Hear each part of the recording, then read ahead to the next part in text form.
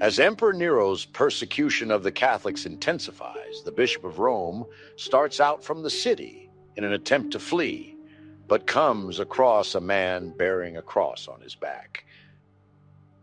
Quo vadis, Domine? Romam io iterum crucifigi.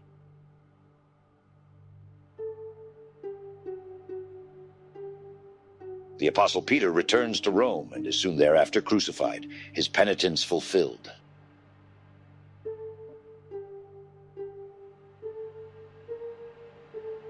St. Peter of Galilee was the first among the 12 apostles, as well as the first and longest reigning Pope of Rome.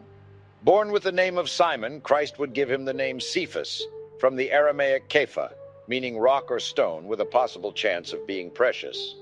Prior to meeting Christ, he would be a fisherman with his brother Andrew, leading Jesus to call them the fishers of men. His life would revolve around continual wavering faith in Christ prior to the crucifixion. To later, he would seek as penitence for his previous doubts to evangelize and form the bedrock for the Catholic Church.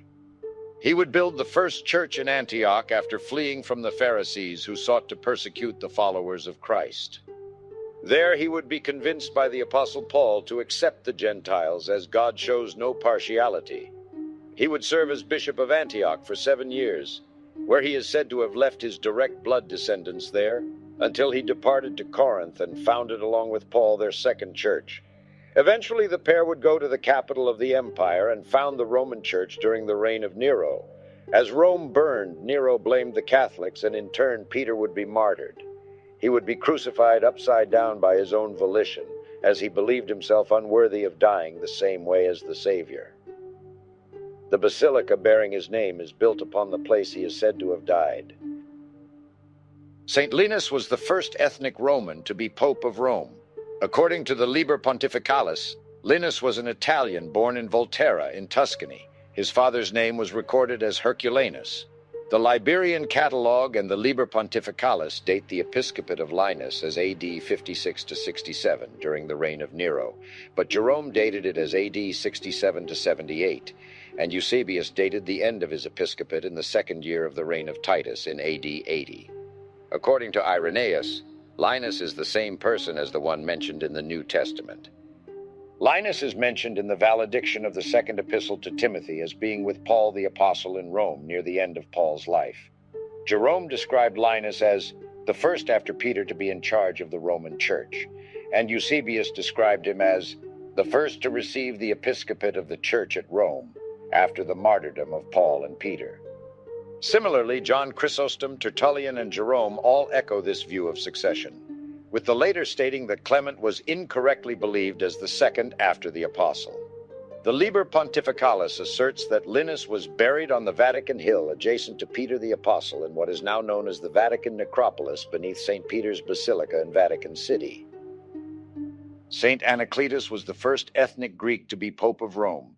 During his reign, he ordained a number of priests and is traditionally credited with setting up about 25 parishes in Rome. Although the precise dates of his pontificate are uncertain, he died a martyr, perhaps about 91. Cletus is mentioned in the Roman canon of the Mass. His feast day is April 26th. The Roman martyrology mentions the Pope as Cletus.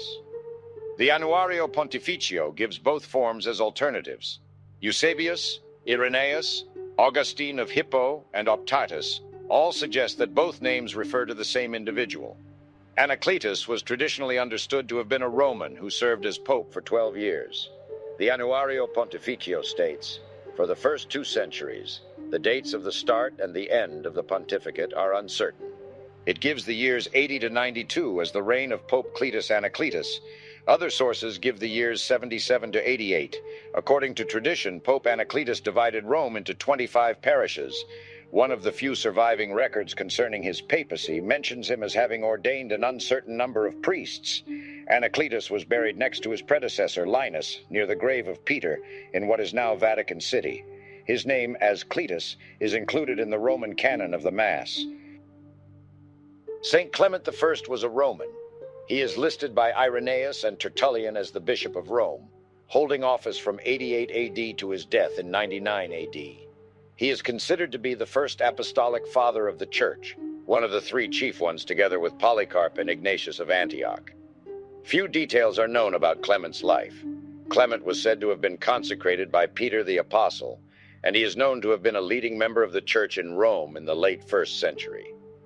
Early church lists place him as the 2nd or 3rd bishop of Rome after Peter. The Liber Pontificalis states that Clement died in Greece in the 3rd year of Emperor Trajan's reign. Clement's only genuine extant writing is his letter to the church at Corinth, 1 Clement, in response to a dispute in which certain presbyters of the Corinthian church had been deposed.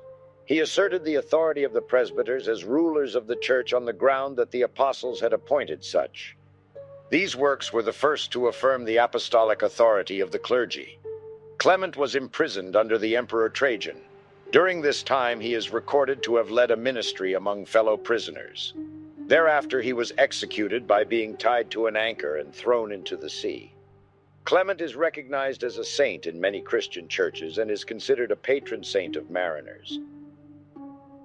Saint Evaristus was a Greek Bethlehemi. It is likely that John the Apostle died during his reign period, marking the end of the apostolic age.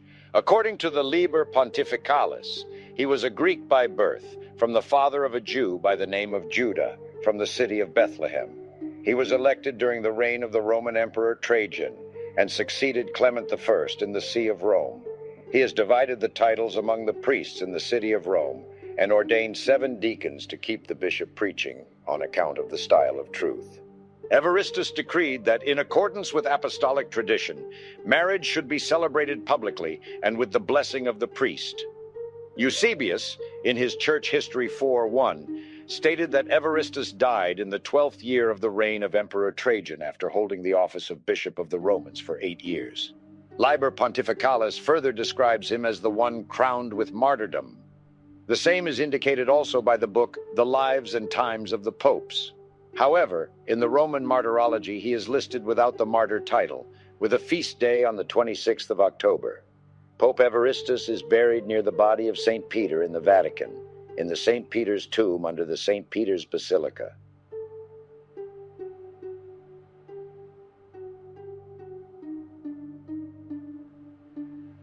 St. Alexander I was a Roman.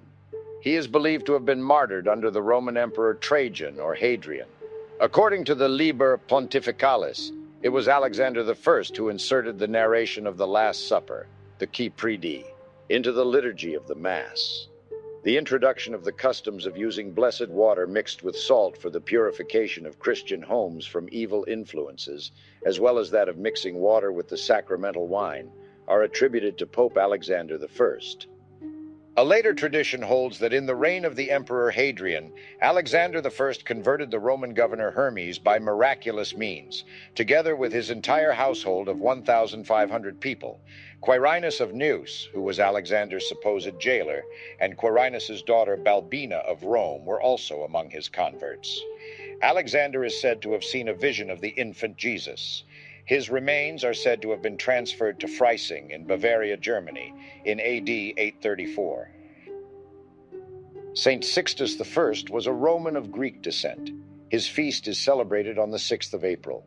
Sixtus is derived from sextus, Latin for sixth.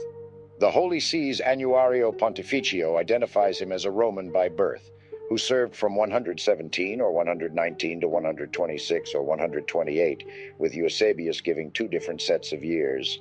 His father's name was Pastor. Like most of his predecessors, Sixtus I was believed to have been buried near Peter's grave on Vatican Hill, although there are differing traditions concerning where his body lies today.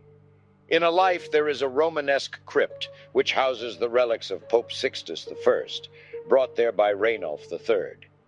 Clement X gave some of his relics to Cardinal de Retz, who placed them in the Abbey of St. Michael in Lorraine. Sixtus I instituted several Catholic liturgical and administrative traditions.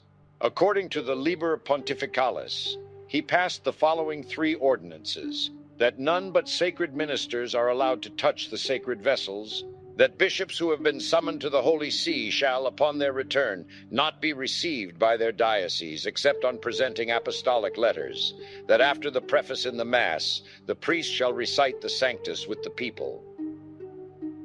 Saint Telesphorus was a Greek. The Carmelites venerate Telesphorus as a patron saint of the order, since some sources depict him as a hermit living on Mount Carmel. He is also a martyr according to the ancient testimony of Irenaeus. Telesphorus is traditionally considered as the 8th bishop of Rome in succession after St. Peter. The Liber Pontificalis mentions that he had been an anchorite or hermit monk prior to assuming office. According to the testimony of Irenaeus, he suffered a glorious martyrdom. Although most early popes are called martyrs by sources such as the Liber Pontificalis, dating to the 3rd century at earliest, Telesphorus is the first to whom Irenaeus, writing considerably earlier in around 180 AD, gives this title, thus making his martyrdom the earliest attested martyrdom of pope after St. Peter. Eusebius places the beginning of his pontificate in the 12th year of the reign of Emperor Hadrian, 128 to 129, and gives the date of his death as being in the 1st year of the reign of Antoninus Pius, 138 to 139. The tradition of Christmas midnight masses, the celebration of Easter on Sundays, the keeping of a 7-week Lent before Easter, and the singing of the Gloria are usually attributed to his pontificate. Saint Hyginus was a Greek. Tradition holds that during his papacy, he determined the various prerogatives of the clergy and defined the grades of the ecclesiastical hierarchy. Hyginus instituted godparents at baptism to assist the baptized during their Christian life. He also decreed that all churches be consecrated. He is said to have died a martyr. According to the Liber Pontificalis, Hyginus was a Greek by birth.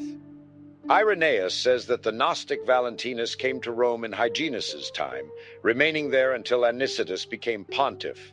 Cerdo, another Gnostic and predecessor of Marcion of Sinope, also lived at Rome in the reign of Hyginus. By confessing his errors and recanting, he succeeded in obtaining readmission into the church, but eventually fell back into heresy and was expelled from the church. The Liber Pontificalis also relates that this pope organized the hierarchy and established the order of ecclesiastical precedence. This general observation recurs also in the biography of Pope Hormisdas, but has no historical value.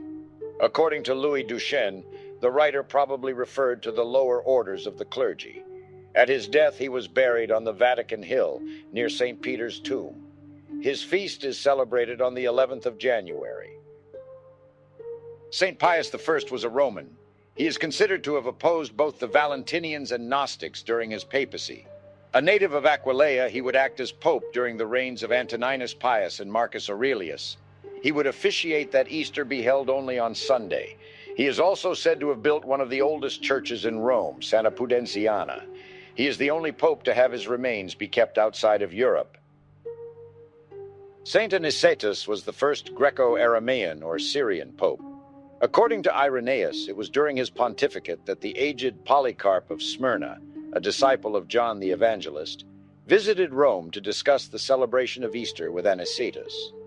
Polycarp and his church of Smyrna celebrated the crucifixion on the 14th day of Nisan, which coincides with Pesach, or Passover, regardless of which day of the week upon this date fell, while the Roman Church celebrated Easter on Sunday, the weekday of Jesus' resurrection. The two did not agree on a common date, but Anicetus conceded to Polycarp and the Church of Smyrna the ability to retain the date to which they were accustomed. The controversy was to grow heated in the following centuries. The Christian historian Hegesippus also visited Rome during Anicetus's pontificate. This visit is often cited as a sign of the early importance of the Roman See. Anicetus actively opposed the Gnostics and Marcionism. The Liber Pontificalis records that Anicetus decreed that priests are not allowed to have long hair as opposed to the Gnostics. According to church tradition, Anicetus suffered martyrdom during the reign of Emperor Lucius Verus. The Liber Pontificalis states he was buried in the cemetery of Calixtus. Saint Soter was a Greek. He is known for declaring that marriage was valid only as a sacrament blessed by a priest, and also for formally inaugurating Easter as an annual festival in Rome. The Montanist movement, which originated in Asia Minor, made its way to Rome and Gaul in the second half of the 2nd century during the reign of Eleutharius. During the violent persecution at Lyon in 177, Local confessors wrote from their prison concerning the new movement to the Asiatic and Phrygian communities, as well as to Pope Eleutharius. The bearer of their letter to the Pope was Irenaeus, soon to become Bishop of Lyon.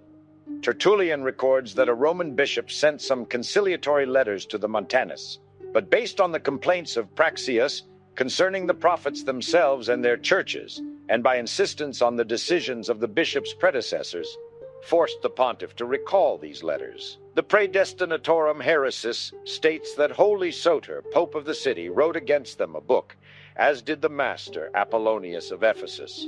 Against these wrote the priest Tertullian of Carthage, who in all ways wrote well, wrote first, and wrote incomparably. In this alone did reprehensibly, that he defended Montanus. At Rome, the Gnostics and Marcionites continued to preach against the Catholic Church. Saint Eleutharius was a Greek. He rejected dietary laws practiced by Gnostics and Montanists. Another edition credited Eleutharius with receiving a letter from Lucius, king of Britain, or king of the Britons, declaring an intention to convert to Christianity. In the 9th century history of the Britons, traditionally credited to Nennius, the account relates that a mission from the Pope baptized Lucius, the Britannic king, with all the petty kings of the whole Britannic people. According to the Liber Pontificalis, Pope Eleutharius died on the 24th of May and was buried on the Vatican Hill near the body of Peter the Apostle. Later tradition has his body moved to the church of San Giovanni della Pigna, near the Pantheon. In 1591, his remains were again moved to the church of Santa Susanna at the request of Camilla Peretti, the sister of Pope Sixtus V. Saint Victor I was a Roman Berber. He was the first pope to be born on the African continent. According to an anonymous writer quoted by Eusebius, Victor excommunicated Theodotus of Byzantium for teaching that Christ was a mere man. However, he is best known for his role in the Quartodeciman controversy, where according to Eusebius, he would be rebuked by Irenaeus and others. Prior to his elevation, a difference in dating the celebration of the Christian Passover Easter between Rome and the bishops of Asia Minor had been tolerated by both the Roman and Eastern churches. These events and Victor's response to Polycrates' letter are recorded by Socrates Scholasticus as such. In Asia Minor, most people kept the 14th day of the moon, disregarding the Sabbath. Yet they never separated from those who did otherwise until Victor, Bishop of Rome, influenced by too ardent a zeal, fulminated a sentence of excommunication against the Quartodecimans in Asia. This led to a sharp rebuke by many prominent bishops, including the most well-known Irenaeus. Saint Zephyrinus was a Roman. He is known for combating heresies and defending the divinity of Christ. During the 18-year pontificate of Zephyrinus, the young church endured persecution under the Emperor Septimius Severus until his death in the year 211. To quote Alban Butler, this holy pastor was the support and comfort of the distressed flock. According to St. Optatus, Zephyrinus also combated new heresies and apostasies, chief of which were Marcion, Praxeas, Valentine, and the Montanists. Eusebius insists that Zephyrinus fought vigorously against the blasphemies of the two Theodotuses, who in response treated him with contempt, but later called him the greatest defender of the divinity of Christ. Although he was not physically martyred for the faith, his suffering, both mental and spiritual, during his pontificate have earned him the title of martyr, a title that was repealed 132 years after his death.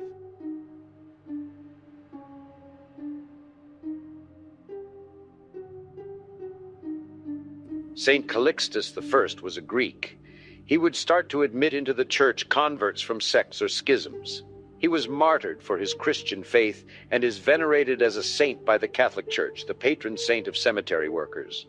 According to Philosophumena, he would be sent to the mines of Sardinia for his faith. His freedom would be granted at the behest of Emperor Commodus's favorite mistress, and he would be sent by Pope Victor I to Antium. In 199, he would be ordained deacon by Pope Zephyrinus and placed in charge of the Christian cemetery of the Appian Way. These catacombs were rediscovered by the archaeologist Giovanni Battista de Rossi in 1849.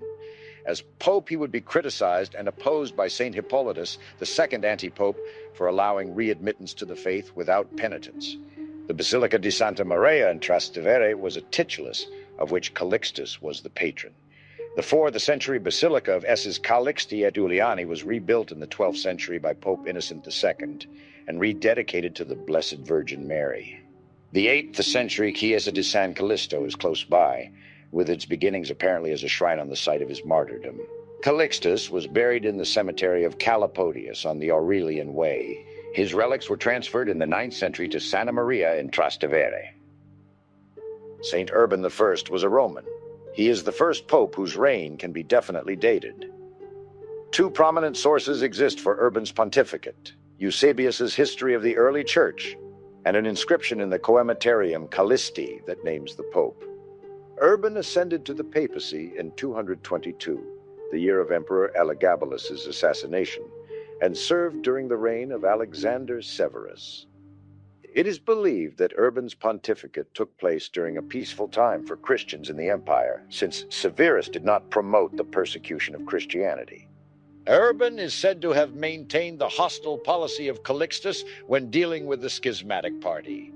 Due to the relative freedoms the Christian community had during Severus's reign, the church in Rome grew, which led to the belief that Urban was a skilled converter.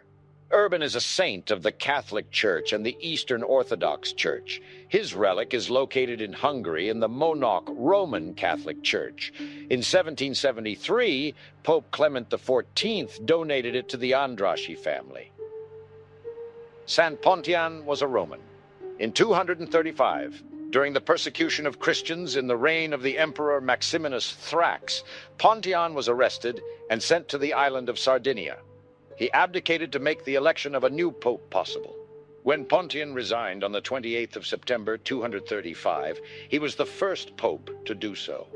It allowed an orderly transition in the Church of Rome, and so ended a schism that had existed in the Church for 18 years. Both Pope Pontian and the antipope Hippolytus of Rome were arrested and exiled to labor in the mines of Sardinia, generally regarded as a death sentence. Some accounts say he was beaten to death only weeks after his arrival on Sardinia. Pope Fabian had the bodies of both Pontian and Hippolytus brought back to Rome in 236 or 237, and the former buried in the papal crypt in the Catacomb of Calixtus on the Appian Way. In the Eastern Orthodox Church and the general Roman calendar of 1969, Pontian and Hippolytus are commemorated jointly on the 13th of August. San Ponziano, a titular church in Rome, is named in his honor. Churches named for Pontian are also found in Spoleto, Lucca, and Carbonia, Sardinia. Saint Antarus was Greek. He was the son of Romulus, born in Petilia Policastro, Calabria, Italy. He is thought to have been of Greek origin, and his name may indicate that he was a freed slave. He succeeded Pope Pontian, who had been deported from Rome to Sardinia. Along with the antipope Hippolytus, he created one bishop for the city of Fondi. He was buried in the papal crypt of the Catacomb of Calixtus on the Appian Way in Rome. The site of his sepulchre was discovered by Giovanni Battista de Rossi in 1854, with some broken remnants of the Greek epitaph engraved on the narrow oblong slab that closed his tomb. Only the Greek term for bishop was legible. His ashes had been removed to the church of St. Sylvester in the Campus Martius, and were discovered on the 17th of November, 1595, when Pope Clement VIII rebuilt that church. Saint Fabian was a Roman of a noble family. A dove is said to have descended on his head to mark him as the Holy Spirit's unexpected choice to become the next pope. Most of his papacy was characterized by amicable relations with the imperial government, and the schism between the Roman congregations of Pontian and Hippolytus was ended. He divided Rome into diaconats and appointed secretaries to collect the records of the martyrs. There is also a tradition that he instituted the 4 minor clerical orders: porter, lector, exorcist, and acolyte. He sent out 7 apostles to the Gauls as missionaries and baptized Emperor Philip the Arab. He died a martyr at the beginning of the Dacian persecution for his refusal to partake in idolatry, which all but the Jews were mandated on performing. Fabian was interred in the Catacomb of Calixtus in Rome. The Greek inscription on his tomb has survived and bears the words, Fabian Bishop Martyr. Fabian's remains were later reinterred at San Sebastiano fuori le Mura by Pope Clement XI, where the Albani Chapel is dedicated in his honor. Fabian was highly esteemed by Cyprian. Cyprian's letter to Fabian's successor, Cornelius, calls him incomparable and says that the glory of his martyrdom answered the purity and holiness of his life. Cyprian, Epistle 30. Novatian refers to his Nobilissima Memoriae, and he corresponded with Origen. Saint Cornelius was a Roman. He was pope during and following a period of persecution of the church, while a schism occurred over how repentant church members who had practiced pagan sacrifices to protect themselves could be readmitted to the church. He agreed with Cyprian of Carthage that those who had lapsed could be restored to communion after varying forms of reinitiation and penance. This position was in contrast to the Novatianists, who held that those who failed to maintain their confession of faith under persecution would not be received again into communion with the Church. This resulted in a short-lived schism in the Church of Rome that spread as each side sought to gather support. Cornelius held a synod that confirmed his election and excommunicated Novatian, but the controversy regarding lapsed members continued for years. The persecutions resumed in 251 under Emperor Trebonianus Gallus. Cornelius was sent into exile and may have died from the rigors of his banishment. He was possibly beheaded. Saint Lucius I was a Roman. He was banished soon after his consecration, but gained permission to return. He was mistakenly classified as a martyr in the persecution by Emperor Valerian, which did not begin until after Lucius's death. His election took place during the persecution, which caused the banishment of his predecessor, Cornelius, and he also was banished soon after his consecration, but succeeded in gaining permission to return. Lucius is praised in several letters of Cyprian for condemning the Novatianists for their refusal to readmit to communion Christians who repented for having lapsed under persecution. Lucius I's feast day is the 5th of March, on which date he is commemorated in the Roman martyrology in the following terms: in the cemetery of Calixtus on the Via Appia, Rome, burial of St. Lucius, Pope, successor of St. Cornelius. For his faith in Christ he suffered exile and acted as an outstanding confessor of the faith, with moderation and prudence in the difficult times that were his. St. Stephen I was a Greek. He served as archdeacon of Pope Lucius I, who appointed Stephen his successor. Following the Decian persecution of 250 to 251, there was disagreement about how to treat those who had lapsed from the faith. Stephen was urged by Bishop Faustinus of Lyon to take action against Marcian, the Novatianist Bishop of Arles, who denied penance and communion to the lapsed who repented. The controversy arose in the context of a broad pastoral problem. During the Decian persecution, some Christians had purchased certificates attesting that they had made the requisite sacrifices to the Roman gods. Others had denied they were Christians, while yet others had in fact taken part in pagan sacrifices. These people were called in Latin lapsi, the fallen. The question arose as to whether, if they later repented, they could be readmitted to communion with the church, and if so, under what conditions. Stephen held that converts who had been baptized by splinter groups did not need rebaptism, while Cyprian and certain bishops of the Roman province of Africa held rebaptism necessary for admission to the Eucharist. Stephen's view eventually won broad acceptance in the Latin Church. He is also mentioned as having insisted on the restoration of the bishops of Leon and Astorga, who had been deposed for unfaithfulness during the persecution, but afterwards had repented. Pope Stephen I is the patron of Havar and of Modigliana Cathedral. Saint Sixtus II was Greek. He was martyred along with 7 deacons, including Lawrence of Rome, during the persecution of Christians by the Emperor Valerian. He was formerly a philosopher. Sixtus II restored the relations with the African and Eastern churches, which had been broken off by his predecessor over the question of heretical baptism raised by the heresy Novatianism. In the persecutions under the Emperor Valerian in 258, numerous bishops, priests, and deacons were put to death. Pope Sixtus II was one of the first victims of this persecution, being beheaded on the 6th of August. He was martyred along with 6 deacons, Januarius, Vincentius, Magnus, Stephanus, Felicissimus, and Agapetus. Lawrence of Rome, his best-known deacon, suffered martyrdom on the 10th of August, 4 days after his bishop.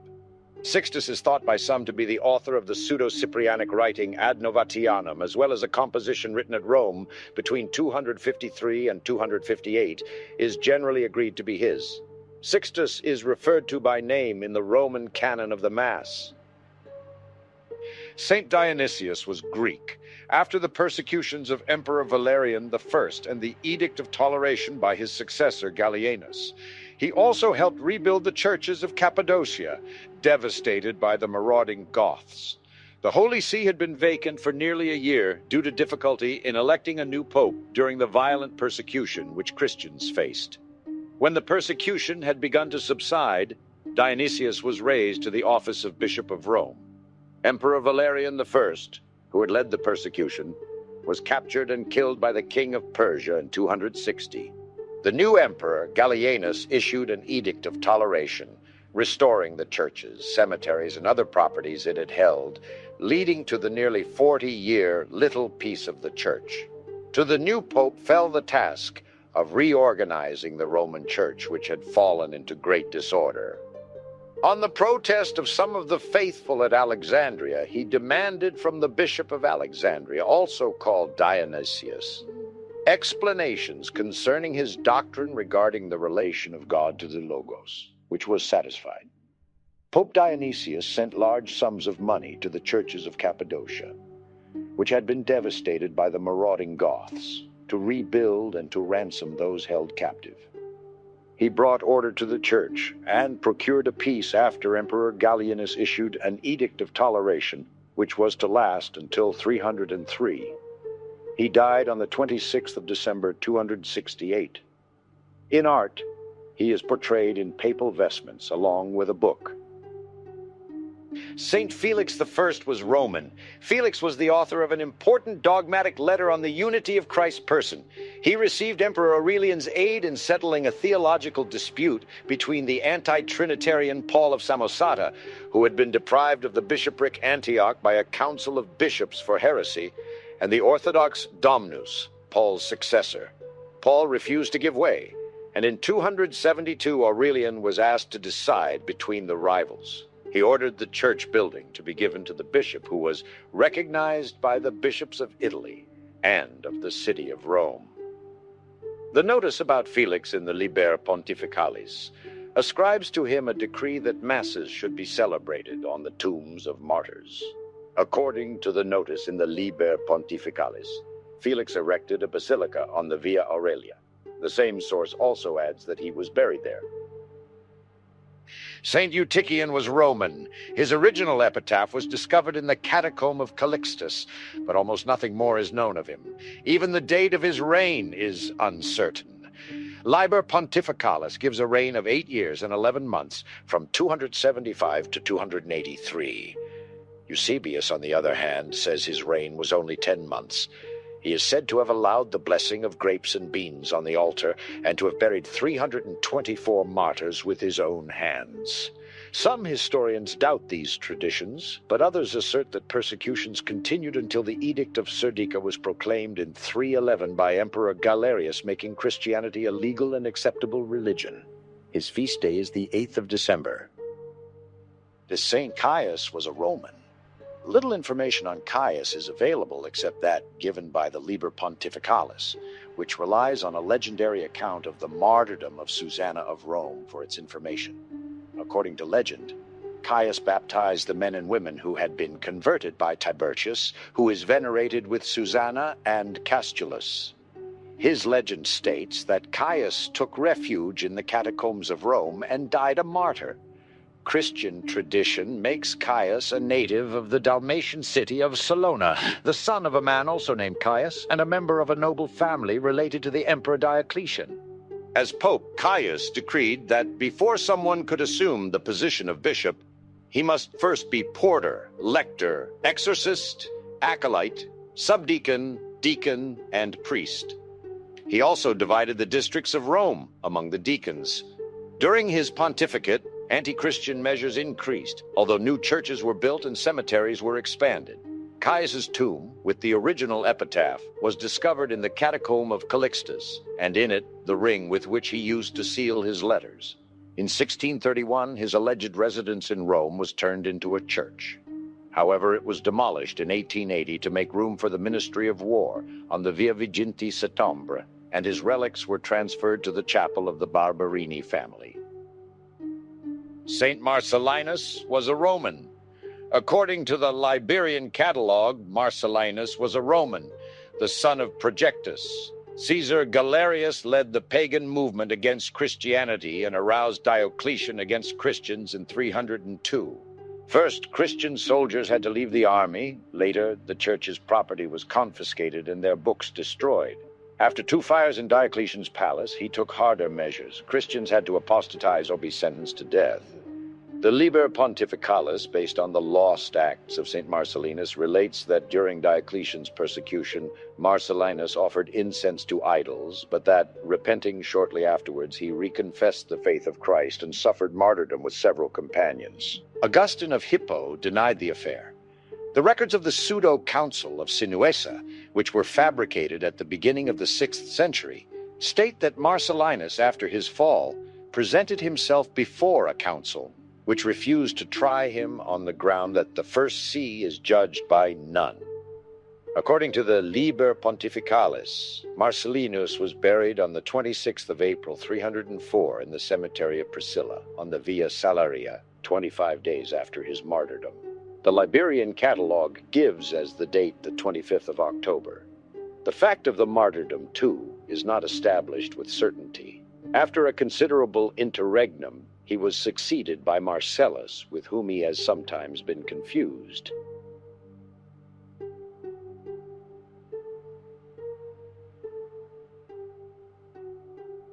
Saint Marcellus I was Roman. Under Maxentius, he was banished from Rome in 309 on account of the tumult caused by the severity of the penances he had imposed on Christians who had lapsed under the recent persecution.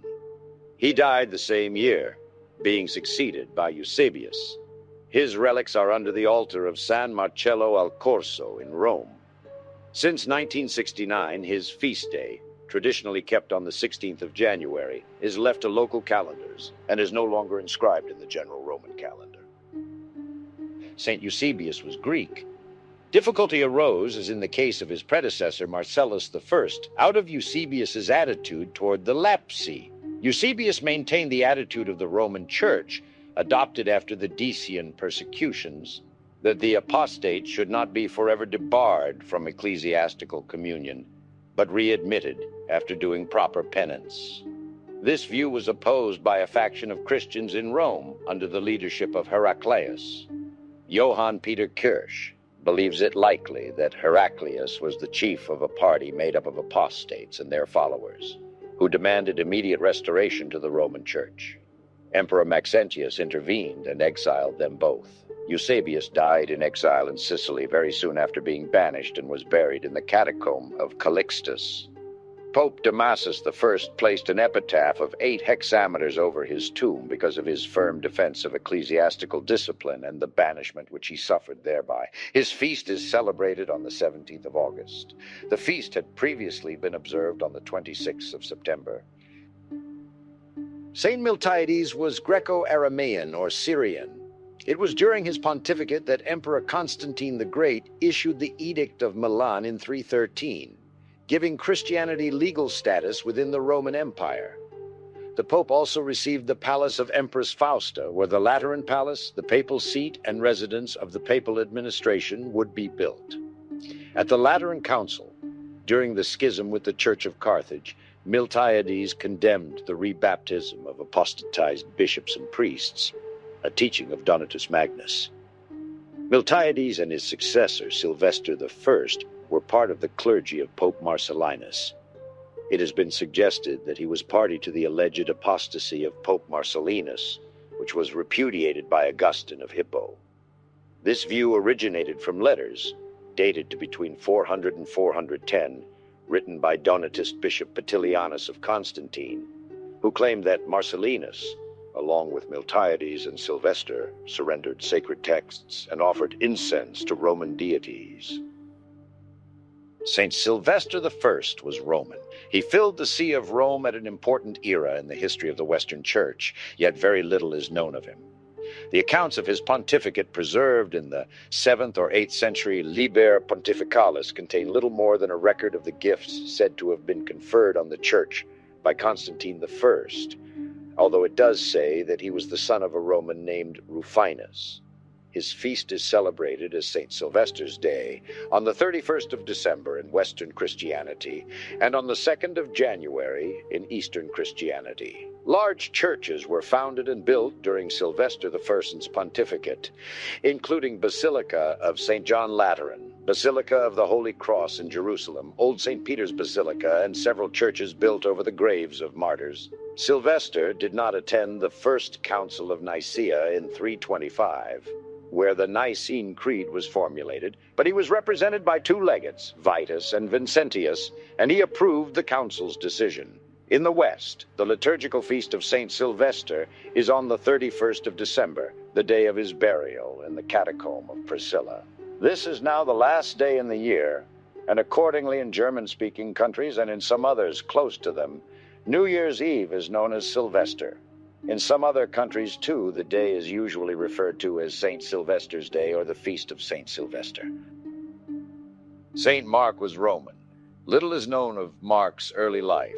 According to the Liber Pontificalis, he was a Roman, and his father's name was Priscus. Mark succeeded Sylvester I as Pope on 18th of January, 336. Some evidence suggests that the early lists of bishops and martyrs, known as the Depositio Episcoporum and Depositio Martyrum, were begun during his pontificate. According to the Liber Pontificalis, Pope Mark issued a constitution investing the Bishop of Ostia with a pallium and confirming his power to consecrate newly elected popes. Likewise, according to the Liber Pontificalis, Pope Mark is credited with the foundation of the Basilica of San Marco, a basilica in Rome, and a cemetery church over the catacomb of Balbina just outside the city on lands obtained as a donation from Emperor Constantine. Mark died of natural causes on the 7th of October and was buried in the catacomb of Balbina. In 1048, his remains were removed to the town of Velletri, and from 1145 were relocated to the Basilica of San Marco in Rome, where they are kept in an urn under the altar. His feast day is celebrated on the 7th of October. He is particularly venerated at the Abbadia San Salvatore at Monte Amiata. St. Julius I was Roman. He is notable for asserting the authority of the Pope over the Arian Eastern bishops, as well as a dubious claim that he set on the 25th of December as the official birth date of Jesus. Julius was a native of Rome and was chosen as successor of Pope Mark after the Roman seat had been vacant for 4 months. Julius is chiefly known by the part he took in the Arian controversy. It was through the influence of Julius that at a later date, the Council of Sardica in Illyria was held, which was attended by only 76 Eastern bishops, who speedily withdrew to Philippopolis and deposed Julius at the Council of Philippopolis, along with Athanasius and others. The 300 Western bishops who remained confirmed the previous decisions of the Roman Synod and issued a number of decrees regarding church discipline. In 350 A.D., Julius I declared on December 25th as the official date of the birth of Jesus. Liberius was a Roman. According to the Catalogus Liberianus, he was consecrated on the 22nd of May as the successor to Pope Julius I. He's not mentioned as a saint in the Roman martyrology.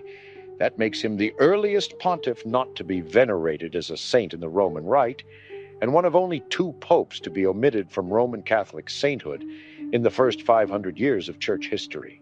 Liberius is mentioned in the Greek Monology, the Eastern equivalent to the martyrologies of the Western Church and a measure of sainthood prior to the institution of the formal Western processes of canonization. Due to his refusal to pledge himself to the Arians, led by Emperor Constantius II, he would first be imprisoned and later released by the same emperor who had intended Liberius to be co-pope with the anti-pope Felix II.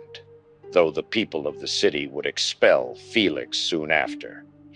Pope Pius IX noted in Quartus Supra that Liberius was falsely accused by the Arians, and he had refused to condemn Athanasius of Alexandria. In his encyclical Principi Apostolorum Petro, Pope Benedict XV noted that Pope Liberius went fearlessly into exile in defense of the Orthodox faith. The Basilica di Santa Maria Maggiore in Rome is sometimes referred to as the Liberian Basilica. Saint Damasus I was Roman. He presided over the Council of Rome of 382 that determined the canon, or official list of sacred scripture. He spoke out against major heresies, including Apollinarianism and Macedonianism, and thus solidifying the faith of the Catholic Church, and encouraged production of the Vulgate Bible with his support for Jerome. He helped reconcile the relations between the Church of Rome and the Church of Antioch, and encouraged the veneration of martyrs. As well as various prose letters and other pieces, Damasus was the author of Latin verse. A number of images of Damas in gold glass cups probably represent him, and seem to be the first contemporary images of a pope to survive. His life coincided with the rise of Emperor Constantine I and the reunion and redivision of the Western and Eastern Roman empires, which is associated with the legitimization of Christianity and its later adoption as the official religion of the Roman state in 380.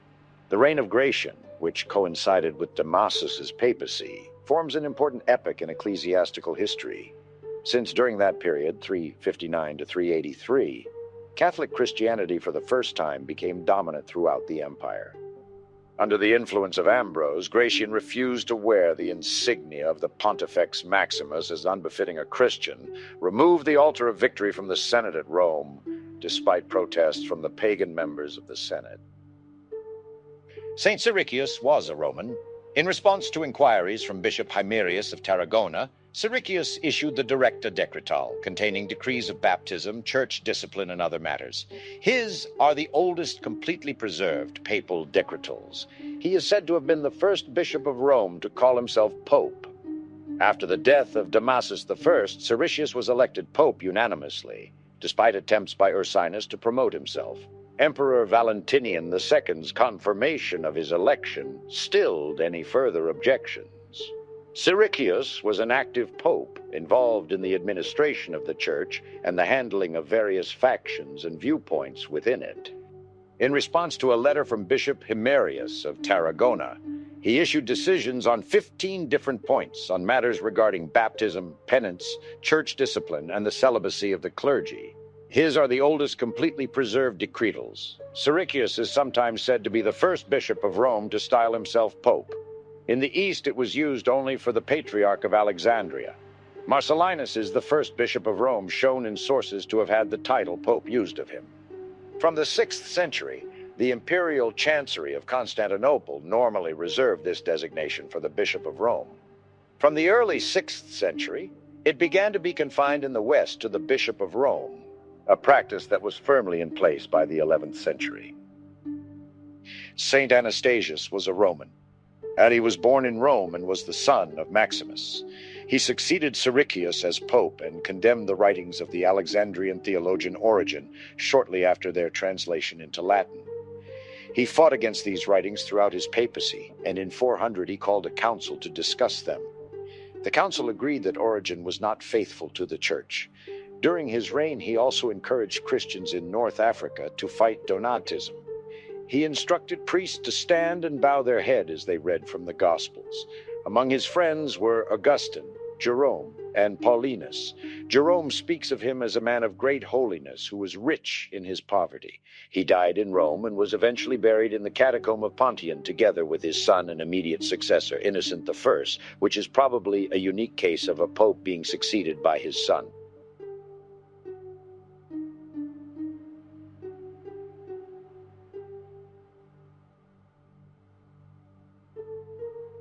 Saint Innocent I was a Roman.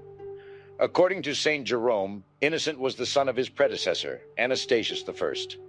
From the beginning of his papacy, he was seen as the general arbitrator of ecclesiastical disputes in both the East and the West.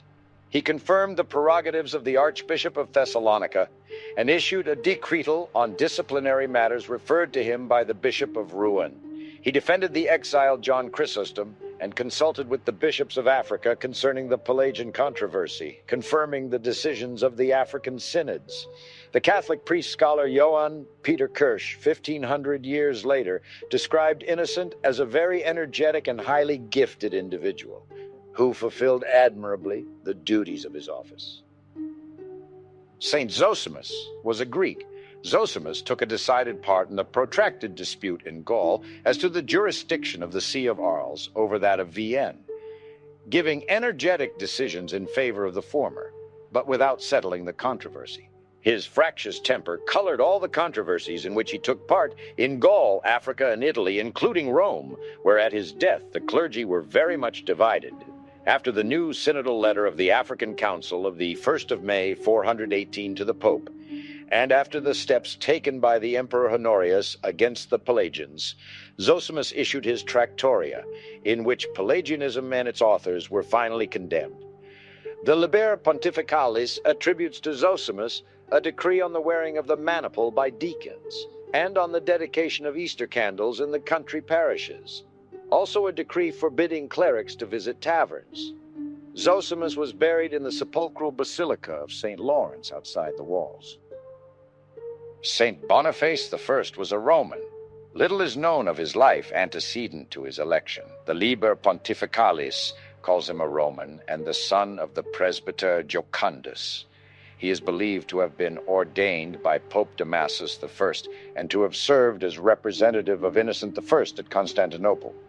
Elected by most of the priests, he would eventually send his police to capture the anti-pope Eulalius, who was not only occupying the Lateran, but also relying on his support from the imperial family.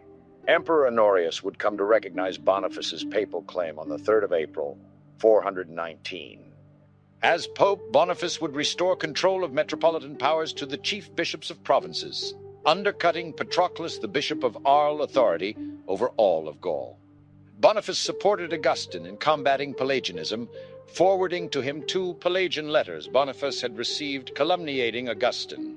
In recognition of this solicitude, Augustine dedicated to Boniface his rejoinder contained in Contra Duas Epistolas Pelagianoruin Libri Quatuor. He persuaded Emperor Theodosius II to return Illyricum to Western jurisdiction and defended the rights of the Holy See. Saint Celestine I was a Roman. He is said to have lived for a time at Milan with Saint Ambrose. Celestine's tenure was largely spent combating various ideologies deemed heretical. In a letter to certain bishops of Gaul, dated 428, Celestine rebukes the adoption of special clerical garb by the clergy.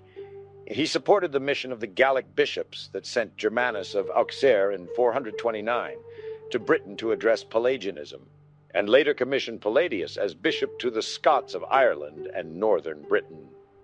In 430, he held a synod in Rome which condemned the apparent views of Nestorius. He sent Palladius to Ireland to serve as a bishop in 431. Bishop Patrick continued this missionary work. Celestine strongly opposed the Novatians in Rome. Celestine died on the 26th of July, 432. He was buried in the cemetery of St. Priscilla in the Via Salaria, but his body, subsequently moved, now lies in the Basilica di Santa Prassede. In art, Celestine is portrayed as a pope with a dove, dragon, and flame, and is recognized by the Oriental Orthodox, Eastern Orthodox, and Catholic churches as a saint. Saint Sixtus III was a Roman. His ascension to the papacy is associated with a period of increased construction in the city of Rome. Sixtus was born in Rome, and before his accession he was prominent among the Roman clergy, and frequently corresponded with Augustine of Hippo. As pope, he attempted to restore peace between Cyril of Alexandria and John of Antioch. He also defended the rights of the pope over Illyria and the position of the Archbishop of Thessalonica as head of the local Illyrian church against the ambition of Proclus of Constantinople.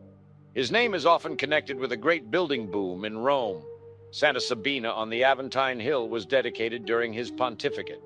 he built the Liberian Basilica as Santa Maria Maggiore, whose dedication to Mary, the Mother of God, reflected his acceptance of the Ecumenical Council of Ephesus, which closed in 431. At that council, the debate over Christ's human and divine natures turned on whether Mary could legitimately be called the Mother of God, or only Mother of Christ. The council gave her the Greek title Theotokos, literally God-bearer, or Mother of God, and the dedication of the large church in Rome is a response to that. His feast day is celebrated by Catholics on the 28th of March. Saint Leo I was a Roman. Pope Benedict XVI said that Leo's papacy was undoubtedly one of the most important in the Church's history. He was a Roman aristocrat and was the first pope to have been called the Great. He is perhaps best known for having met Attila the Hun in 452 and persuaded him to turn back from his invasion of Italy. He is also a doctor of the Church, most remembered theologically for issuing the Tome of Leo, a document which was a major foundation to the debates of the Council of Chalcedon, the Fourth Ecumenical Council. That meeting dealt primarily with Christology and elucidated the orthodox definition of Christ's being as the hypostatic union of two natures, divine and human, united in one person, with neither confusion nor division. It was followed by a major schism associated with monophysitism, miaphysitism, and diophysitism. He also contributed significantly to developing ideas of papal authority. In 1754, Pope Benedict XIV proclaimed Leo I a doctor of the Church. Next to Leo, only one other pope, Gregory I, is also recognized as doctor of the Church. Saint Hilarius was a Roman. Hilarius was born in Sardinia. As archdeacon under Pope Leo I, he fought vigorously for the rights of the Roman See. In 449, Hilarius served as a legate for Pope Leo I at the Second Council of Ephesus. His opposition to the condemnation of Fabian of Constantinople incurred the enmity of Dioscorus of Alexandria, who attempted to prevent him from leaving the city. Hilarius was able to make his escape and return to Rome by an indirect route. He later erected an oratory at the Lateran in honor of John the Evangelist, to whom he attributed his safe passage. Much of his pontificate was spent in maintaining ecclesiastical discipline in conformity with canon law and in settling jurisdictional disputes among the bishops of both Gaul and Spain. The Roman Synod of the 19th of November 465 held in the Basilica of Santa Maria Maggiore, which decided that Irenaeus, the nominated bishop, should quit the See of Barcelona and return to his former one, while the Spanish bishops were directed to condone the acts of Sylvanus. This is the oldest Roman synod whose original records have survived. He would construct many buildings of faith and learning. SaintSimplius was a Roman. He combated the Utician heresy, ended the practice of consecrating bishops only in December, and sought to offset the effects of Germanic invasions. Simplicius defended the decisions of the Council of Chalcedon against the Utician heresy. In 478, Simplicius held a synod in Rome, which pronounced anathemas against Eastern heretical bishops, Peter Fullo, John of Apamea, and Paul of Ephesus. Simplicius worked to maintain the authority of Rome in the West. In 482, he would get into conflict with Archbishop Joannes I of Ravenna for consecrating Bishop Gregory of Modena. According to the Carolingian liturgist Amalarius of Metz, Pope Simplicius was the first pope to carry out consecrations at any other time than in December before Christmas. He began to confer holy orders in February as well. Simplicius is credited with the construction of a church named Santa Bibiana. He also dedicated the church of San Stefano Rotondo on the Celian Hill, the church of St. Andrea near St. Maria Maggiore, and a church dedicated to St. Lawrence in the Campo Verano. He labored to help the people of Italy against the marauding raids of barbarian invaders. He saw the Herulian mercenaries revolt, depose Romulus Augustulus, the last emperor of the Western Roman Empire, and proclaim Odoacer king of Italy in 476.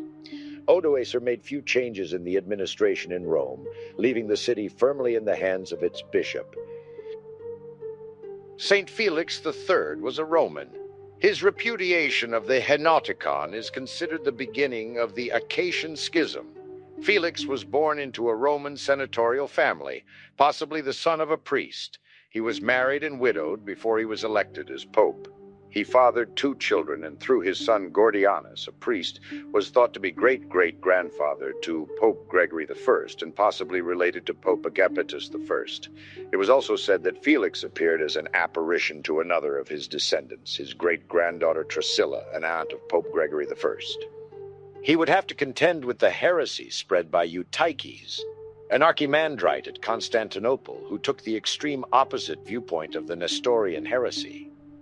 As Catholics spurned Emperor Zeno's edict, the emperor had driven the patriarchs of Antioch and Alexandria from their sees, leading Felix to excommunicate their replacements, an act that brought about a schism between East and West that was not healed until 519.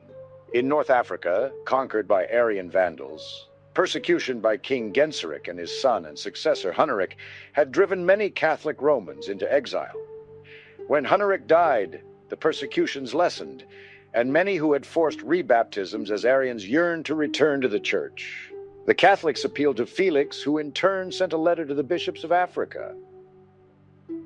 St. Gelasius was a Roman Berber. He was a prolific author whose style placed him on the cusp between late antiquity and the early Middle Ages. During his pontificate, he called for strict Catholic orthodoxy, more assertively demanded obedience to papal authority, and consequently increased the tension between the Western and Eastern churches.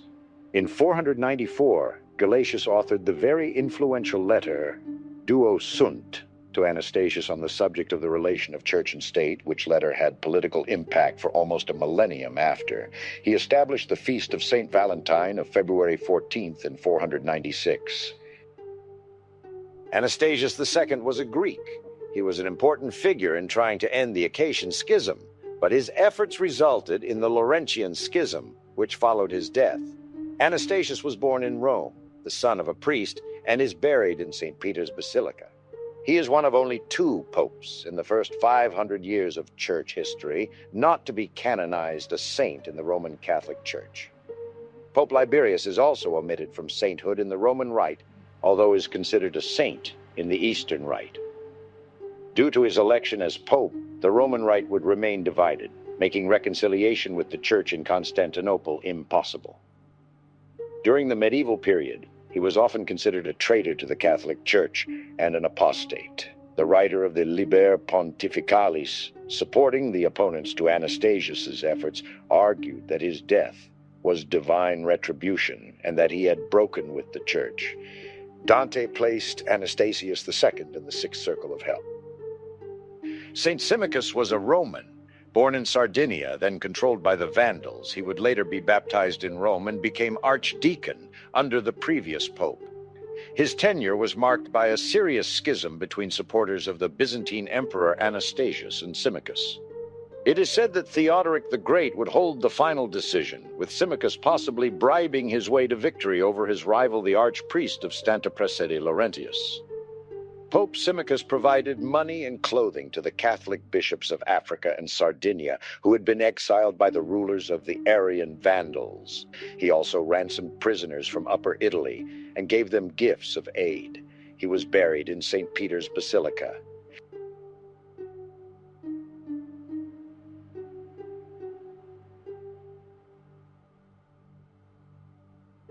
St. Hormisdas was a Roman. His papacy was dominated by the Acacian Schism, started in 484 by Acacius of Constantinople's efforts to placate the Monophysites.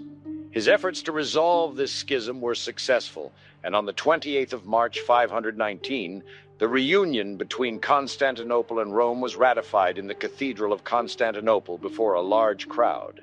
Hormisdas was born in Frusen, his name given to him in honor of the exiled Persian nobles celebrated in the Roman Rite, and according to Iranica, a blood relative. Prior to becoming a deacon, he would be married and have a son, Sylverius, who in turn would become a pope in 536. St. John I was Senes.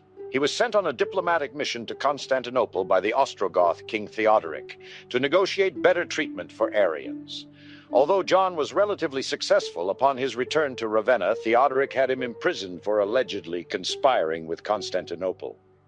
While a deacon in Rome, John is known to have been a partisan of the antipope Laurentius. For in a libellus written to Pope Symmachus in 506, John confessed his error in opposing him, condemned Peter of Altinum and Laurentius, and begged pardon of Symmachus. John was imprisoned at Ravenna, where he died of neglect and ill treatment. His body was transported to Rome and buried in the Basilica of St. Peter. The Liber Pontificalis credits John with making repairs to the cemetery of the martyrs Nereus and Achilles on the Via Ardeatina, that of Felix and Adauctus, and the cemetery of Priscilla. Saint Felix IV was a Samnite. He was the chosen candidate of the Arian Ostrogoth king Theodoric the Great, who had imprisoned Felix's predecessor, John I. Felix came from Samnium, the son of Castorius.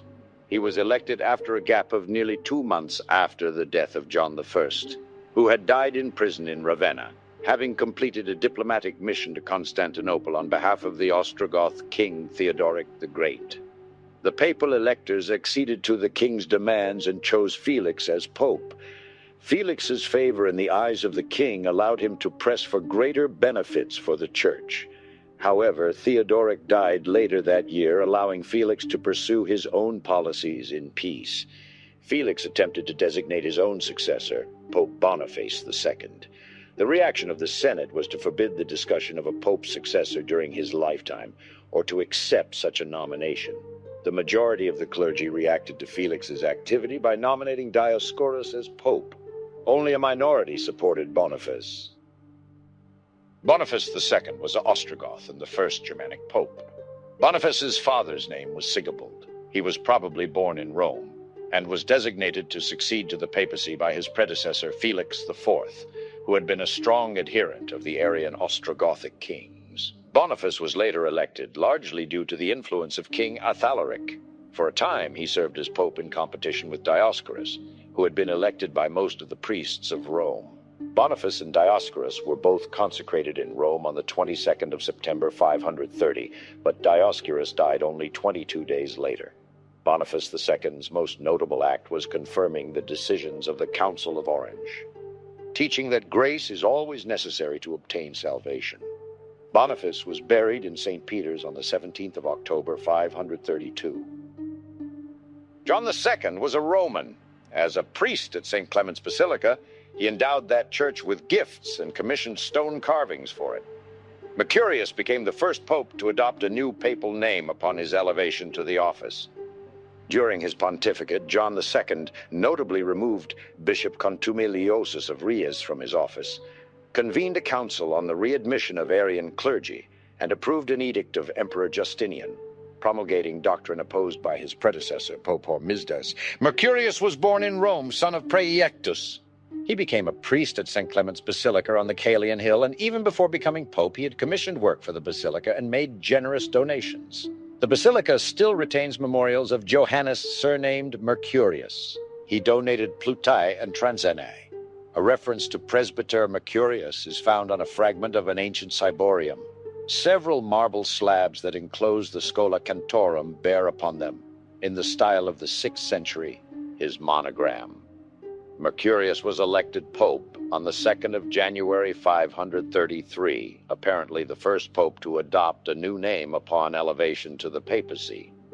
In 535, 217 bishops assembled in a council at Carthage submitted to John II a decision about whether bishops who had lapsed into Arianism should, on repentance, keep their rank or be admitted only to lay communion. The answer to their question was given by Agapetus I, as John II died on the 8th of May, 535. He was buried in St. Peter's Basilica. St. Agapetus I was a Roman. His father, Gordianus, was a priest in Rome, and he may have been related to 2 previous popes, Felix III and Gregory I. In 536, Agapetus traveled to Constantinople at the behest of King Theodahad of the Ostrogoths, and unsuccessfully tried to persuade Emperor Justinian I to call off a Byzantine invasion of the Ostrogoth kingdom. While in Constantinople, Agapetus also deposed the patriarch Antimus I and personally consecrated his successor, who is Menes of Constantinople. 4 of Agapetus's letters from this period have survived.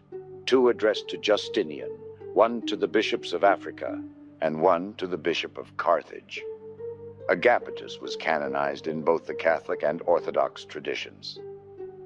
Saint Silverius was a Roman and the son of Pope Hormisdas. His rapid rise to prominence from a deacon to the papacy coincided with the efforts of Ostrogothic king Theodahad, the nephew to Theodoric the Great, who intended to install a pro-Gothic candidate just before the Gothic War. Later deposed by Byzantine general Belisarius, he was tried and sent to exile on the desolated island of Palmarola, where he starved to death in 537. Silverius was later recognized as a saint by popular acclamation and is now the patron saint of the island of Ponza, Italy. The first mention of his name in a list of saints dates to the 11th century, while Pope Silverius perished without fanfare and largely unlamented during the 6th century. The people from the neighboring island of Ponza have honored the virtuous Saint Silverio, a heritage that reaches from the island to the United States. According to Ponza Island's legend, fishermen were in a small boat in a storm off Palmarola, and they called on Saint Silverius for help. An apparition of Saint Silverius called them to Palmarola, where they survived. This miracle made him venerated as a saint. Vigilius was a Roman. He is considered the first pope of the Byzantine papacy. Born into Roman aristocracy, Vigilius served as a deacon and papal apocrisiarius in Constantinople.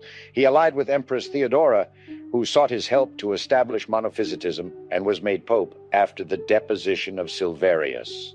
After he refused to sign Emperor Justinian I's edict condemning the 3 chapters, Vigilius was arrested in 545 and taken to Constantinople. He died in Sicily while returning to Rome.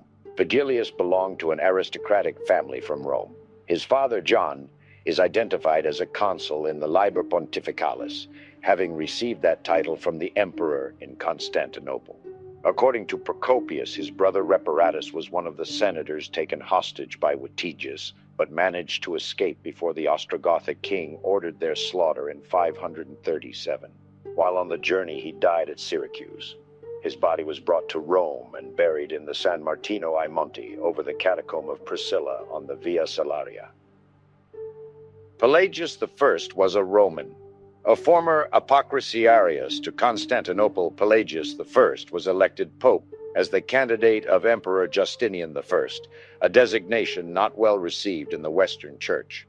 Before his papacy, he opposed Justinian's efforts to condemn the 3 chapters in order to reconcile theological factions within the Church, but later adopted Justinian's position. Pelagius was born into a noble family from Rome. His father, John, seems to have been vicar of one of the 2 civil districts into which Italy was then divided. Pelagius accompanied Pope Agapetus I to Constantinople and was appointed apocrisiarius. As such, Pelagius acquired great influence with Emperor Justinian I. He returned to Rome in 543. In 545, when Pope Vigilius went to Constantinople on Justinian's orders, Pelagius stayed in Rome as the Pope's representative. Totila, king of the Goths, had begun to blockade the city. Pelagius poured out his own fortune for the benefit of the famine-stricken people and tried to induce the king to grant a truce. Though he failed, he afterwards induced Totila to spare the lives of the people when he captured Rome in December 546. Totila sent Pelagius to Constantinople in order to arrange a peace with Justinian I, but the emperor sent him back to say that his general Belisarius was in command in Italy. Pelagius I served 5 years, and upon his death on the 4th of March, 561, was buried in Old St. Peter's Basilica. John III was a Roman. Catalinus was born in Rome to a distinguished family. His father, Anastasius, was a high-ranking member of the Roman Senate. Catalinus was elected to succeed Pelagius I and was consecrated as pope on the 17th of July, 561. He took the name John on his accession to the papacy. John's pontificate is characterized by 2 major events over which he had no control. The first was the death of Emperor Justinian I in 565, after which the Eastern Roman Empire turned its attention from Rome and the rest of Italy to pressing problems in the Balkans from the Avars, Persians, and the Arabs. The other major event was the Lombard invasion of Italy, which began in 568. Much of northern Italy was overrun, as well as the central spine of the peninsula, making a shambles of the imperial administration. The Lombards threatened the survival of Rome itself, besieging it repeatedly. Their entrance reintroduced the Arian belief, which threatened the predominance of Catholicism. As the Lombards marched into Italy, Pope John sought out the aid of the hated former governor of Naples, Narses. Though with this act of simply meeting the man, the Pope would have to flee Rome and take up residence at the catacombs along the Via Appia, 2 miles outside the city. There he carried out his duties, including the consecration of bishops. Benedict I was a Roman. He was the son of a man named Boniface and was called Bonosus by the Greeks. The ravages of the Lombards rendered it very difficult to communicate with the emperor at Constantinople, who claimed the privilege of confirming the election of popes. Hence there was a vacancy of nearly 11 months between the death of Pope John III and the arrival of the imperial confirmation of Benedict's election on the 2nd of June, 575. Benedict granted an estate, the Massa Veneris, in the territory of Minturni to Abbot Stephen of St. Mark's, near the walls of Spoleto. Famine followed the devastating Lombards, and from the few words the Liber Pontificalis has about Benedict, we gather that he died in the midst of his efforts to cope with these difficulties. He was buried in the vestibule of the sacristy of the old Basilica of St. Peter. In a ceremony held in December, he ordained 15 priests and 3 deacons and consecrated 21 bishops. Few of the records of transactions outside Rome that could help understand Benedict's pontificate survive, and because of the disruptions caused by the Lombards in Italy, perhaps few ever existed. Pelagius II was a Roman. Pelagius was a native of Rome, but probably of Ostrogothic descent, as his father's name was Winigild. Pelagius became Pope Benedict I's successor on November 26, 579, without imperial confirmation. Pelagius appealed for help from Emperor Maurice against the Lombards, but to no avail, forcing Pelagius to buy a truce and turn to the Franks, who invaded Italy but left after being bribed by the Lombards. Pelagius labored to promote clerical celibacy, and he issued stringent regulations on this matter. During his pontificate, the Bishop of Milan, who had broken communion with Rome in the Schism of the 3 chapters, returned to full communion around 581, while other bishops in northern Italy remained in schism. Pelagius ordered the construction of the Basilica di San Lorenzo fuori le mura, a church shrine over the place where St. Lawrence was martyred. During his reign, the Visigoths of Spain converted, but he also faced conflict with the See of Constantinople over the adoption of the title of Ecumenical Patriarch, which Pelagius believed to undermine the authority of the papacy.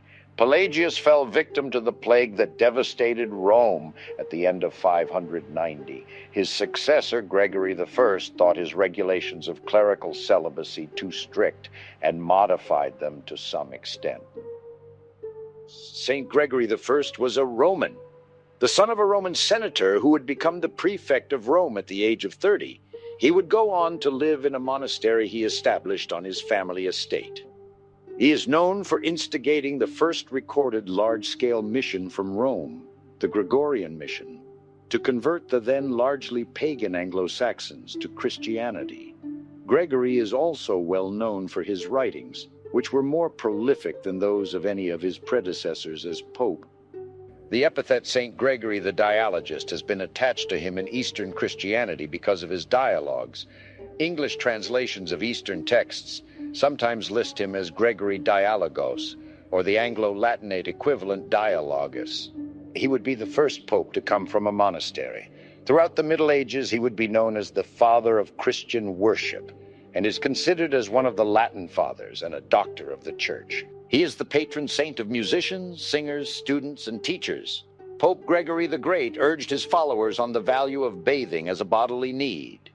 The mainstream form of Western plain chant, standardized in the late 9th century, was attributed to Pope Gregory I, and so took the name of Gregorian chant.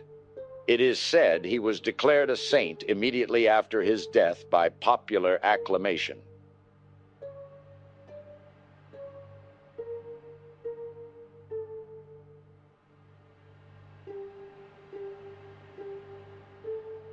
Sabinian was a Roman. He was the fourth former Apocrisiaris to Constantinople to be elected pope.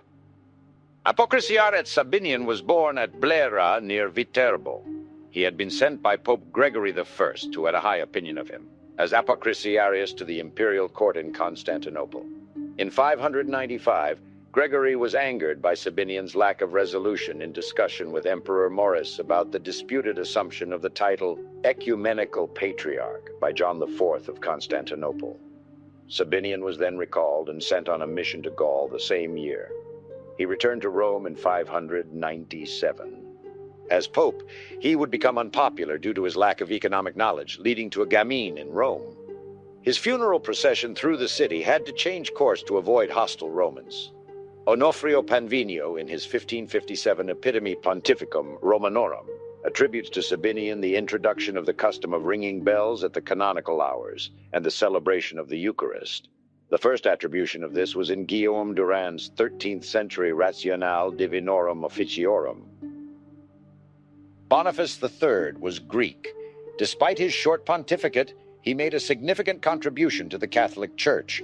While serving as a deacon, Boniface impressed Pope Gregory I, who described him as a man of tried faith and character, and selected him to be papal apocrisiarius to the imperial court in Constantinople in 603. As apocrisiarius, Boniface had the ear of Emperor Phocas and was held in esteem by him. This proved important when he was instructed by Pope Gregory to intercede with Emperor Phocas on behalf of Bishop Alcison of Cassiope on the island of Corcyra. This ensured that the title of universal bishop belonged exclusively to the Bishop of Rome, and effectively ended the attempt by Patriarch Syriacus of Constantinople to establish himself as universal bishop. He was elected to succeed Pope Sabinian, who died in February 606. But his return from Constantinople to Rome was delayed by almost a year. There is much debate over why there was such a long vacancy. He made two significant changes to papal selections: the issuing of excommunication to anyone who discussed a papal successor, and that a papal successor was only to step forward 3 days after the Pope's burial.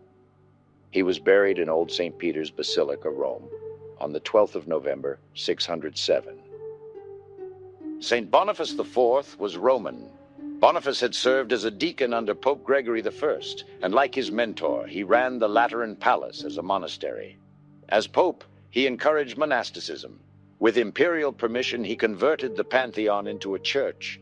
In 610, he conferred with Bishop Mellitus of London regarding the needs of the English church. Boniface was born in what is now the province of L'Aquila. His father was a physician named John. His family was of Marsi origins, according to the Liber Pontificalis. He was consecrated on either the 25th of August, according to Duchesne, or the 15th of September, according to Jaffe, in 608. The Vatican lists the official beginning of his papacy as the 25th of September. Boniface obtained leave from Emperor Phocas to convert the Pantheon in Rome into a Christian church, and on the 13th of May, 609, the temple erected by Agrippa to Jupiter, the Avenger, Venus, and Mars was consecrated by the Pope to the Virgin Mary and all the martyrs. It was the first instance in Rome of the transformation of a pagan temple into a place of Christian worship. Inspired by Gregory the Great, Boniface IV converted his house into a monastery, where he retired and died on the 8th of May. He was succeeded by Adeodatus I, who reversed his policy favoring monasticism. Boniface IV was buried in the portico of St. Peter's Basilica. St. Adeodatus was Roman. He was born in Rome, the son of a subdeacon named Stephen. He served as a priest for 40 years before his election, and was the first priest to be elected pope since John II in 533. Almost nothing is known about his pontificate. It represents the second wave of opposition to Gregory the Great's papal reforms, the first being the pontificate of Sabinian. He reversed the practice of his predecessor, Boniface IV, of filling the papal administrative ranks with monks by recalling the clergy to such positions and by ordaining some 14 priests, the first ordinations in Rome since Gregory's pontificate. According to tradition, he was the first pope to use lead seals on papal documents, which in time came to be called papal bulls. In August 618, an earthquake struck Rome, followed by an outbreak of scabies. He is also a saint in the Eastern Orthodox Church as one of the pre-schism Orthodox popes of Rome. His feast day is the 8th of November. Boniface V was Roman. He did much for the Christianization of Anglo-Saxon England and enacted the decree by which churches became places of sanctuary. Boniface came from Naples. His father's name was John. Nothing is known about his career before he became pope. He was elected to succeed Adeodatus I after the latter's death in November 618, but 13 months of sede vacante ensued before the election was ratified by the imperial government in Constantinople.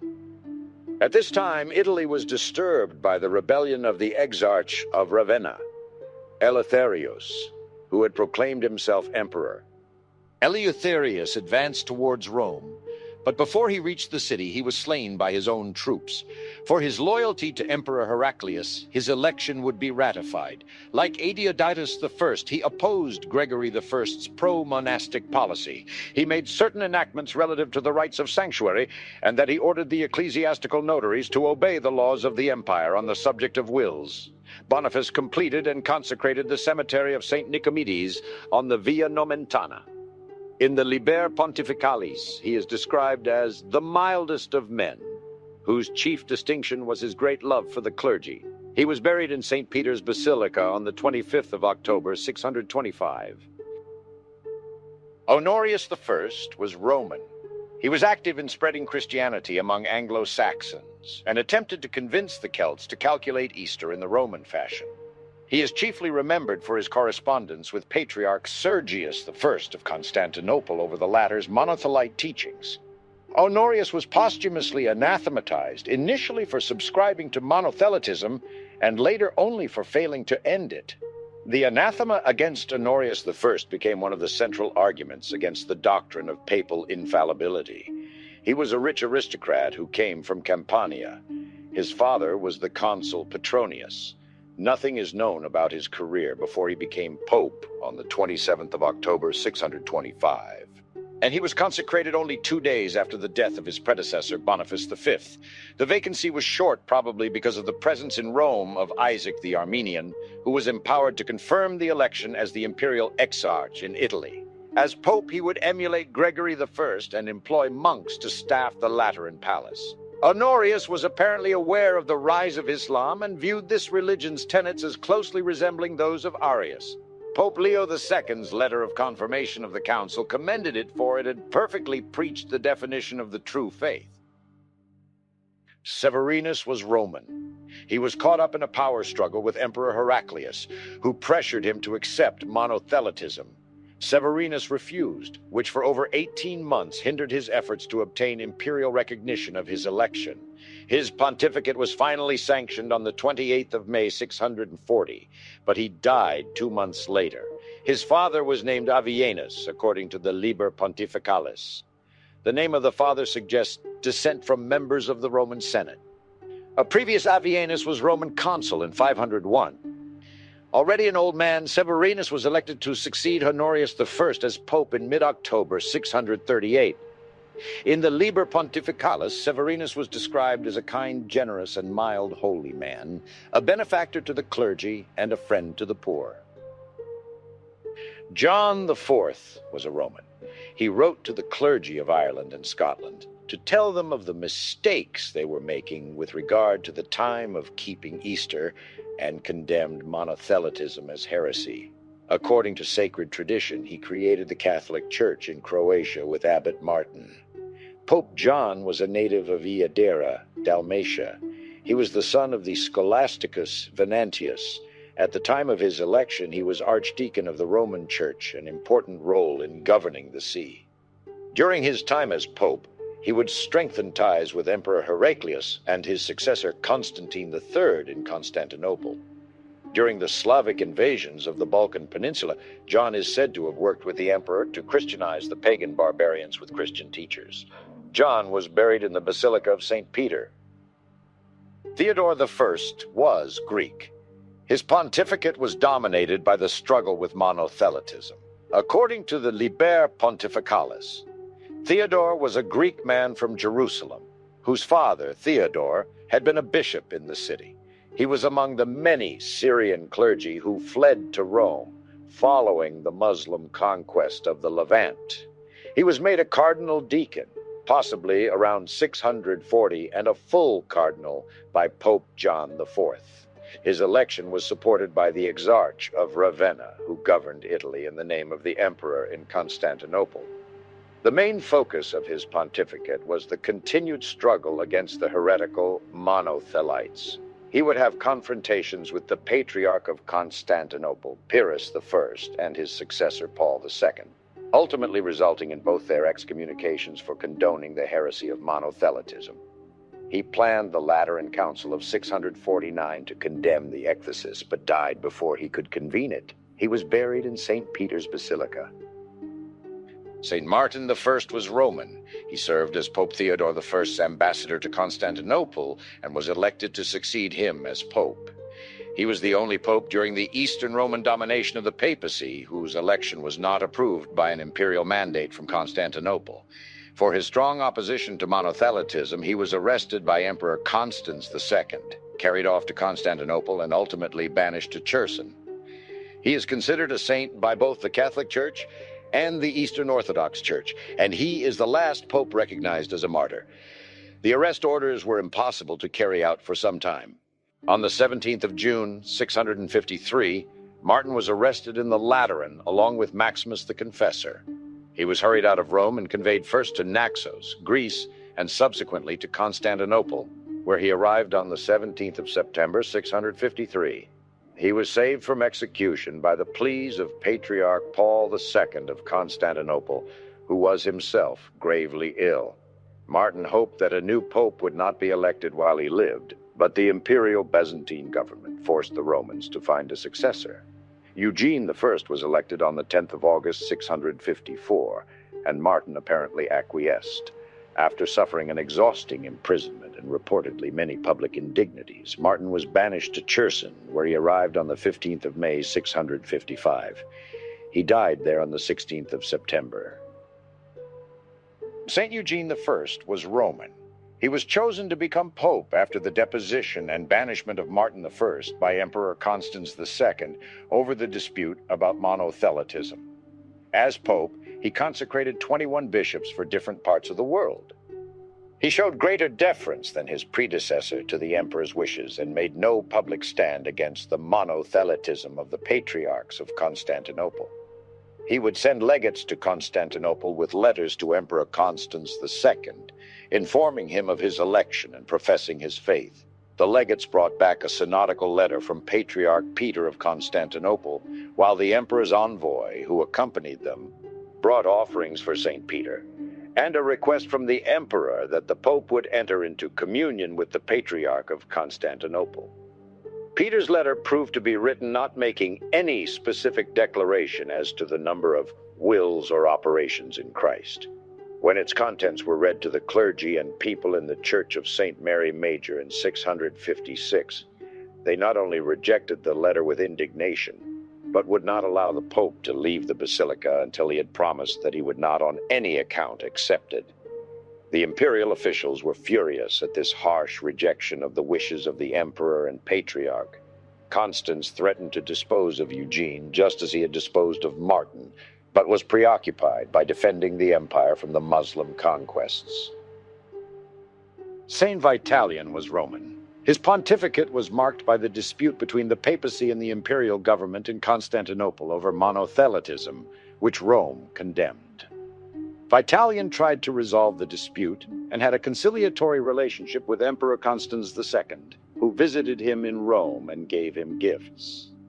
Vitalian's pontificate also saw the secession of the Archbishopric of Ravenna from the papal authority.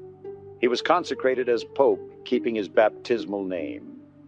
After the Emperor Constans was assassinated, his son Vitalian would repudiate the Monothelites. Vitalian's name would be restored, after it had been removed from the diptychs by the Monothelite Patriarch Theodore I of Constantinople in 681 with the Sixth Ecumenical Council. During his reign, he would improve relations with the Anglo-Saxon and British clergies. Though the Archiepiscopal See of Ravenna would break with the Roman Rite for nearly 10 years due to a theological disagreement and bilateral excommunications of both the Archbishop and Pope. The introduction of church organ music is traditionally believed to date from the time of Vitalian's papacy. Adeodatus II was Roman. Born in Rome around 621, Adeodatus was the son of a man named Jovinianus. He became a Benedictine monk of the Roman cloister of St. Erasmus on the Caelian Hill. He became pope on the 11th of April 672 in succession to Vitalian.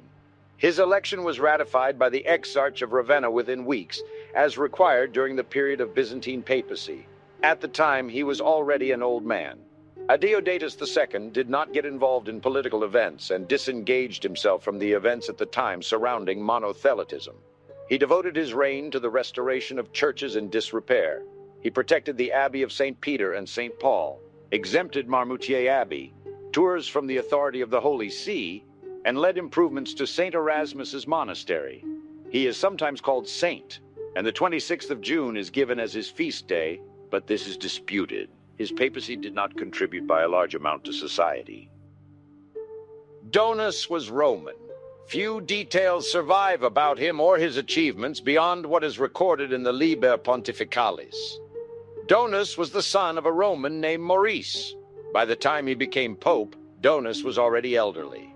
Donus expanded the clergy of Rome with 12 new priests and 5 deacons. He also consecrated 6 bishops for various sees. One of these may have been Vitalianus of Arezzo. He had the atrium of Old St. Peter's Basilica paved with large blocks of white marble, and restored other churches of Rome, notably the Church of St. Euphemia on the Appian Way, and the Basilica of St. Paul outside the walls. Donus was shocked to discover a colony of Nestorian monks in Boetianum, a Syrian monastery in Rome. He gave their monastery to Roman monks and dispersed them through the various religious houses of the city in the hope that they would accept Chalcedonian Christianity. The Nestorians were possibly refugees fleeing the Muslim conquest of the Levant. He would renew relations with the Archbishop Reparatus of Ravenna, and the Emperor Constantine IV addressed him as the most holy and blessed Archbishop of our ancient Rome and the universal Pope, hoping to attract him to engage in negotiations with the Patriarch of Constantinople and the Monothelites. He was buried the same day in Old St. Peter's Basilica. St. Agatha was Greek. He heard the appeal of Wilfrid of York, who had been displaced from his see by the division of the Archdiocese, ordered by Theodore of Canterbury. During his tenure, the Sixth Ecumenical Council was convened to deal with monothelitism. Little is known of him prior to his papacy, but he may have been among the many Sicilian clergy in Rome at that time, due to the Caliphate's attacks on Sicily in the mid-7th century. He served several years as treasurer of the Church of Rome. He succeeded Donus in the pontificate. The Sixth Ecumenical Council proclaimed the existence of the 2 wills in Christ and condemned monothelitism, with Pope Honorius I being included in the condemnation. When the council ended in September 681, the decrees were sent to the Pope, but Agatho had died in January. The council had not only ended monothelism, but also had healed the schism. Agatho also undertook negotiations between the Holy See and Constantine IV concerning the interference of the Byzantine court in papal elections. Constantine promised Agatho to abolish or reduce the tax that the popes had to pay to the imperial treasury on their consecration. Anastasius says that the number of his miracles procured him the title of Thaumaturgus. Saint Leo II was Greek, described by a contemporary biographer as both just and learned. Leo was a Sicilian by birth, the son of a man named Paul. He may have ended up being among the many Sicilian clergymen in Rome due to the attacks of the Caliphate on Sicily in the mid-7th century. Leo was known as an eloquent preacher who was interested in music and noted for his charity to the poor. Leo would confirm the acts of the Sixth Ecumenical Council, notifying the Catholic kings, bishops, and nobles of the world. Leo put an end to the attempts of archbishops of Ravenna to break from the control of the Bishop of Rome, but also abolished the tax it had been customary for them to pay when they received the pallium. In apparent response to Lombard raids, Leo transferred the relics of some martyrs from the catacombs to churches inside the city walls. He dedicated 2 churches, St. Paul's and St. Sebastian and George. Leo also reformed Gregorian chant and composed several sacred hymns for the divine office. He was originally buried in his own monument. However, some years after his death, his remains were put into a tomb that contained the first 4 of his papal namesakes. Saint Benedict II was Roman. Benedict was born in Rome. It is possible that he was a member of the Savelli family, though this is not certain. Sent when young to the Scholacantorum, he distinguished himself by his knowledge of the scriptures and by his singing. Although chosen in 683, he was not ordained until 684, awaiting the permission of Emperor Constantine IV. According to the Liberius Romanorum Pontificum, he obtained from the emperor a decree which either abolished imperial confirmations altogether or made them obtainable from the Exarch of Ravenna. Benedict symbolically adopted Constantine's sons, Justinian II and Heraclius. To help to suppress monothelitism, Benedict endeavored to secure the subscriptions of the bishops of Hispania to the decrees of the Third Council of Constantinople of 680 and 681, and to bring about the submission to the decrees of Macarius, the deposed bishop of Antioch. Restorations of numerous churches in Rome are ascribed to the less than a year's pontificate of Benedict II. After a pontificate of about 11 months, he died and was buried in St. Peter's. John V was Greek. He was the first pope of the Byzantine papacy consecrated without prior imperial consent, and the first in a line of 10 consecutive popes of Eastern origin. His papacy was marked by reconciliation between the city of Rome and the empire. John was born in Antioch and was of Syrian origin. He was named papal legate to the Third Council of Constantinople in 680. He was the first pope of the Byzantine papacy consecrated without the direct imperial approval.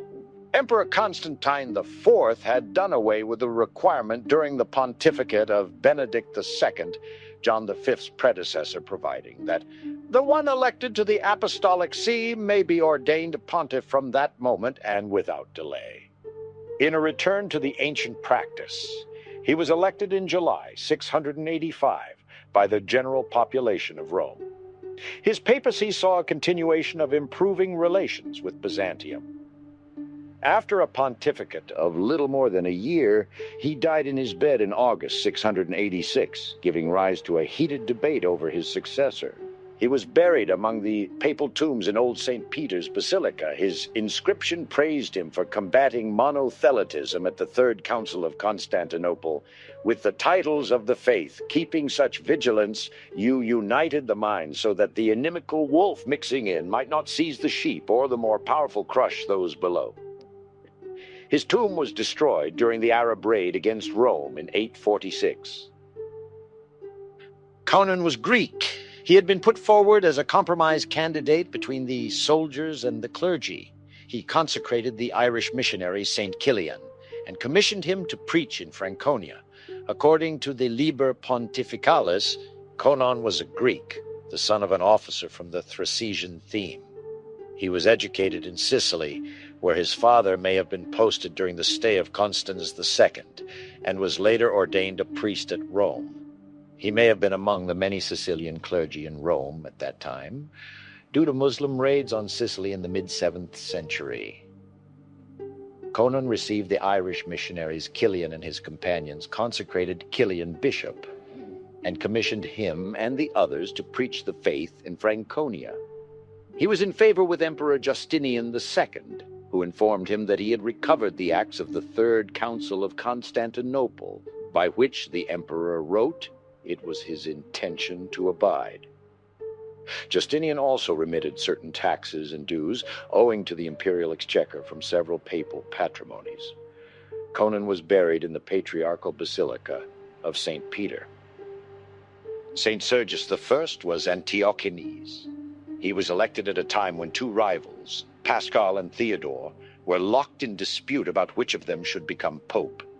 His papacy was dominated by his response to the Quinisext Council, the canons of which he steadfastly refused to accept. Thereupon, Emperor Justinian II ordered Sergius's arrest. But the Roman people and the Italian militia of the Exarch of Ravenna refused to allow the Exarch to bring Sergius to Constantinople. Sergius I came from an Antiochene Syrian family, which had settled at Palermo in Sicily. Sergius left Sicily and arrived in Rome during the pontificate of Adeodatus II.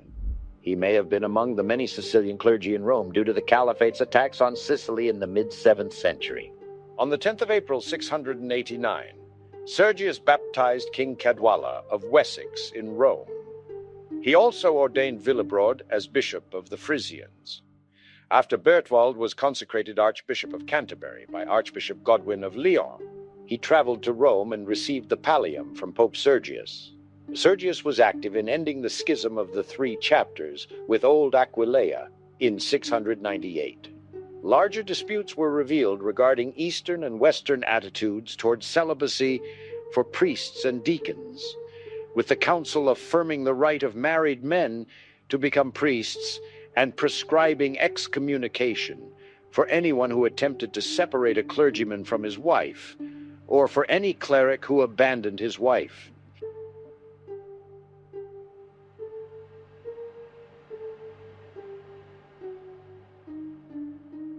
John VI was Greek.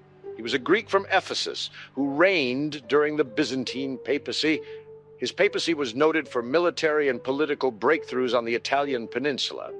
John assisted Exarch Theophylactos, who had been sent to Italy by Emperor Tiberius III, and prevented him from using violence against the Romans. John succeeded in inducing Duke Gisulf I of Benevento to withdraw from the territories of the empire through tactics of persuasion and bribery. According to some sources, he single-handedly convinced the Lombard Duke Gisulf of Benevento to withdraw his forces and return home after the Duke had devastated the neighboring Campanian countryside and constructed an encampment within sight of the city walls of Rome. Distressed at the sufferings of the people, Pope John sent a number of priests furnished with money into the camp of the Lombard Duke to ransom all the captives whom Gisulf had taken. Other significant events during John VI's pontificate include the Lombard king Aripert II returning the Cottian Alps to their former status as a papal patrimony. Numerous construction projects also occurred. He also promoted Easterners within the episcopal hierarchy, including Boniface, the papal counselor. He was buried in Old St. Peter's Basilica. John VII was Greek, one of the Byzantine popes, but had better relations with the Lombards, who ruled much of Italy, than with Emperor Justinian II, who ruled the rest. A Greek native of Rossano in Calabria, his father, Plato, was the curator of the Palatine Hill for the Byzantine emperor. This makes John I Pope to be the son of a Byzantine official. His mother was called Blatta. Emperor Justinian II dispatched 2 metropolitan bishops, also sending with them a mandate in which he requested and urged the Pontiff of Rome to gather a council of the Apostolic Church and to confirm such of them as he approved and quash and reject those which were adverse.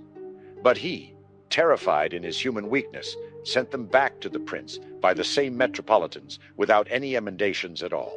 He was buried in the chapel of the Blessed Virgin Mary, which had been added on to St. Peter's. Several monuments in Rome are connected with John. The most notable is the Santa Maria Antiqua Church at the foot of the Palatine Hill. Traces of an episcopal palace episcopium associated with John have been discovered upon the Palatine. Sicinius was a Greek. Sicinius was born in Tyre. His father's name was John.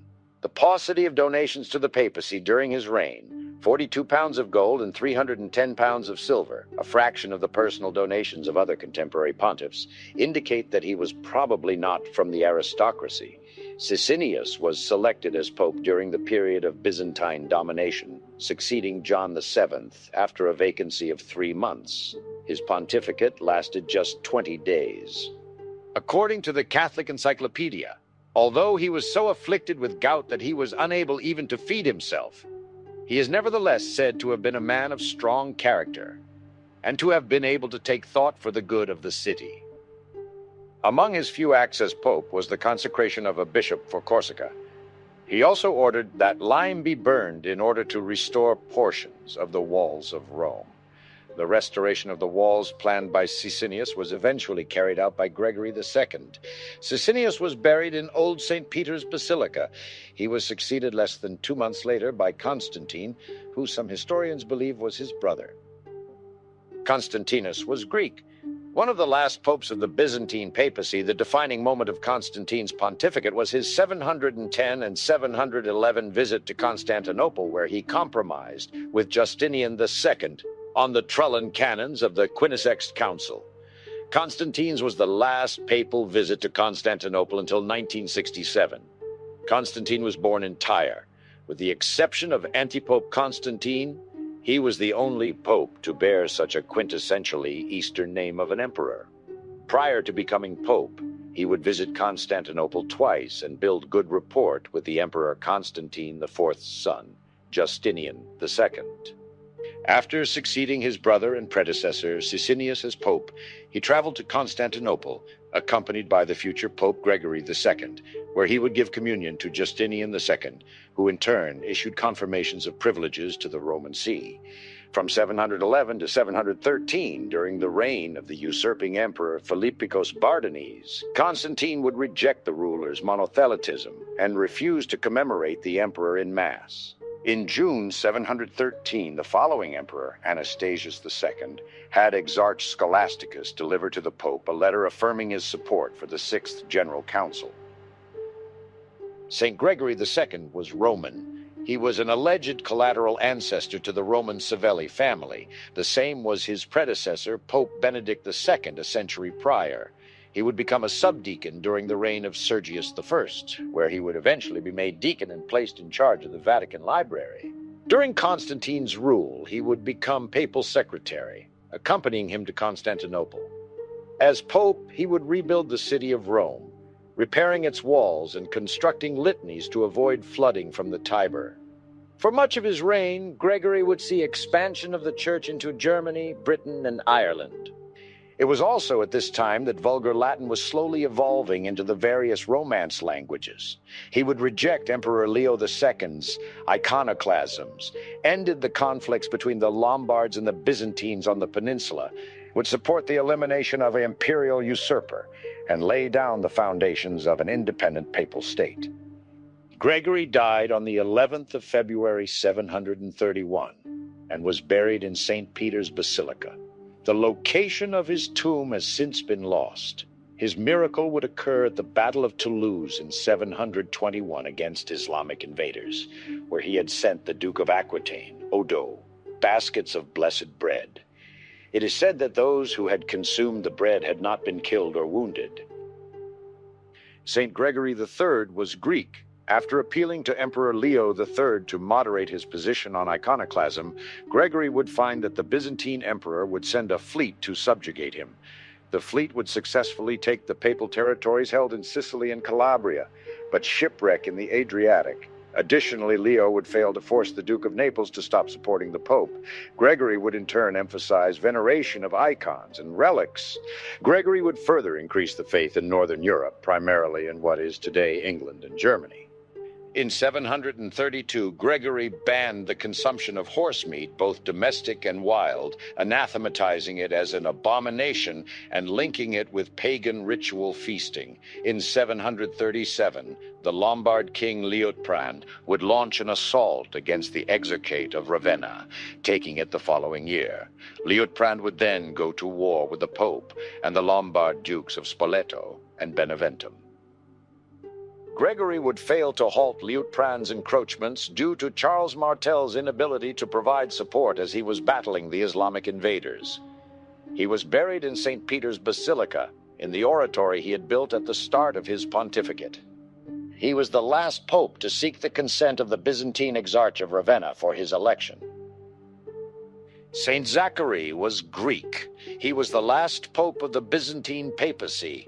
Zachary built the original church of Santa Maria sopra Minerva, forbade the traffic of slaves in Rome, negotiated peace with the Lombards with the return of papal possessions, and sanctioned Pepin the Short's usurpation of the Frankish throne from Childeric III.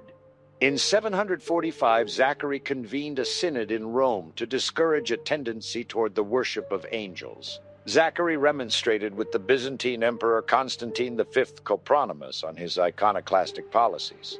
Zachary built the original church of Santa Maria sopra Minerva, over an ancient temple to Minerva near the Pantheon. He also restored the decaying Lateran palace, moving the relic of the head of St. George to the church of San Giorgio al Velabro. After Venetian merchants bought many slaves in Rome to sell to the Muslims of Africa, Zachary forbade such traffic, and then paid the merchants their price, giving the slaves their freedom. He died around the 15th of March, 752, and was buried in St. Peter's Basilica. Zachary is regarded as a capable administrator and a skillful and subtle diplomat in a dangerous time. Stephen II was Roman. He was born a Roman aristocrat and member of the Orsini family. Stephen was the Bishop of Rome from the 26th of March, 752 to his death. His reign marks the historical delineation between the Byzantine papacy and the Frankish papacy.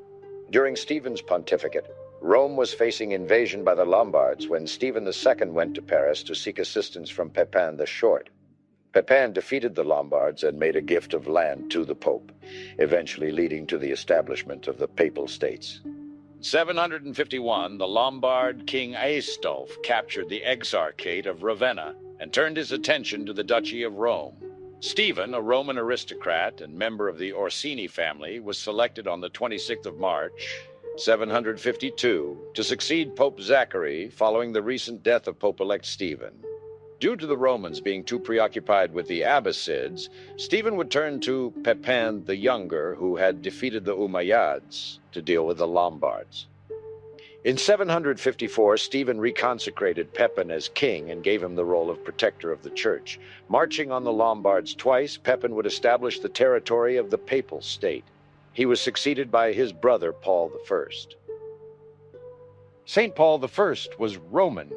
He first served as a Roman deacon and was frequently employed by his brother, Pope Stephen II, in negotiations with the Lombard kings. After Stephen's death on the 26th of April, 757, Paul prevailed over a faction that wanted to make Archdeacon Theophylact Pope and was chosen to succeed his brother by the majority that wished a continuation of Stephen's policy. His reign was dominated by relations with the Frankish and Lombard kings and with the Eastern Roman Emperor.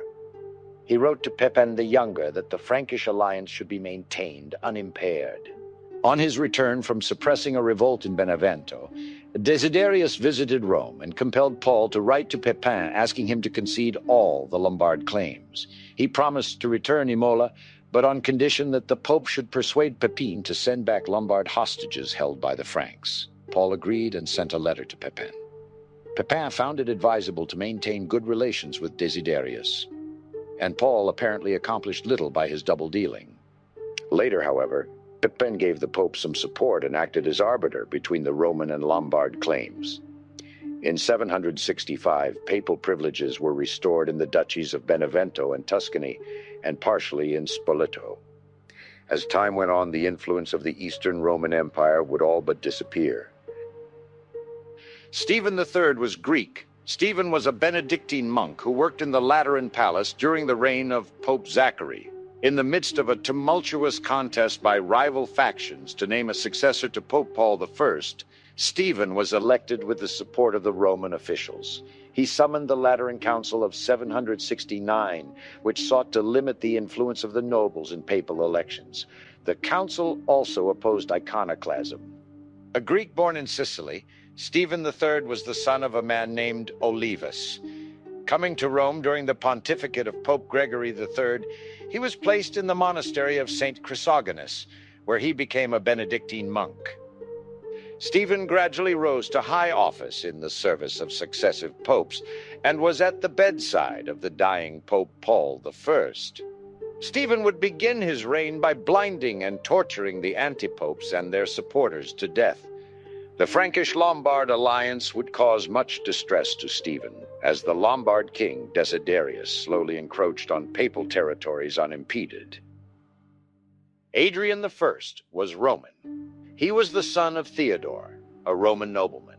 Adrian's reign would be marked by the successor disputes between Charlemagne, Carloman I's sons, and their backers led by the Lombard king Desiderius. After Adrian refused to back Desiderius's request in crowning Carloman's son king of the Franks, Desiderius would go to war against the Franks in Papal State. Charlemagne would then besiege Pavia and take the Lombard crown for himself, and send Desiderius to live the rest of his life in the Abbey of Corbie. From 781, Adrian began dating papal documents by the years of Charlemagne's reign, instead of the reign of the Byzantine emperor. With the Second Council of Nicaea in 787, Adrian would firmly condemn iconoclasm. In 787, Adrian elevated the English diocese of Lichfield to an archdiocese. Adrian restored some of the ancient aqueducts of Rome and rebuilt the churches of Santa Maria in Cosmedin and San Marco in Rome. At the time of his death at the age of 95, his was the longest pontificate since St. Peter, until it was surpassed by the 24-year papacy of Pius VI in the late 18th century.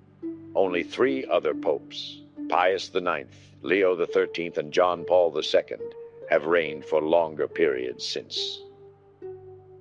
Saint Leo III was Roman. Protected by Charlemagne from the supporters of his predecessor, Adrian I, Leo subsequently strengthened Charlemagne's position by crowning him emperor. The coronation was not approved by most people in Constantinople, although the Byzantines, occupied with their own defenses, were in no position to offer much opposition to it. He was elected on the day Adrian I was buried, and consecrated on the following day. As the Romans didn't wish for Frankish ruling of whom was to be made the next pope, Charlemagne would be given keys of the Confession of St. Peter and be declared protector of the Holy See. In return, Leo would receive a large portion of treasure that had been won from the Avars. In 799, an attempt on Leo's life was made, with the assailants attempting to blind him and tear out his tongue. He would be saved by Charlemagne's men, and the following year would see his enemies exiled. On Christmas Day 800, Leo would crown Charlemagne as emperor, in turn angering a powerless empress, Irene of Athens, in Constantinople. He was a fierce defender of the Trinity. He was originally buried in his own monument. However, some years after his death, his remains were put into a tomb that contained the first 4 popes named Leo. In the 18th century, the relics of Leo the Great were separated from his namesakes, and he was given his own chapel.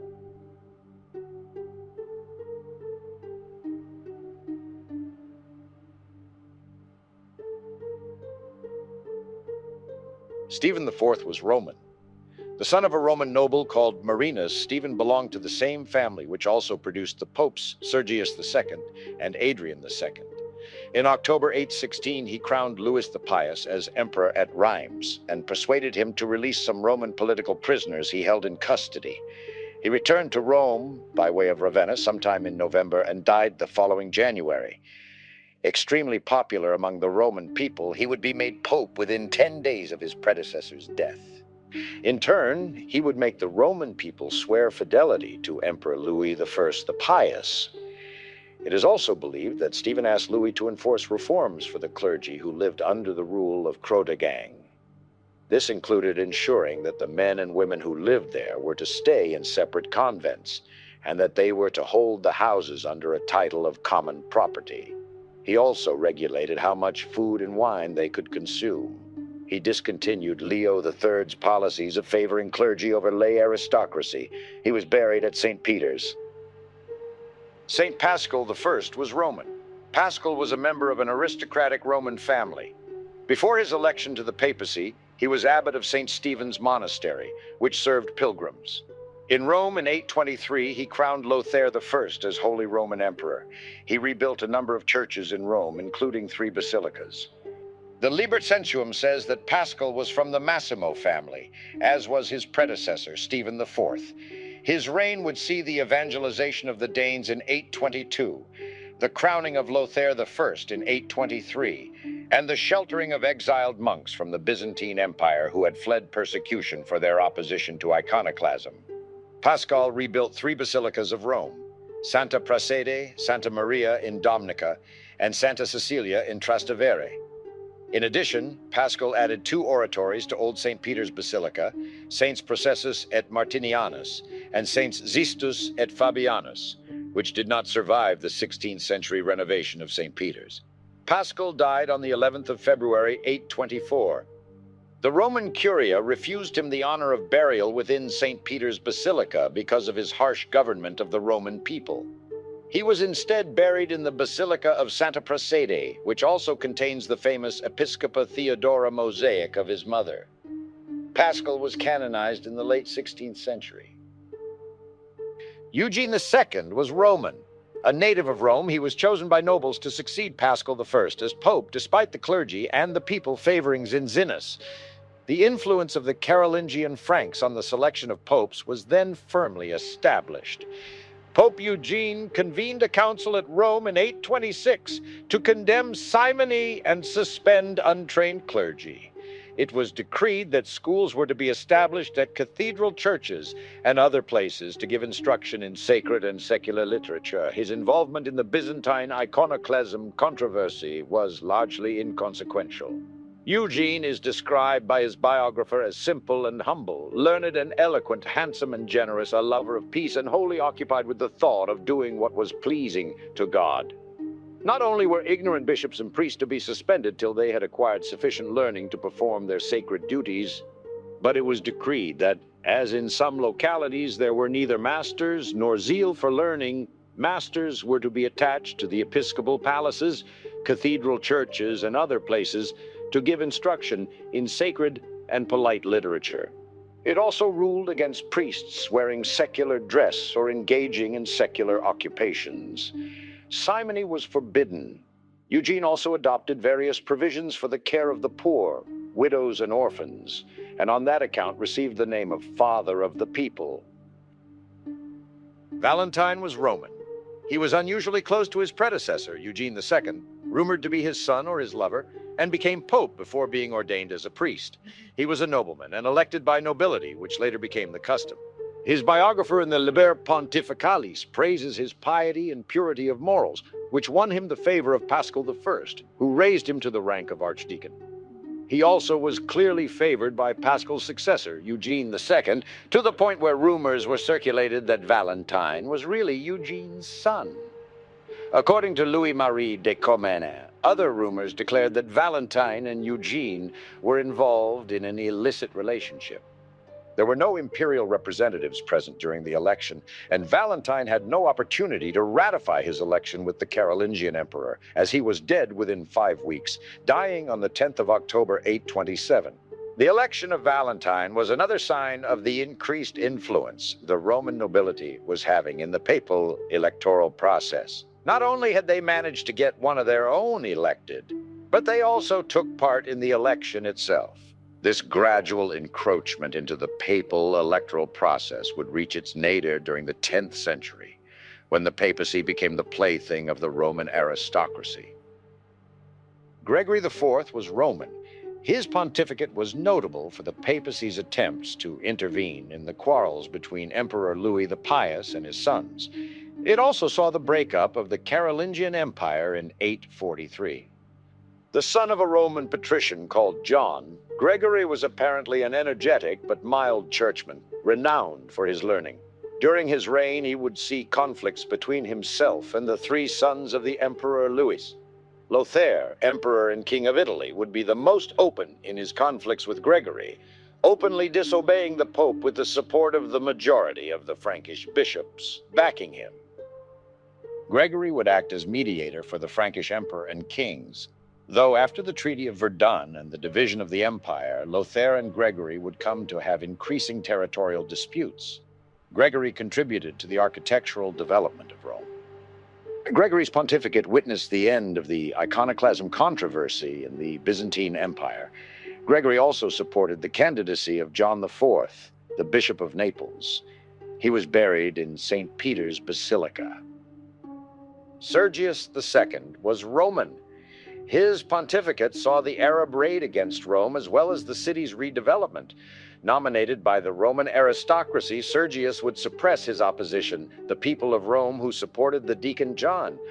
Emperor Lothair I would send his army to Rome as Sergius had not sought imperial approval prior to his coronation, and forced an agreement with Sergius to crown his son Louis as king. Sergius contributed to urban redevelopment in Rome, improving churches, aqueducts, and the Lateran Basilica. He and his brother Benedict funded their building plans by selling appointments to various church positions to the highest bidder. During his pontificate, the outskirts of Rome were ravaged, and the churches of St. Peter and St. Paul were sacked by Arabs, who also approached Portus and Ostia in August 846. During the raid, he and the people of Rome looked on helplessly as they hid behind the Aurelian walls. Despite having been forewarned of the intentions of the raiders, Sergius is seen as having not acted adequately enough to prepare for that which eventuated. Sergius died while negotiating between the patriarchs of Aquileia and Grado. Saint Leo IV was Roman. He's remembered for repairing Roman churches that had been damaged during the Arab raid against Rome, and for building the Leonine Wall around Vatican Hill to protect the city. Pope Leo organized a league of Italian cities who fought and won the sea battle of Ostia against the Saracens. The Battle of Ostia was one of the most famous in history of the papacy of the Middle Ages, and is celebrated in a famous fresco by Raphael and his pupils in his rooms of the Vatican Palace in the Vatican City. Raphael's The Fire in the Borgo celebrates the incident in which, according to legend, Leo stopped a fire in the Pilgrims' district by making the sign of the cross. Leo IV held 3 synods, the one in 850 distinguished by the presence of Emperor Louis II, but the other 2 of little importance.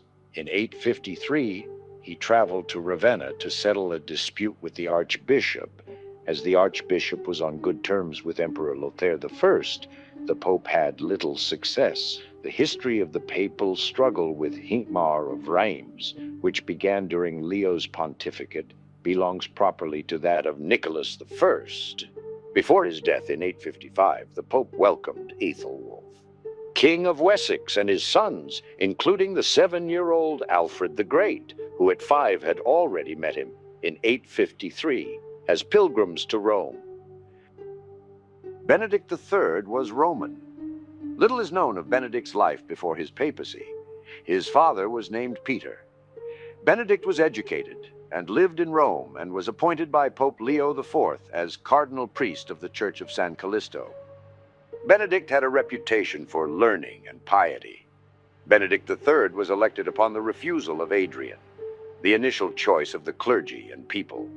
Arsenius, Bishop of Horta, intercepted the legates sent to advise the emperor of the election and persuaded them to betray Benedict and convince the emperor name the bishop's son Anastasius instead.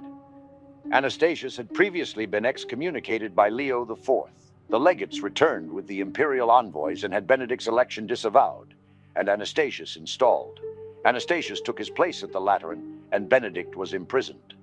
However, local popular opinion was so strong that the Franks recognized Benedict's consecration. Benedict treated Anastasius and his adherents leniently. The schism helped to weaken the hold of the emperors upon the popes. Benedict intervened in the conflict between Lothair II of Lotharingia, Louis II of Italy, and Charles of Provence on the death of their father, Emperor Lothair I. He wrote to the Frankish bishops, rebuking them for remaining silent in the face of the disorder affecting the Carolingian realms. Ethelwulf of Wessex and his son, the future King Alfred the Great, visited Rome in Benedict's reign. Saint Nicholas I was Roman. He is remembered as a consolidator of papal authority, exerting decisive influence on the historical development of the papacy and its position among the Christian nations of Western Europe. Nicholas I asserted that the Pope should have suzerainty over all Christians, even royalty, in matters of faith and morals. Nicholas refused King Lothair II of Lotharingia's request for an annulment of his marriage to Teutberga. When a council pronounced in favor of annulment, Nicholas I declared the council deposed, its messengers excommunicated, and its decisions invalid. Despite pressure from the Carolingians, who laid siege to Rome, his decision held. During his reign, relations with the Byzantine Empire soured because of his support for Patriarch Ignatius of Constantinople, who had been removed from his post in favor of Photius I. His claims of supremacy over territories outside his jurisdiction, the incorporation of the Filioque in the Constantinopolitan Nicene Creed, and his pressure on Bulgaria to remain under Roman rule, provoked tensions between Rome and Constantinople, leading to his excommunication by the Greeks at the Fourth Council of Constantinople. Nicholas decreed that the figure of the rooster should be placed on every church. The rooster has served as a religious icon and reminder of Peter's denial of Christ since that time, with some churches still having the rooster on the steeple today. Adrian II was Roman. He continued the policy of his predecessor, Nicholas I. Despite seeking good relations with Louis II of Italy, he was placed under surveillance, and his wife and daughters were killed by Louis's supporters. Adrian II maintained, but with less energy, the policies of his predecessor, Nicholas I. King Lothair II of Lotharingia, who died in 869, left Adrian to mediate between the Frankish kings with a view to secure the imperial inheritance to Lothair's brother, Louis II of Italy. Adrian sought to maintain good relations with Louis, since the latter's campaigns in southern Italy had the potential to free the papacy from the threat posed by the Muslims. Patriarch Photius I of Constantinople, shortly after the council in which he had pronounced sentence of deposition against Pope Nicholas I, was driven from the Patriarchate by a new Byzantine emperor, Basil the Macedonian, who favored Photius's rival, Ignatius. The Fourth Council of Constantinople was convoked to decide this matter. At this council, Adrian was represented by legates who presided at the condemnation of Photius as a heretic, but did not succeed in coming to an understanding with Ignatius on the subject of jurisdiction over the Bulgarian Church. John VIII was Roman. John devoted much of his papacy attempting to halt and reverse the Muslim gains in southern Italy and their march northwards. When his efforts to obtain assistance from either the Franks or the Byzantines failed, John strengthened the defenses of Rome. He supported Methodius of Thessalonica in his mission to the Slavs, defended him against the Carolingian rulers and Bavarian clergy, and authorized the translation of the Bible into Slavonic. John also extended diplomatic recognition to the Duchy of Croatia and resolved the Photian Schism. John's pontificate ended with his assassination, and the papacy became significantly weaker in the aftermath. Obtaining relatively little support from outside sources, John fell back on what resources he could command. He reinforced the walls previously restored by Pope Leo IV. He also founded a papal fleet. John was anxious that the Duchy of Croatia would follow in the steps of Bulgaria, which had recently accepted the spiritual authority of Constantinople rather than that of Rome. After the overthrow of the pro-Byzantine Zdislav in 879, John thanked the new Duke Branimir for returning Croatia to papal jurisdiction. In return, John recognized Croatian independence from the Carolingians. He was assassinated in 882 by his own clerics. He was first poisoned and then clubbed to death. Marinus I was Roman. Controversially at the time, he was already a bishop when he became pope and had served as papal legate to Constantinople. He was also erroneously called Martin II, leading to the second pope named Martin to take the name Martin IV. Born at Galaza, Marinus was the son of a priest. He was ordained as a deacon by Pope Nicholas I. He first served as Bishop of Caere. On 3 separate occasions, he had been employed by the 3 popes who preceded him as legate to Constantinople, his mission in each case having reference to the controversy started by Patriarch Photius I of Constantinople. In 882, he was sent on behalf of Pope John VIII to Duke Athanasius of Naples to warn him not to trade with the Muslims of southern Italy. Marinus I was elected to succeed John VIII as Bishop of Rome in around the end of December 882. This papal election was controversial because Marinus had already been consecrated as Bishop of Caere. At the time, a bishop was expected never to move to another see. Among his first acts as pope were the restitution of Formosus as cardinal bishop of Portus and the anathematizing of Photius I. Due to his respect for Alfred the Great, he freed the Anglo-Saxons of the Schola Anglorum in Rome from tribute and taxation. He also is recorded to have sent a piece of the True Cross to Alfred as a gift. He died in May or June 884. Saint Adrian III was Roman. He served for little more than a year, during which he worked to help the people of Italy in a very troubled time of famine and war. According to Jean Mabillon, his birth name was Agapitus. Reginald L. Poole believes that Mabillon confused Adrian III, who succeeded Marinus I, with Agapitus II, who succeeded Marinus II a century later. Adrian labored hard to alleviate the misery of the people of Italy, prey to famine and to continuous war. He is also known to have written a letter condemning the Christians of both Muslim-ruled and Christian-ruled parts of Spain for being too friendly with the followers of the Talmud in these lands. Adrian died in July 885 at San Cesario sul Panaro, not long after embarking on a trip to Worms in modern Germany. The purpose of the journey was to attend an imperial diet after being summoned by Emperor Charles the Fat to settle the imperial succession and discuss the rising power of the Saracens. Adrian's death and subsequent burial in the church of San Silvestro Nonantola Abbey near Modena is commemorated in the sculpted reliefs that frame the doorway of this church. His relics are found near the high altar, and his tomb at once became a popular place of pilgrimage. His cult was confirmed by Pope Leo XIII on the 2nd of June 1891, and his feast day is celebrated on the 8th of July. Stephen V was Roman. In his dealings with Photius I of Constantinople, as in his relations with the young Slavic Orthodox Church, he pursued the policy of Pope Nicholas I. He was elected to succeed Adrian III on the account of his holiness on May 17, 885, but was not accepted by the Holy Roman Emperor Charles III the Fat. Stephen was called upon to face a famine caused by drought and by locusts, and as the papal treasury was empty, he had to fall back on his father's wealth to relieve the poor, to redeem captives, and to repair churches. To promote order, he adopted Guy III of Spoleto as his son and crowned him emperor in 891. He also recognized Louis the Blind as King of Provence. He had also opposed the arbitrary proceedings of the archbishops of Bordeaux and Ravenna, and resisted the attacks which Patriarch Photius I of Constantinople made on the Holy See. His resistance was successful, and Emperor Leo VI sent Photius into exile. When writing against Photius, Stephen begged the emperor to protect papal territory, which led to the Byzantines' reoccupation of southern Italy. In 887 to 888, Stephen wrote that Christian slaves of Muslims who were mutilated by their captors could become priests. He also excused them if they murdered during their captivity. Formosus was Roman.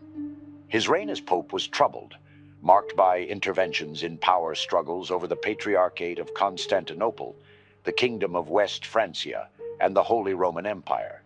Because he sided with Arnulf of Carinthia against Lambert of Spoleto, Formosus's remains were exhumed and put on trial in the Cadaver Synod. Several of his immediate successors were primarily preoccupied by the controversial legacy of his pontificate. Prior to becoming pope by unanimous election, he would undertake diplomatic missions to Porto, Bulgaria, and West Francia. He would be forced by the Emperor Guy III of Spoleto to crown his son Lambert co-emperor in 892, though Arnulf of Carinthia would soon seize power in 895 and have Formosus crown him emperor in St. Peter's Basilica.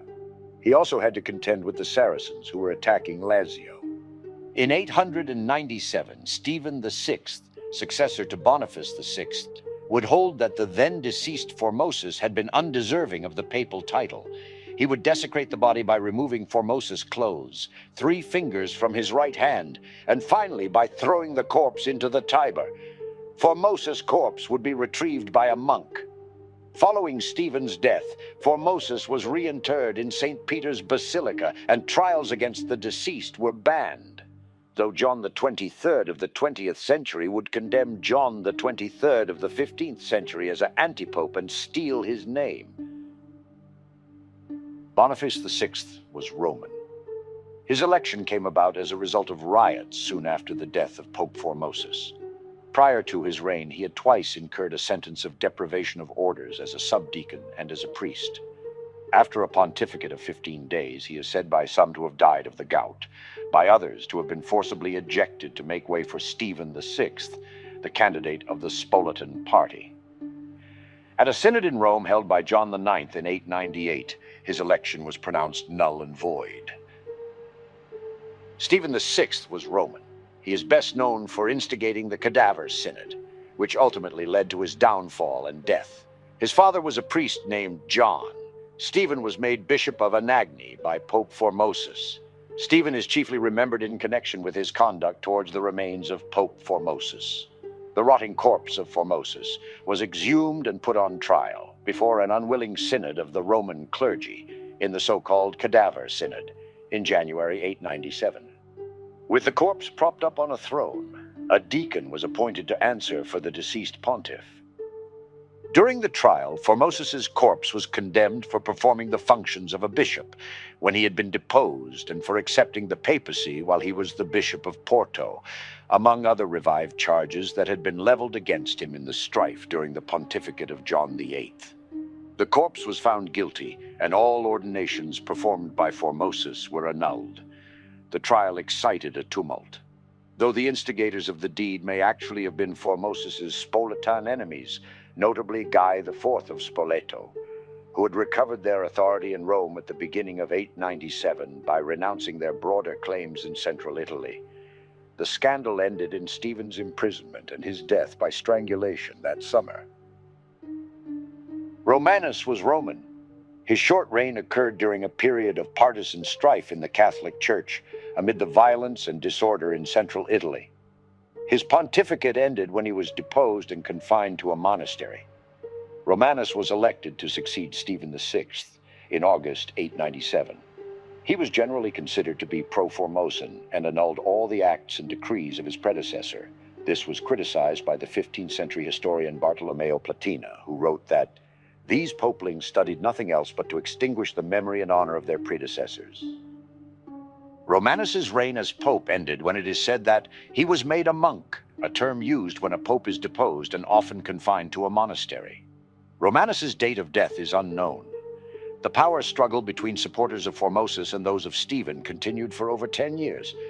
Romanus was succeeded by Theodore II, who was only pope for 20 days, during which time he had Formosus's body reburied and held a synod annulling the Cadaver Synod. This was reaffirmed by John IX, who held synods reaffirming that of Theodore II, and he further banned the trial of people after their death. In turn, Syracuse III later annulled the synods of Theodore II and John IX, and reinstated the validity of the Cadaver Synod. Theodore II was Roman. His short reign occurred during a period of partisan strife in the Catholic Church, which was entangled with a period of violence and disorder in central Italy. His main act as pope was to annul the recent Cadaver Synod, therefore reinstating the acts and ordinations of Pope Formosus, which had themselves been annulled by Pope Stephen VI. He also had the body of Formosus recovered from the river Tiber and reburied with honor. He died in office in late December 897. Theodore II was elected to succeed the deposed Romanus as pope.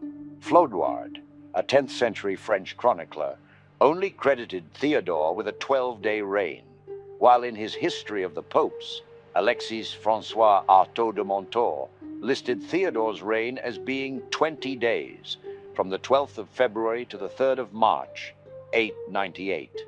Like Romanus, Theodore was a supporter of Formosus.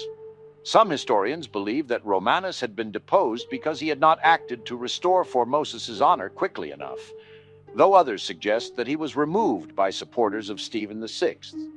Theodore was buried at St. Peter's Basilica, but his tomb was destroyed during the demolition of the old basilica in the 17th century. After Theodore's death, both John IX and Syracuse III claimed to have been elected pope. The latter was excommunicated and driven from the city, though he did later become pope in 904. John IX was Roman. Little is known about John IX before he became pope. Born in Tivoli to a man named Rampoaldo, he was ordained as a Benedictine priest by Pope Formosus. With the support of the powerful Duke of Spoleto, he was elected pope in early 898, following the sudden death of Pope Theodore II. With a view to diminish the violence of factionalism in Rome, John held several synods in Rome and elsewhere in 898. They not only confirmed the judgment of Pope Theodore II in granting Christian burial to Pope Formosus, but also at a council held at Ravenna decreed that the records of the cadaver synod held by Pope Stephen VI, which had condemned him, should be burned. Reordinations were forbidden, and those of the clergy who had been degraded by Stephen were restored to the ranks from which he had deposed them. The custom of plundering the palaces of bishops or popes on their death was ordered to be put down both by the spiritual and temporal authorities. He would condone the Moravians who opposed the German subjugation to form their own hierarchy. He further banned the trial of people after their death, though this has gone largely ignored by the 20th and 21st century popes, who see popularity as being more important than truth.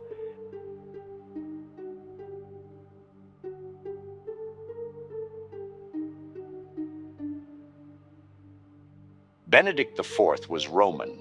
The 10th century historian Flodoard, who nicknamed him the Great, commended his noble birth and public generosity. Benedict was a native of Rome, the son of one Malachy, and was ordained priest by Pope Formosus. In 900, he excommunicated Count Baldwin II of Flanders for murdering Archbishop Fulk of Rheims. In 901, Benedict crowned Louis the Blind as emperor.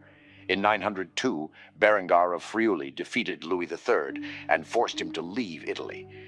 Benedict died in Rome during the summer of 903. It is possible that Berengar had some involvement. Benedict was buried in front of St. Peter's Basilica by the Gate of Guido. Leo V was Roman. He was pope immediately before the period known as the Saeculum Obscurum, when popes wielded little temporal authority. During his brief pontificate, Leo granted the canons of Bologna a special bull where he exempted them from the payment of taxes. However, after a reign of a little over 2 months, Leo was captured by Christopher, the cardinal priest of San Lorenzo in Damaso, and thrown into prison. Christopher then had himself elected pope. Although now considered an anti-pope, he had until recently been considered a legitimate pope. If Leo never acquiesced to his deposition, then he can be considered a legitimate pope until his death in 904. Leo died shortly after being deposed. He was either murdered on the orders of Christopher, who was in turn executed by Sergius III in 904, or possibly both were ordered to be killed at the beginning of Sergius's pontificate, either on the orders of Sergius himself or by the direction of Sergius's patron, Theophylact I of Tusculum. According to Horace K. Mann, it is more likely that Leo died a natural death in prison or in a monastery. Sergius III was Roman. He was pope during a period of violence and disorder in central Italy, when warring aristocratic factions sought to use the material and military resources of the papacy. At the behest of Theophylact I of Tusculum, Sergius seized the papal throne from anti-pope Christopher, who in turn had deposed Pope Leo V. Sergius's reign was subsequently marked by Theophylact's influence. As pope, Sergius continued many ecclesiastical controversies of his predecessors, including conflict over Pope Formosus's legacy, annulling all ordinations made by the late pope, and the Filioque controversy with Eastern patriarchs. His pontificate was similarly marked by temporal conflicts, with Sergius's refusal to crown Berengar I of Italy as Holy Roman Emperor, and his support of Byzantine Emperor Leo VI the Wise's fourth marriage. Sergius also saw the restoration of the Lateran Palace.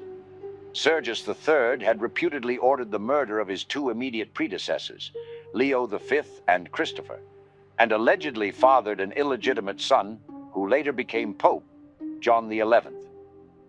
His pontificate has been variously described as dismal and disgraceful and efficient and ruthless.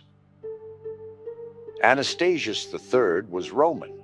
A Roman nobleman, Lucius, is sometimes recognized as his father, although other sources assert that he was the illegitimate son of his predecessor, Pope Sergius III. Almost nothing is recorded of Pope Anastasius III, his pontificate falling in the period when Rome and the papacy were in the power of Theophylact I of Tusculum and Theodora, who approved Anastasius III's candidacy. Under his reign, the Normans of Rollo were evangelized. Anastasius III's papacy faced renewed threats from the Saracens after they established themselves on the Garigliano River. He was buried in St. Peter's Basilica.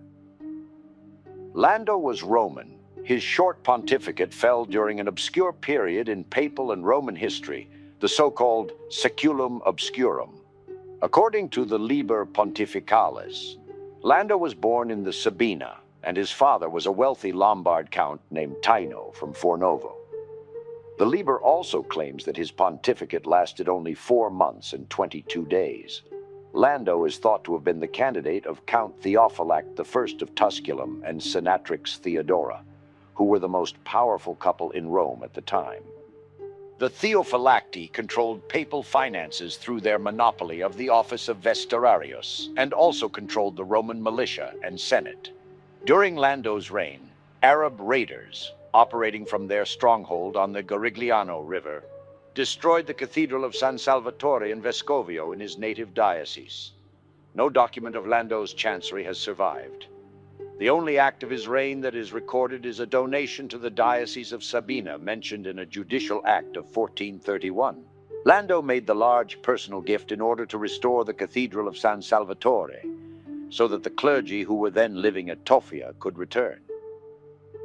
John X was Roman. A candidate of the Counts of Tusculum, he attempted to unify Italy under the leadership of Berengar of Friuli. During his 8 years as Archbishop, John worked hard with Sergius in an unsuccessful attempt to depose Louis the Blind and have Berengar of Friuli, who claimed the Kingdom of Italy, crowned emperor in his stead. He would create an alliance with the Italian princes and Byzantine Empire to oust the Saracens that had built an outpost on the Garigliano River, where John would personally go into battle. He would forbid the ordination of anyone ignorant of Latin and the conduction of Mass in Slav tongue, with the sole exception of a priestly shortage. John would send a representative to crown the Bulgarian Tsar Simeon's son, Peter I, as Tsar in 927, and later to halt a war between the Bulgarians and Croatians. In addition, John supported the monastic reform movement at Cluny Abbey. He would oversee the integration of the Mozarabic rite, the conversion of the Normans, pilgrimages from England to Rome, the restoration of the Lateran Basilica, and giving the Archbishop of Bremen jurisdiction over Scandinavian peoples. The power struggle between John X and Guy of Tuscany and Marozia came to a conclusion in 928. Guy was killed and John was thrown into a dungeon, where he remained until he died, either by suffocation or depression. Leo VI was Roman. Tradition has it that he was a member of the Sanguini family. Leo was elected pope during a period of anarchy. He was chosen by the senatrix Marozia, who had gained control of Rome via the domination of her husband Guy, Margrave of Tuscany, and who had ordered the imprisonment and death of Leo's predecessor, John X. During his brief pontificate, Leo confirmed the decisions of the Synod of Spalato. He completed his predecessor's investigations into the ecclesiastical situation in Dalmatia and proceeded to give the pallium to Archbishop John of Salona and ordered all the bishops of Dalmatia to obey him. Leo then banned castrati from marrying. He also issued an appeal for help against the Arab raiders who were threatening Rome, stating that whoever died faithful in this struggle will not see himself refused entry into the heavenly kingdom. The chronicler Flodoard said of him, "Through the virtue of Peter, Leo VI was taken and received. He was preserved for 7 months and 5 days, and like his predecessors, he joined the company of the prophets. He was buried at St. Peter's Basilica." Stephen VII was Roman. A candidate of the infamous Marozia, his pontificate occurred during the period known as the Saeculum Obscurum. Stephen was a Roman by birth, the son of Germanic Goth Theodemundus, or Theodemund. He was the cardinal priest of Saint Anastasia in Rome. He was probably handpicked by Marozia, the true ruler of Rome during the Saeculum Obscurum, to become pope as a stopgap measure until her own son John was ready to assume the role. Very little is known about Stephen's pontificate. During his 2 years as pope, Stephen confirmed the privileges of a few religious houses in France and Italy. As a reward for helping free Stephen from the oppression of Hugh of Arles, Stephen granted Conte di Gabrielli the position of papal governor of Gubbio and control over a number of key fortresses. Stephen was also noted for the severity with which he treated clergy who strayed in their morals. He was also, apparently, according to a hostile Greek source from the 12th century, the first pope who went around clean-shaved whilst pope. Stephen died around the 15th of March, 931, and was succeeded by Marozia's son, John XI. John XI was Roman. The true ruler of Rome at the time was his mother Marozia, followed by his brother Alberic II. John was the son of Marozia, the most powerful woman in Rome, and the wife of Alberic I at the time of John's birth. According to hostile chronicler Liutprand of Cremona and the Liber Pontificalis, John's father was not Alberic, but Marozia's lover, Pope Syracuse III. Marozia was the de facto ruler of Rome at the time, and she used her power and influence to ensure that John, who held the titulus of Santa Maria in Trastevere, was elected to the papacy in March 931. Following the overthrow of Marozia and her husband Hugh of Italy around late 932, John XI fell under the control of his brother Alberic II. After being initially imprisoned, he was confined to the Lateran Palace for the remainder of his pontificate. During this time, the only authority left to John was the exercise of his purely spiritual duties. All other jurisdiction was exercised through Alberic II. This was not only the case in secular, but also in ecclesiastical affairs. John XI sat in the chair of Peter during what some traditional Catholic sources consider its deepest humiliation, subjugated under the authority of the Prince of Rome.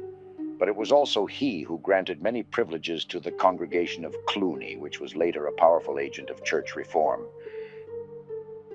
Leo VII was Roman. His election to the papacy in 936, after the death of Pope John XI, was secured by Alberic II of Spoleto, the ruler of Rome at the time. Alberic wanted to choose the pope so that the papacy would continue to yield to his authority.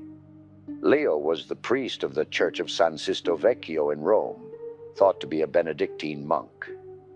He had little ambition towards the papacy, but consented under pressure. As pope, Leo VII reigned for only 3 years.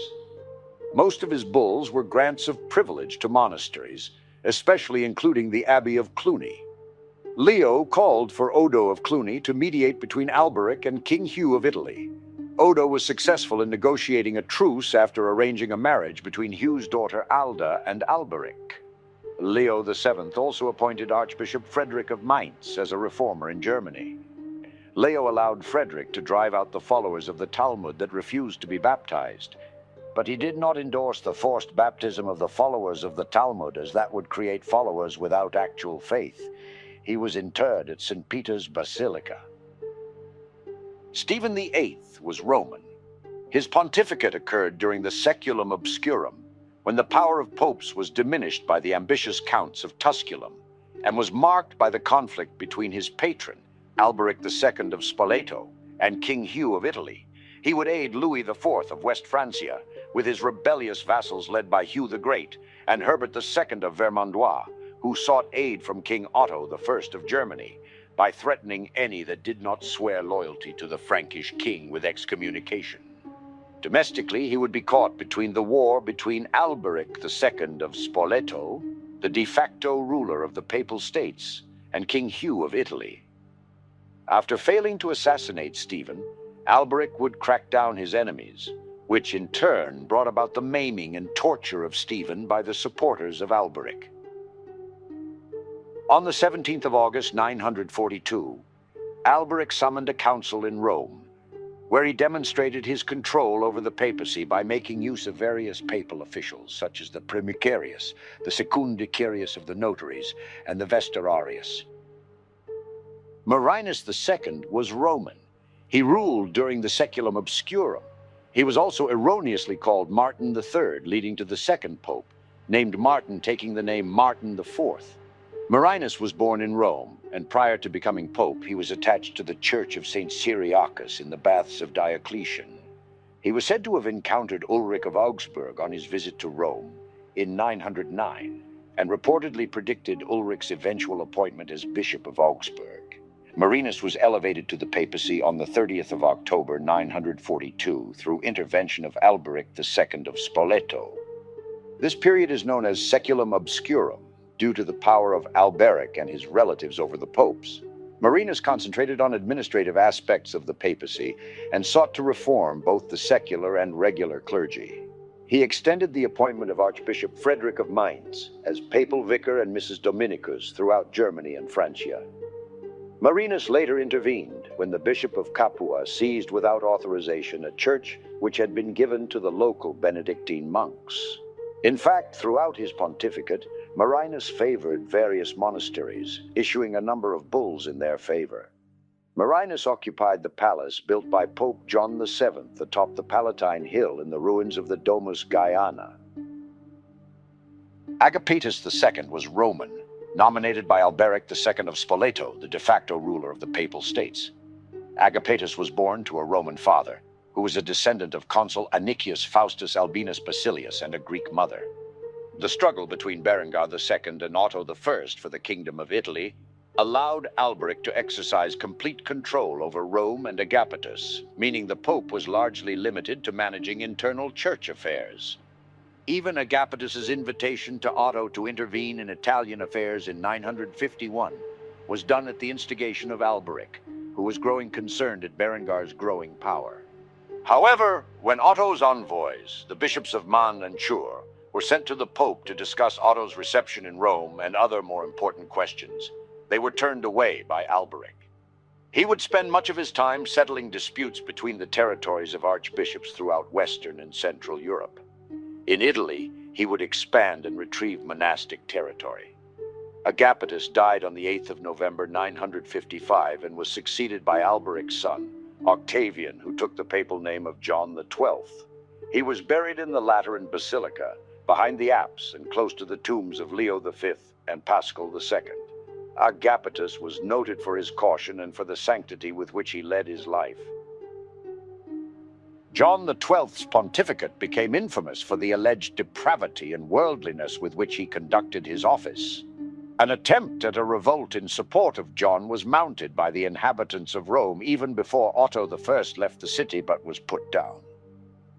However, upon the emperor's departure, John XII returned at the head of a large company of friends and retainers, causing Leo VIII to flee to the emperor for safety. John XII was Roman. He was related to the Counts of Tusculum, a powerful Roman family which had dominated papal politics for over half a century. Octavianus was the son of Alberic II of Spoleto, patrician and self-styled Prince of Rome. He became pope in his late teenage years or early 20s. In 960, he clashed with the Lombards to the south. Unable to control Rome easily, he sought help from King Otto I of Germany and crowned him emperor. Entering Rome in February 964, John proceeded to summon a synod which pronounced his deposition as uncanonical. After mutilating some of his enemies, he again was the effective ruler of Rome. Sending Otgar, Bishop of Speyer, to the emperor, he attempted to come to some accommodation with Otto, but before anything could come of it, John XII died on the 14th of May, 964. According to Liutprand of Cremona, John died whilst enjoying an adulterous sexual encounter outside Rome, either as the result of apoplexy or at the hands of an outraged husband. Benedict V was Roman. He was overthrown by Emperor Otto I. The Roman people, unhappy with the election of Leo VIII as pope, recalled John XII. John convened a synod which condemned Leo, in which Benedict took part.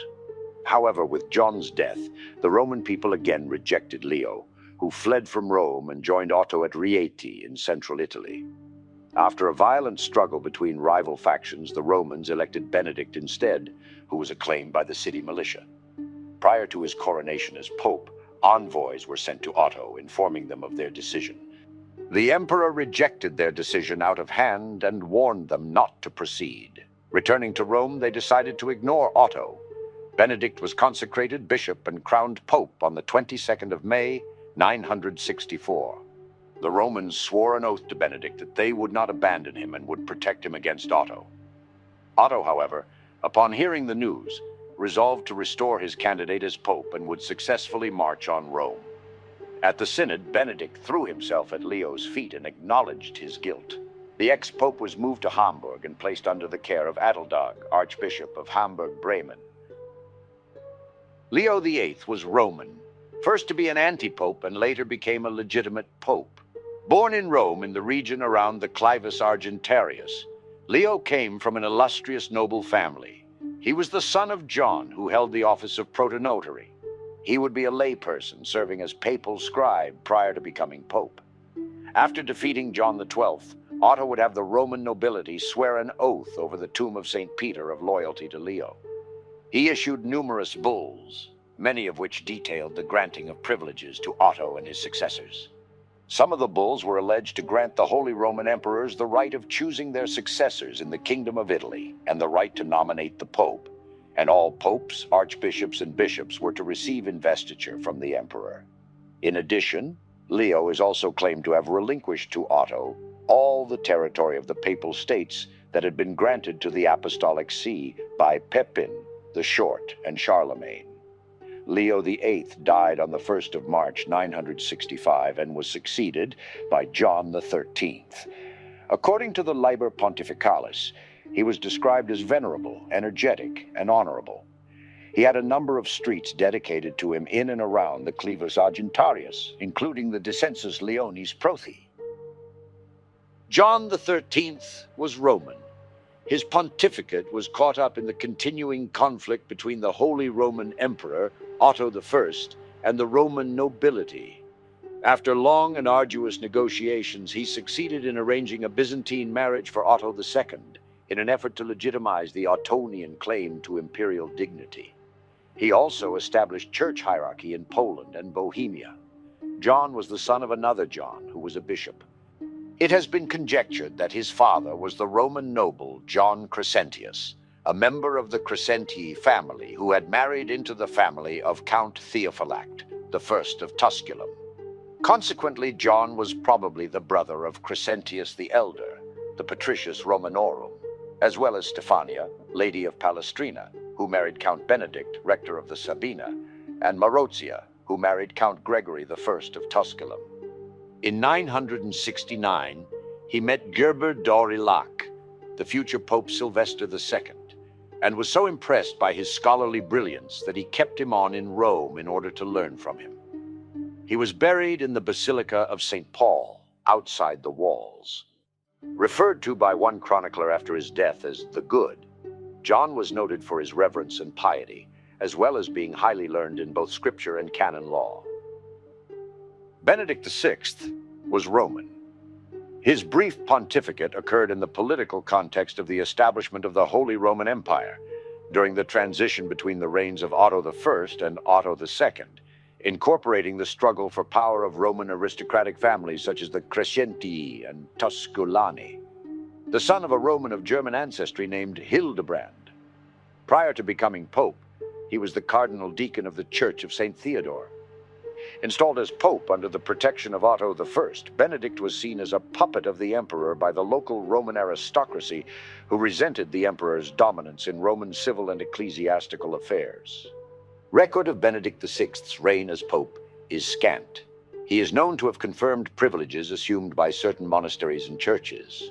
Led by Crescentius the Elder and Cardinal Deacon Franco Ferrucci, who had been the preferred candidate of the anti-Ottonian faction, Benedict was taken in June 974 and imprisoned in the Castel Sant'Angelo, at that time a stronghold of the Crescentii.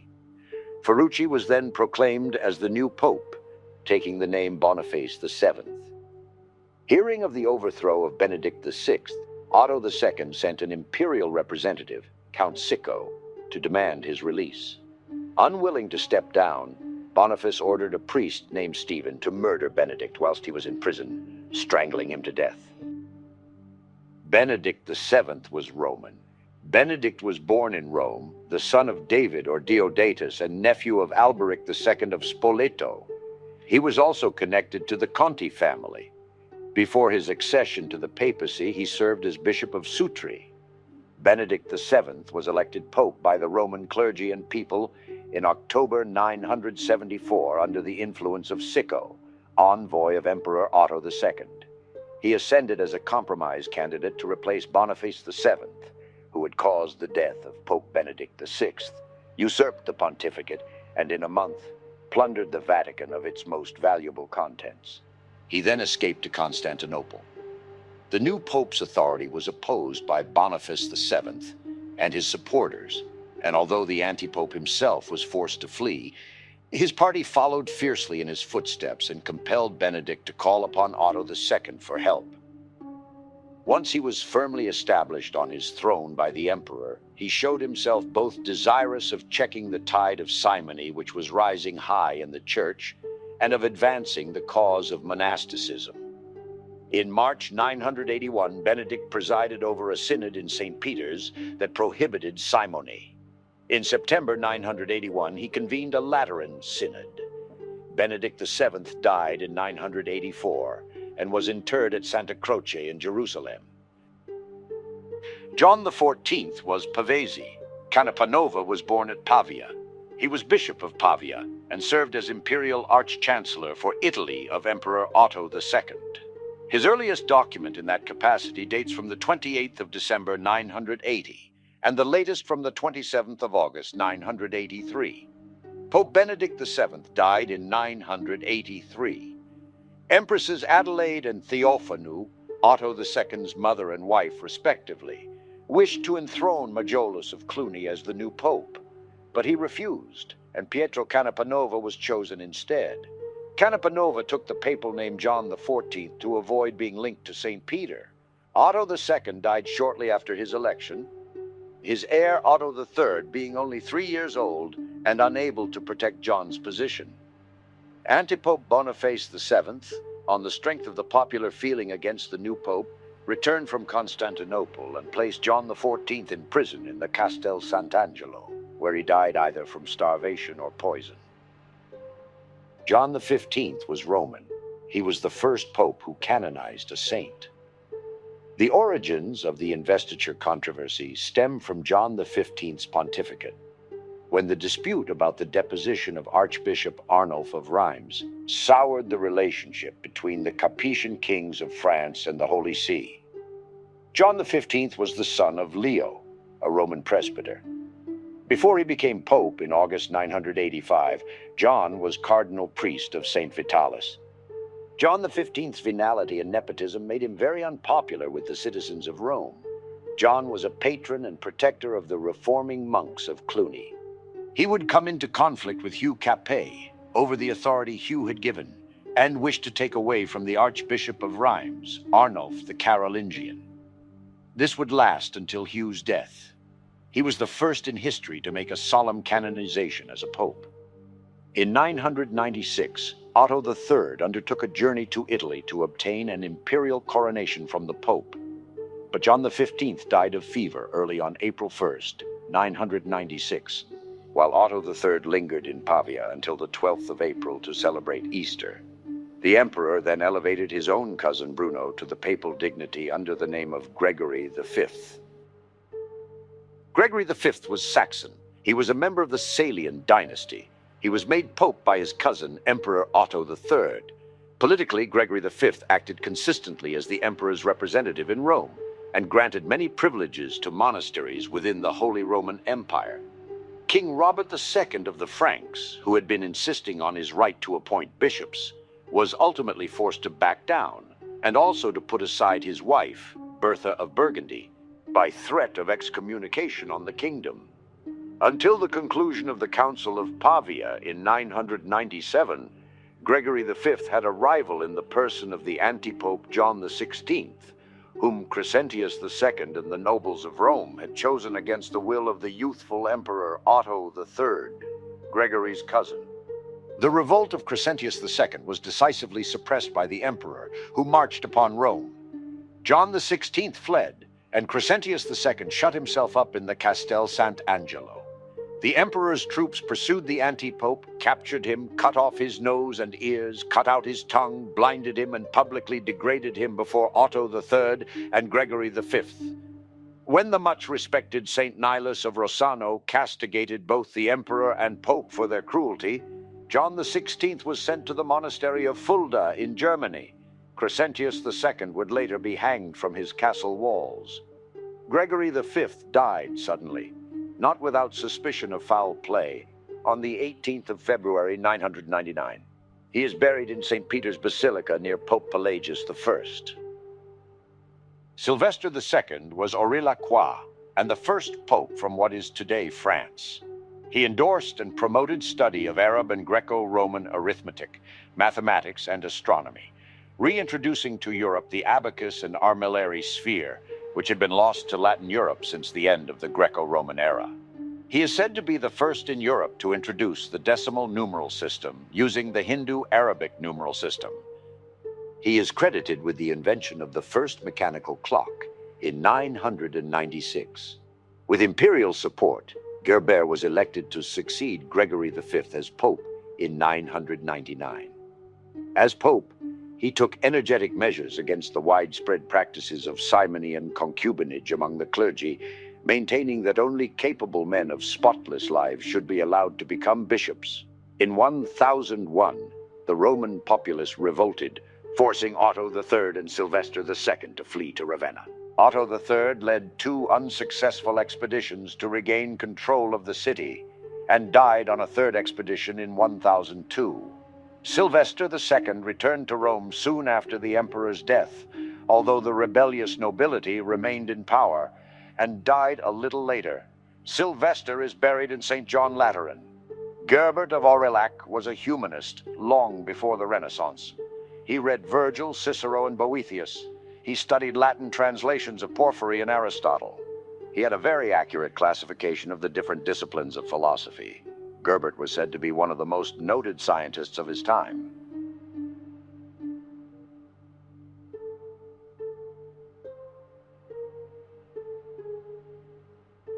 John XVII was Roman. He was one of the popes chosen and eclipsed by the patrician John Crescentius. John Sicco was the son of another John Sicco and was born in the region of Rome then referred to as Biveretica. Before entering the priesthood, Sicco had been married and had 3 sons who also entered holy orders: John, Bishop of Praeneste, Peter, a deacon, and Andrew, a secundarius. John XVII succeeded Sylvester II as Pope on the 16th of May, 1003. He was nominated to the papacy by John Crescentius, a Roman noble who held power in the city in opposition to Emperor Otto III. John XVII approved of a mission led by Bruno of Querfurt to Eastern Europe. Bruno also requested John XVII to authorize his companion Benedict to evangelize among the Slavs. John died on the 6th of November 1003 and was buried in the Lateran Basilica between the 2 doors of the principal facade. According to John the Deacon, his epitaph began by stating that, "Here is the tomb of the Supreme John, who is said to be Pope, for so he was called." John XVII's successor, John XVIII, was also selected by Crescentius. John XVIII was Roman. He wielded little temporal power, ruling during the struggle between John Crescentius and Emperor Henri II for the control of Rome. John was born to the Fasano family in Rome. His father was a priest, either named Leo according to Johann Peter Kirsch, or Ursus according to Horace K. Mann. John owed his election to the influence and power of the Crescenti clan. During his whole pontificate, he was allegedly subordinate to the head of the Crescentii, who controlled Rome, the patricius John Crescentius III. Rome was racked with bouts of plague, and Saracens operated freely out of the Emirate of Sicily, ravaging the Tyrrhenian coasts. As Pope, John XVIII occupied his time mainly with details of ecclesiastical administration. He authorized a new diocese of Bamberg to serve as a base for missionary activity among the Slavs, a concern of Henri II. He also adjudicated the overreaching of the bishops of Sens and Orléans regarding the privileges of the abbot of Fleury. John was successful in creating, at least temporarily, a rapprochement between the Eastern and Western churches. His name could be found on Eastern diptychs, and he was prayed for in masses in Constantinople. John the 17th abdicated in July 1009, and according to one catalogue of popes, retired to a monastery, where he died shortly afterwards. Sergius IV was Roman. His temporal power was eclipsed by the patrician John Crescentius. Pietro Martino Bucaporti was born in Rome, in the Pina district, at an unknown date, the son of Peter the Shoemaker and Stephania. In 1004, he became the Bishop of Albano. He was elected Pope after the abdication of John XVIII in 1009, and adopted the name Sergius IV. The power held by Sergius IV was small, and often overshadowed by the patricius John Crescentius, the ruler of the city of Rome at the time. With the help of Crescentius, Sergius resisted the attempts of Emperor Otto III to establish control over Rome. Sergius IV acted to relieve famine in the city, and he exempted several monasteries from episcopal rule. A papal bull calling for Muslims to be driven from the Holy Land after the Church of the Holy Sepulchre was destroyed in 1009 by the Fatimid Caliph al-Hakim bi-Amr Allah has been attributed to Sergius IV. Sergius was buried in the Basilica of St. John Lateran. Although not canonized, Sergius is sometimes venerated as a saint by the Benedictines, of which he was a member. There was some suspicion that he was murdered, as he died within a week of Crescentius, considered by many to have been his patron. Benedict VIII was Roman. He was born Theophylact to the noble family of the Counts of Tusculum. Unusually for a medieval pope, he had strong authority both in Rome and abroad. Theophylact was born to Count Gregory I of Tusculum. The family had already produced 3 popes, John XI and John XII and Benedict VII. Benedict VIII was opposed by an anti-pope, Gregory VI, who compelled him to flee Rome. He was restored by King Henri II of Germany, whom he crowned emperor on the 14th of February 1014. He remained on good terms with Henry for his entire pontificate. In Benedict VIII's pontificate, the Saracens renewed their attacks on the southern coasts of Italy. They effected a settlement in Sardinia and sacked Pisa. The Normans also then began to settle in Italy. The Pope promoted peace in Italy by allying himself with the Normans, orchestrating the defeat of the Saracens in Sardinia and subjugating the Crescenti. In 1022, he held a synod at Pavia with the emperor to restrain simony and incontinence of the clergy. In 1020, Benedict VIII traveled to Germany to confer with Henry II about the renewed Byzantine menace in the Mezzogiorno. He convinced the Holy Roman Emperor to lead an expedition into the south of Italy and subordinate his vassals who had defected to Byzantine authority. He was succeeded by his brother, John XIX. John XIX was Roman.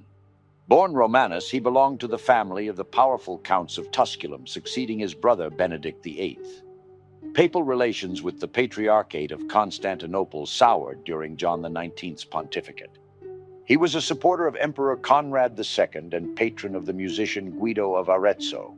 John XIX played a role in the process leading to the schism of 1054 by rejecting a proposal by Patriarch Eustathius of Constantinople to recognize that Patriarchate's sphere of interest in the East. Against the grain of ecclesiastical history, John XIX agreed, upon being paid a large bribe, to recognize the Patriarch of Constantinople's claim to the title of ecumenical bishop. However, this proposal excited general indignation throughout the church, compelling him almost immediately to withdraw from the agreement. John invited the celebrated musician, Guido of Arezzo, to visit Rome and explain the musical notation invented by him. He encouraged the Benedictine to instruct the Roman clergy in music. He made a conciliatory agreement with Eustathius, whereby the existence of the Byzantine Rite would be allowed in Italy in exchange for the establishment of Latin Rite churches in Constantinople. Shortly after coming to disagreement with the Cluny Abbey, John XIX died. He was said to have been killed by a mob of angry peasants, and his 20-year-old nephew Benedict IX was selected to succeed him. Benedict IX was Roman. At 20 years of age at his first election, he is one of the youngest popes in history. He is the only man to have been pope on more than one occasion, and the only man ever to have sold the papacy. He was the nephew of his immediate predecessor, John XIX. In October 1032, Benedict's father obtained his election through bribery. However, his reputed dissolute activities provoked a revolt on the part of the Romans. Benedict was driven out of Rome, and Sylvester III was elected to succeed him. Some months later, Benedict and his supporters managed to expel Sylvester. Benedict then decided to resign in favor of his godfather, Gregory VI, provided he was reimbursed for his expenses. Benedict subsequently had second thoughts and returned and attempted to depose Gregory VI. A number of prominent clergymen appealed to King Henry III of Germany to restore order.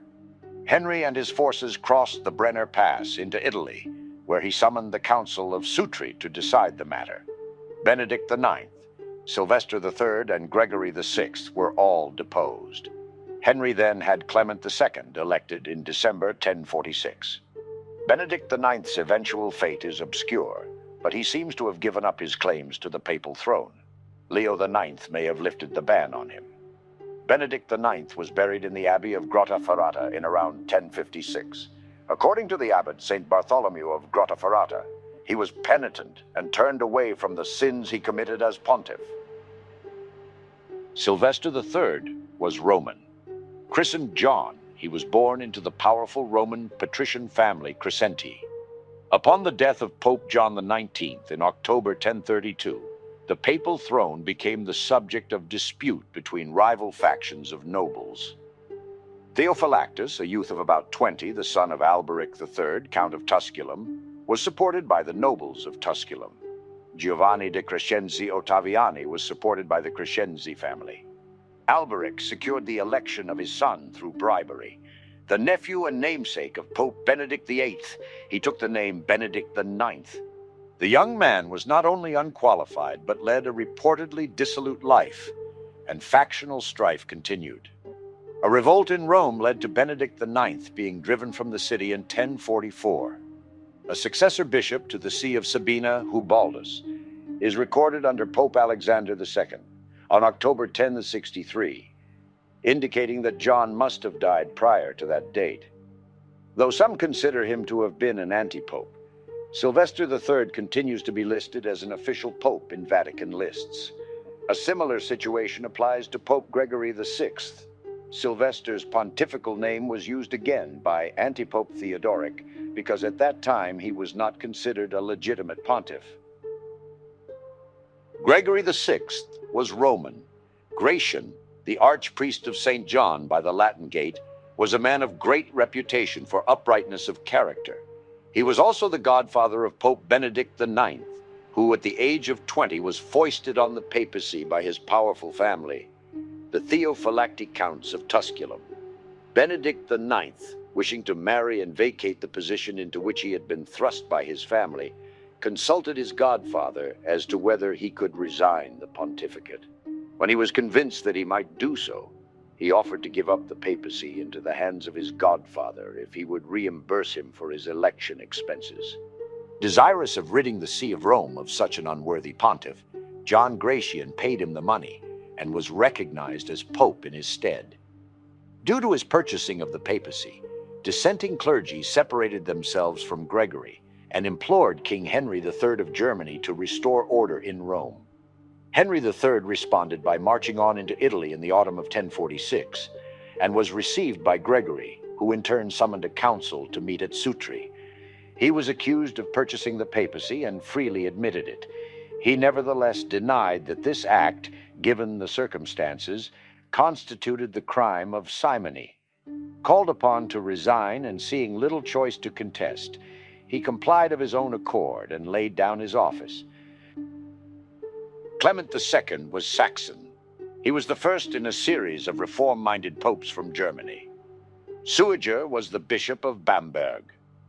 In 1046, he accompanied King Henry III of Germany, when at the request of laity and clergy of Rome, Henry went to Italy and summoned the Council of Sutri, which deposed Benedict IX and Sylvester III and accepted the resignation of Gregory VI. Henry suggested Suiger as the next pope and he was then elected, taking the name of Clement II. Clement then proceeded to crown Henry as emperor. Clement's brief tenure as pope saw the enactment of more stringent prohibitions against simony. Born in Hornburg, Lower Saxony, in what is now Germany, he was the son of Count Conrad of Morsleben and Hornburg. In 1040, he became Bishop of Bamberg. Contrary to later practice, Clement kept his old see, governing both Rome and Bamberg simultaneously. Clement II's short pontificate, starting with the Roman Synod of 1047, initiated an improvement in the state of affairs within the Roman Church, particularly by enacting decrees against simony. He is interred in the western choir of the Bamberg Cathedral. His is the only tomb of a pope north of the Alps. A toxicologic examination of his remains in the mid-20th century confirmed centuries-old rumors that the pope had been poisoned with lead sugar. Damasus II was Bavarian. He was the second of the German pontiffs nominated by Emperor Henri III. A native of Bavaria, he was the third German to become pope and had one of the shortest papal reigns. Upon the death of Clement II, envoys from Rome were sent to the emperor to ascertain who should be named pope. Henry named the Bishop of Brixen, Poppo de Curagnoni. He became the Bishop of Brixen in Tyrol in 1040 upon nomination by King Henry III. He was already consecrated by the 16th of January 1040. Poppo was also a key advisor to King Henry III of Germany and traveled with him to Italy for his imperial coronation in 1046. After Benedict IX's removal, Poppo entered the city as the Romans, with demonstrations of joy, welcomed the bishop who would be pope. He was enthroned at the Lateran as Pope Damasus II on the 17th of July, 1048. His pontificate, however, was of short duration. Rumors circulated that he had been poisoned, allegedly by a man named Gerhard Brazutus, a friend of Benedict IX and a follower of Hildebrand. He retired to Palestrina. A modern conjecture is that he died of malaria. Pope Damasus II was buried in San Lorenzo fuori le Mura. Saint Leo IX was Alsatian. Leo IX is considered to be one of the most historically significant popes of the Middle Ages, as he was instrumental in the precipitation of the Great Schism of 1054, considered the turning point in which the Catholic and Eastern Orthodox churches formally separated. In 1017, Bruno became a canon at St. Stephen's in Toul, and in 1024 his cousin Conrad succeeded Henry II as emperor. Leo IX favored traditional morality in his reformation of the Catholic Church, condemning simony. With the encouragement of the Byzantine emperor, Leo would personally lead a failed campaign against the Normans of southern Italy, where he would suffer a crushing defeat at the Battle of Civitate, where he would be captured and held hostage at Benevento. After release, he would return to Rome and die there soon after. Patriarch Michael I Cerularius of Constantinople would come into conflict with Leo, when the latter asserted that he possessed primacy over the universal church, as he was the apostolic successor of Peter. Prior to his death, Leo would attempt to make amends with the patriarch, but his messenger would dispose of the negotiations and deliver a, unlawful as Leo had died, bull excommunicating the patriarch. The patriarch would respond by excommunication of Leo in return, closed Latin Rite churches, and in effect began the great East-West schism of Catholicism. Victor II was Swabian. Victor II was one of a series of German-born popes who led the Gregorian reform. Gebhard was a son of the Swabian Count Hartwig of Calw and a kinsman of Emperor Henry III. Gebhard, taking the name Victor II, moved to Rome, where in St. Peter's Basilica on the 13th of April 1055, he was officially chosen pope by the clergy and hailed by the people. He was immediately enthroned by the cardinals. As guardian of Henry III's infant son, Henry IV, and advisor of Empress Agnes, Henry IV's mother, Victor wielded enormous power, which he used to maintain peace throughout the empire and to strengthen the papacy against the aggressions of the barons. Victor backed Agnes and her supporters, promoting men like Bishop Henry II of Augsburg, who would later become Emperor Henry's nominal regent. Several German princes were given high court and church offices. Victor died at Arezzo. His death marked an end to the close relationship shared between the Salian dynasty and the papacy. He is buried in Ravenna at the Church of Santa Maria Rotonda, the burial place of Theodoric the Great. He was the last pope of German origin until Pope Benedict XVI was elected 950 years later. Stephen IX was Lorrainer. He was a member of the Ardennes-Verdun family who ruled the Duchy of Lorraine and started his ecclesiastical career as a canon in Liège. He was invited to Rome by Pope Leo IX, who made him chancellor in 1051, and one of 3 legates to Constantinople in 1054. The failure of their negotiations with Patriarch Michael I Cerularius of Constantinople and Archbishop Leo of Ohrid led to the permanent East-West schism. He continued as chancellor to the next pope, Victor II, and was elected abbot of the Benedictine monastery of Monte Cassino. Stephen was elected to succeed Victor on the 2nd of August, 1057. As pope, Stephen retained the Monte Cassino abbacy, enforced the Gregorian reform, and continued Leo IX's efforts to expel Normans from southern Italy. He died in Florence, apparently poisoned by Romans, while endeavoring to crown his brother Godfrey the Bearded as Holy Roman Emperor. He was attended at his deathbed by Abbot Hugh of Cluny.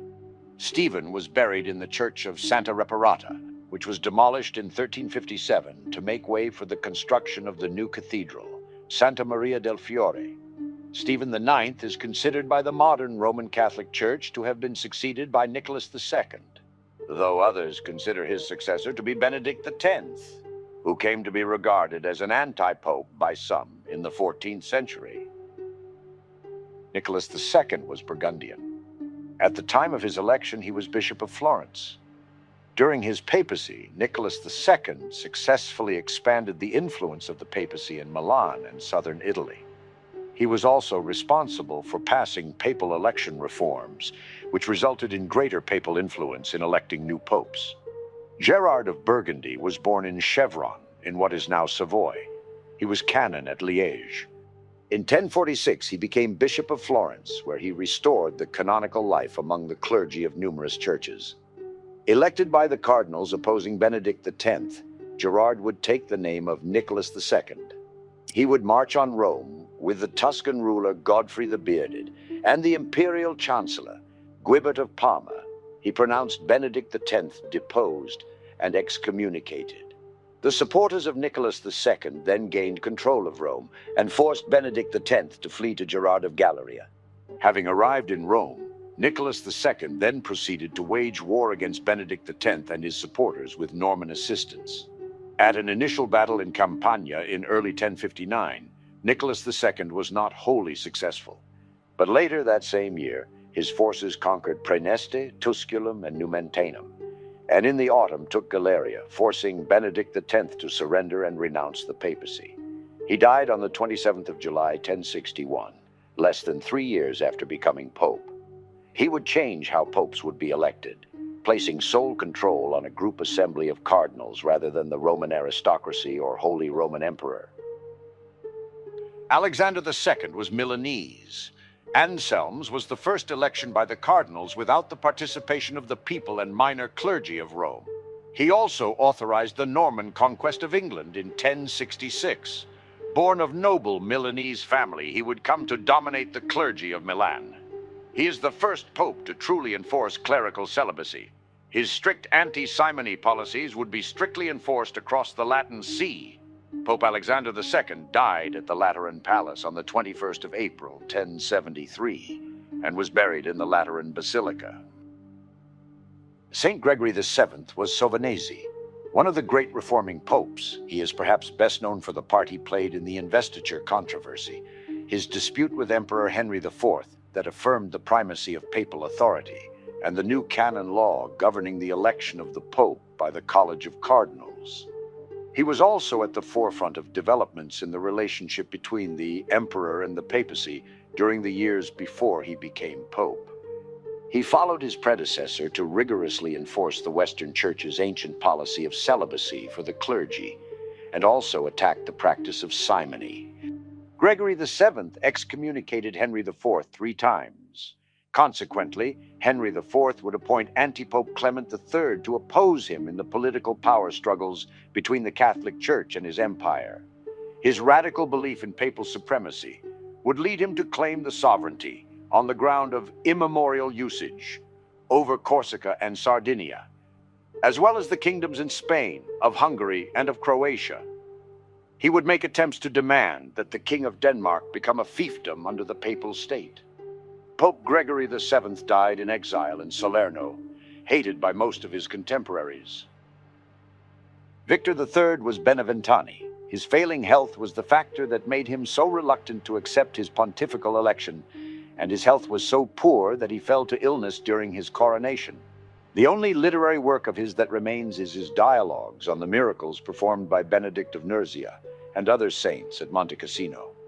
He obtained permission to enter the monastery of Saint Sophia at Benevento, though he deemed life there too lax and instead went to the island monastery of Tramite San Nicolo in the Adriatic, and in 1053 to the hermits at Magella in the Abruzzi. Pope Nicholas II elevated him into the cardinalate, the cardinal deacon of Santi Sergio e Bacco, on the 6th of March, 1058. He opted to be the cardinal priest of Santa Cecilia in 1059.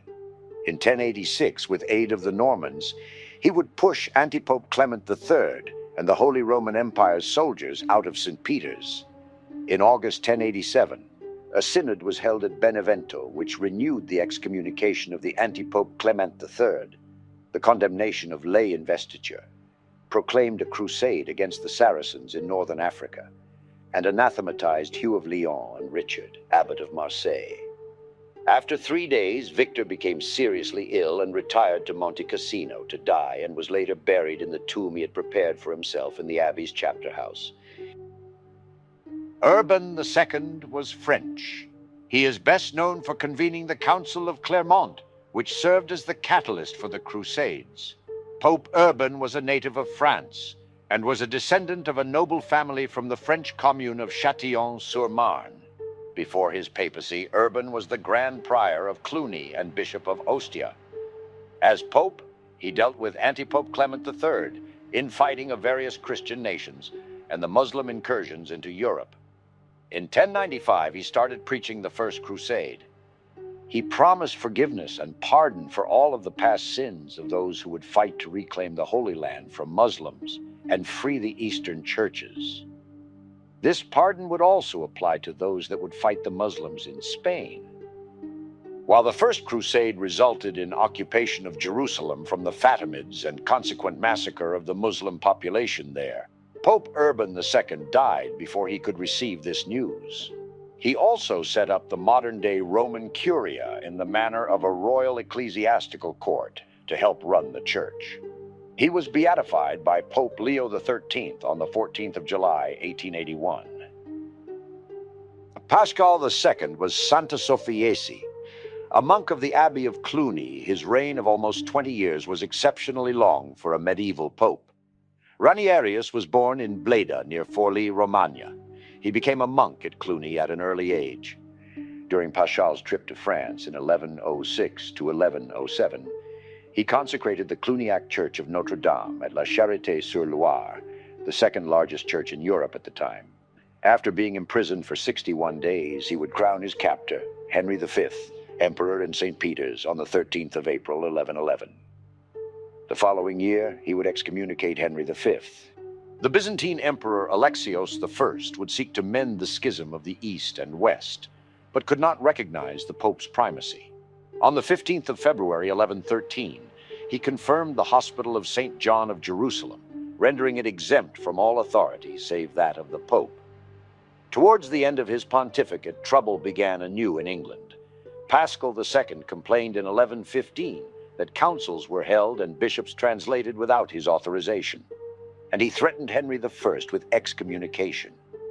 After the death of Matilda of Tuscany in 1115, Emperor Henry V would claim her lands and cause the Pope to flee Rome, only for Paschal to return after the emperor's withdrawal in 1118.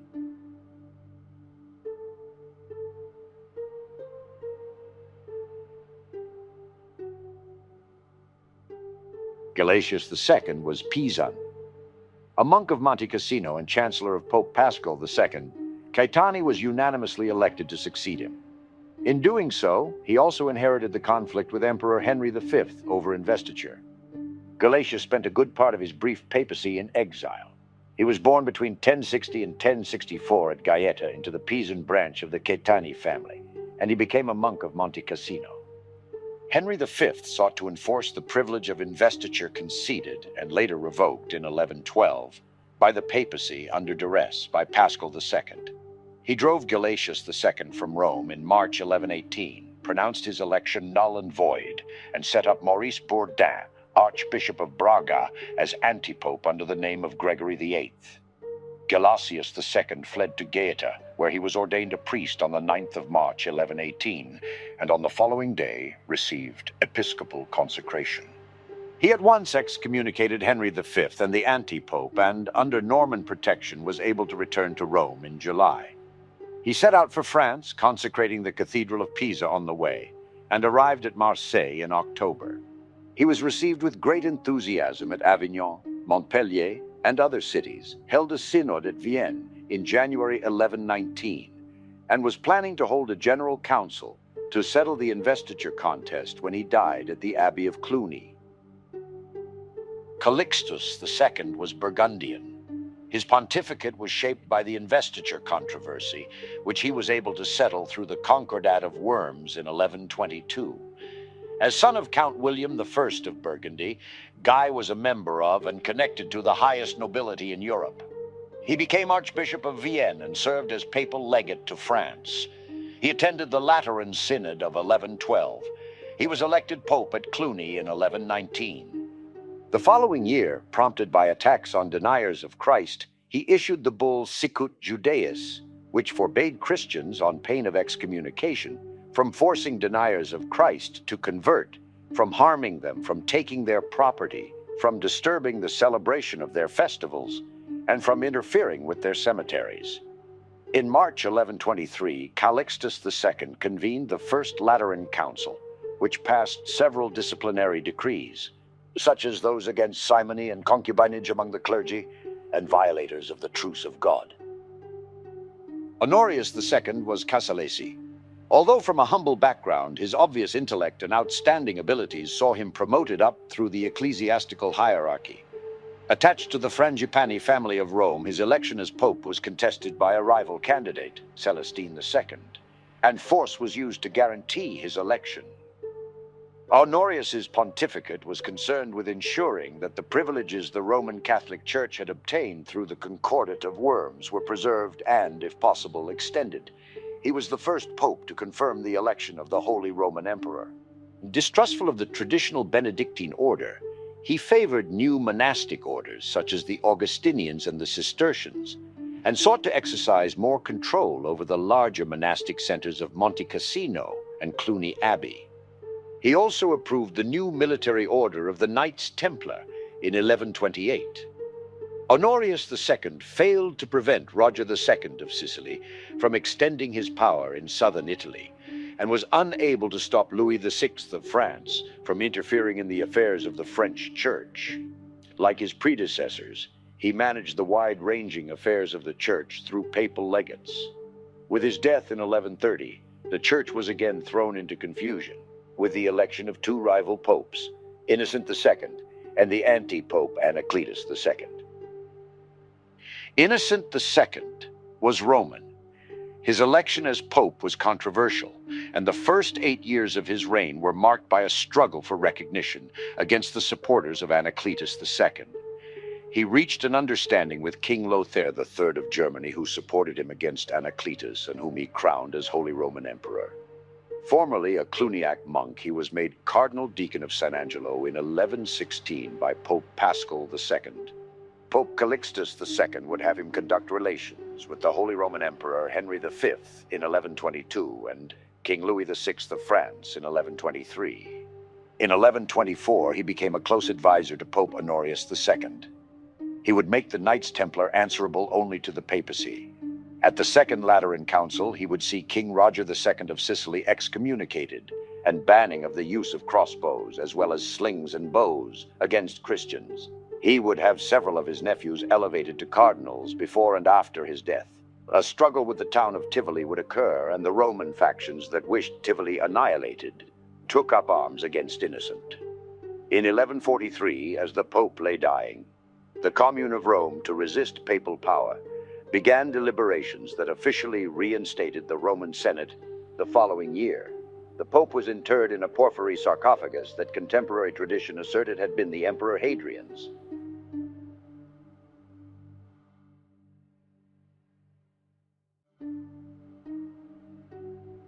Celestine II was Tifernati. Guido di Castello studied under Pierre Abelard. In Rome, he became a subdeacon and a scriptor apostolicus under Pope Calixtus II. He participated in the first undisturbed papal election that Rome had seen for 82 years. He was opposed to Innocent II's concessions to King Roger II of Sicily and refused to ratify the Treaty of Mignano. He was in favor of the Plantagenet's claim to the English throne, refusing to renew Innocent II's grant to King Stephen's brother, Henri of Blois.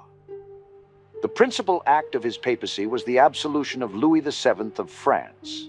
King Louis had refused to accept the nomination of Pierre de la Châtre as the Archbishop of Bourges, who went to see Innocent II to have his nomination confirmed. Celestine died in the monastery of St. Sebastian on the Palatine Hill and was buried in the south transept of the Lateran. Celestine II is the first pope listed in the prophecies of Saint Malachy. Lucius II was Bolognese. His pontificate was notable for the unrest in Rome associated with the Commune of Rome and its attempts to wrest control of the city from the papacy. He supported Empress Matilda's claim to England in the anarchy and had a tense relationship with King Roger II of Sicily. In 1130, he was again appointed legate to Germany by Pope Innocent II, where he was instrumental in convincing Lothair III to make 2 expeditions to Italy for the purpose of protecting Pope Innocent II against the antipope Anacletus II. In Portugal, King Afonso I offered to do homage to Lucius, as he had done to Pope Innocent II, and to make the Pope the feudal suzerain of his lands. Lucius accepted, but he did not acknowledge Afonso as King of Portugal, but instead as Dux Portugalensis. The royal title would eventually be conferred by Pope Alexander III. The Senate of Rome was re-established, led by merchants and artisans, and absent of the urban nobility. They sought to strip the Pope of his temporal authority. The Commune of Rome would go to war with the Pope, who would be backed by the Roman nobility, igniting the Roman Forum into a battleground. Lucius marched against the capital with a small army, but was driven back and died from his injuries at San Gregorio Magno Alcelio, where he was under the protection of the neighboring Frangipani fortress. Lucius II was buried at St. John Lateran in the circular portico behind the apse. Eugene III was Pisan. He was the first Cistercian to become pope. In response to the fall of Edessa to the Muslims in 1144, Eugene proclaimed the Second Crusade. He was beatified in 1872 by Pope Pius IX. From the 16th century, he is commonly identified as member of the family of Paganelli di Montemagno. Bernardo's election was assisted by being a friend and pupil of Bernard of Clairvaux, the most influential ecclesiastic of the Western Church and a strong asserter of the Pope's temporal authority. In June 1148, Eugene III returned to Italy and took up his residence at Viterbo. He was unable to return to Rome due to the popularity of Arnold of Brescia, who opposed papal temporal authority in the city. Eugene stayed at Tusculum until the 7th of November. At the end of November 1149, through the aid of the King of Sicily, he was again able to enter Rome. But the atmosphere of open hostility from the Commune soon compelled him to retire. Emperor Frederick I Barbarossa promised to aid Eugene against his subjects who had revolted, but the support never came. Eugene III died at Tivoli on the 8th of July, 1153. Though the citizens of Rome resented Eugene III's effort to assert his temporal authority, they recognized him as their spiritual lord. Until the day of his death, he continued to wear the coarse habit of a Cistercian monk under his robe. He was buried in the Vatican with every mark of respect. Anastasius IV was Roman.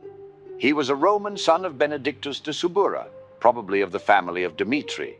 During his short pontificate, he played the part of a peacemaker, he came to terms with the Emperor Frederick Barbarossa in the vexing question of the appointment to the See of Magdeburg, and closed the long quarrel, which had raged through 4 pontificates, about the appointment of William Fitzherbert to the See of York, by sending him the pallium, in spite of the continued opposition of the powerful Cistercian order.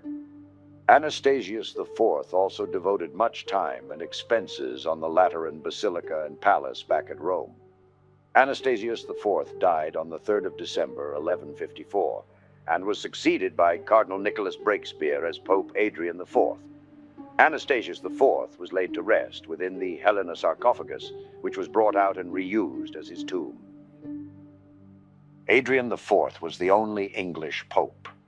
Adrian was born in Hertfordshire, England. As pope, he would have warm relations with the King of England, Henri II. He received an education as he traveled through France. He would be sent to Catalonia and take part in the Reconquista against Al-Andalus, and he was appointed Bishop of Albano sometime around 1149. As bishop, Breakspere was soon sent on another diplomatic mission, this time to Scandinavia. In the middle of a civil war, Breakspere reorganized the church in Norway and then moved on to Sweden. He was unable to complete his coronation service, however, because of the perilous state of politics in Rome, which at the time was a den of heresy and republicanism. Adrian would fail to ally himself with Holy Roman Emperor Frederick I, and instead ally himself with the Byzantine Emperor Manuel I Komnenos. This alliance would lead to nothing but losses, as Komnenos would be defeated after a failed invasion of the south of Italy, which was held by the Norman king William I of Sicily.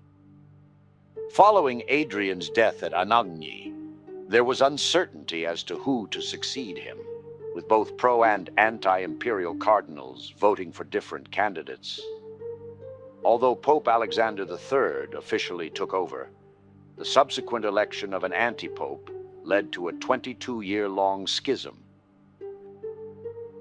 Alexander III was Senese. Alexander became pope after a contested election, but had to spend much of his pontificate outside Rome, while several rivals, supported by Holy Roman Emperor Frederick I Barbarossa, claimed the papacy. Alexander rejected Byzantine Emperor Manuel I Komnenos' offer to end the East-West schism, sanctioned the Northern Crusades, and held the Third Council of the Lateran. He died at Civita Castellana on the 30th of August, 1181. It was 1 week short of 22 years since his election, the longest papacy since Adrian I in the 8th century. The city of Alessandria in Piedmont is named after him. Lucius III was Lucchese.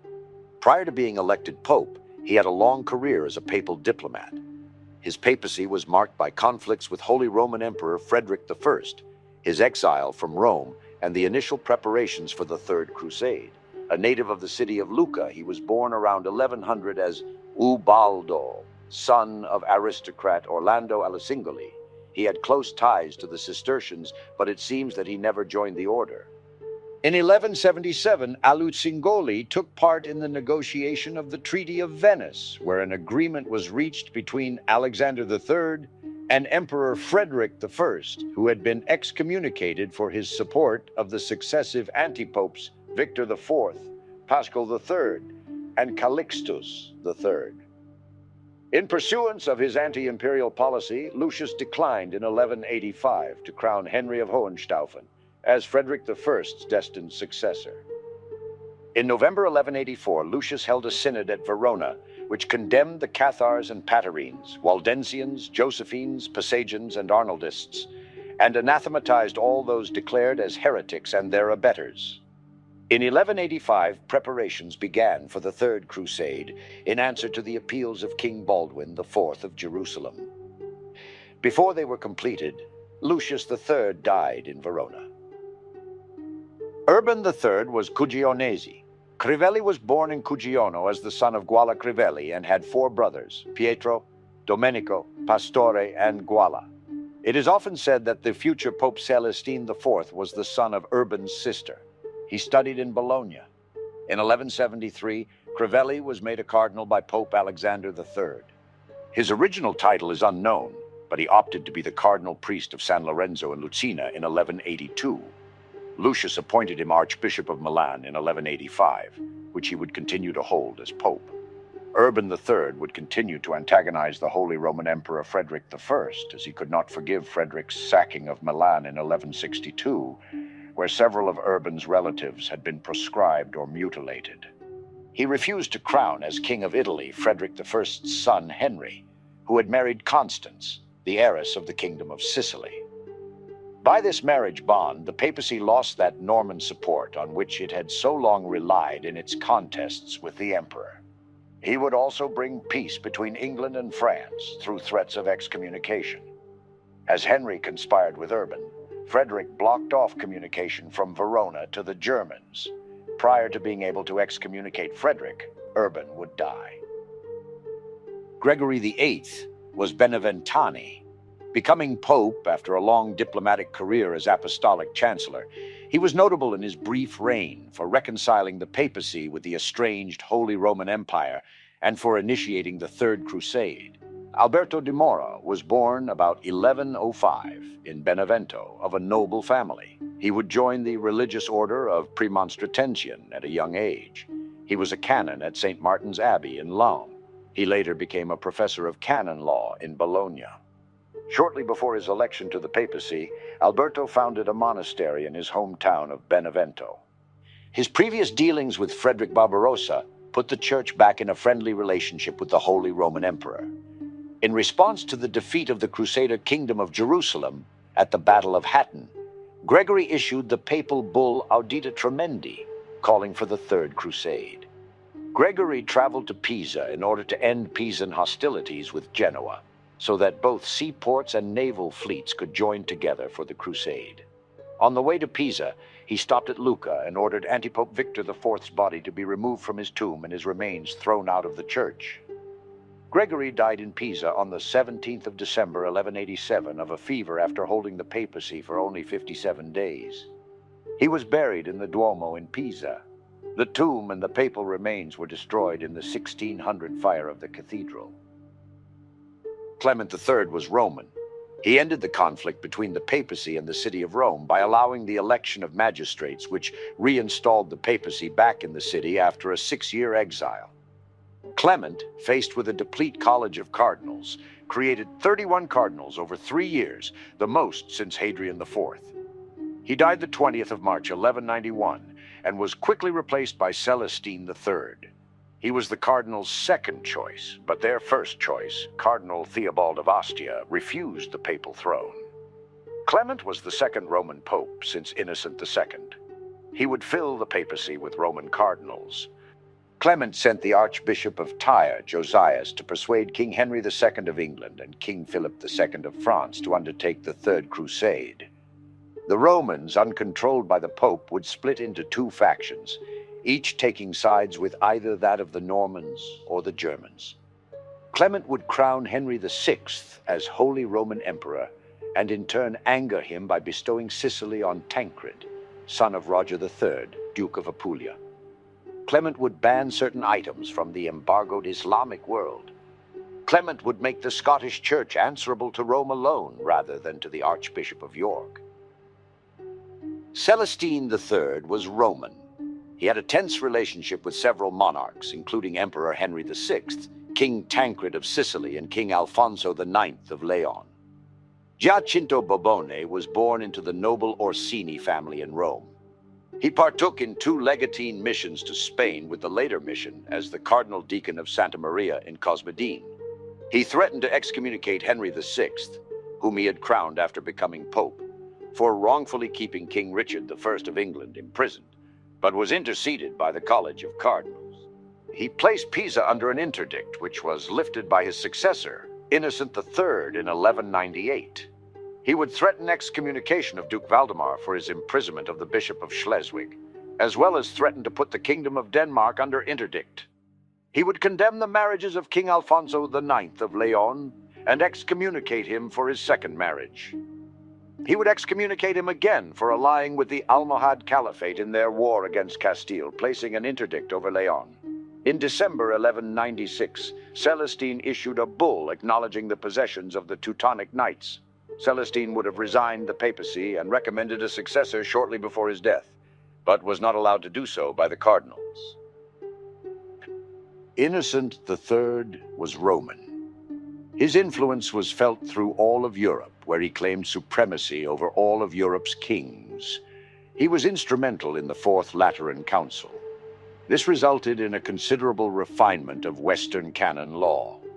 Innocent greatly extended the scope of the Crusades, directing crusades against Muslim Iberia and the Holy Land, as well as the Albigensian Crusade against the Cathars in southern France.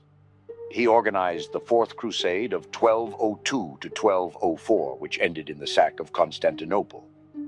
Although the attack on Constantinople went against his explicit orders, and the Crusaders were subsequently excommunicated, Innocent reluctantly accepted this result, seeing it as the will of God to reunite the Latin and Eastern Orthodox churches. In the event, the sack of Constantinople and the subsequent period of Franco-Cratia heightened the hostility between the Latin and Greek churches. Innocent III, however, died suddenly at Perugia and buried in its cathedral until Pope Leo XIII had it transferred to the Lateran in December 1891. He and Gregory IX would be among the 23 figures at the doors of the U.S. House of Representatives in honor of their influence on the development of American law.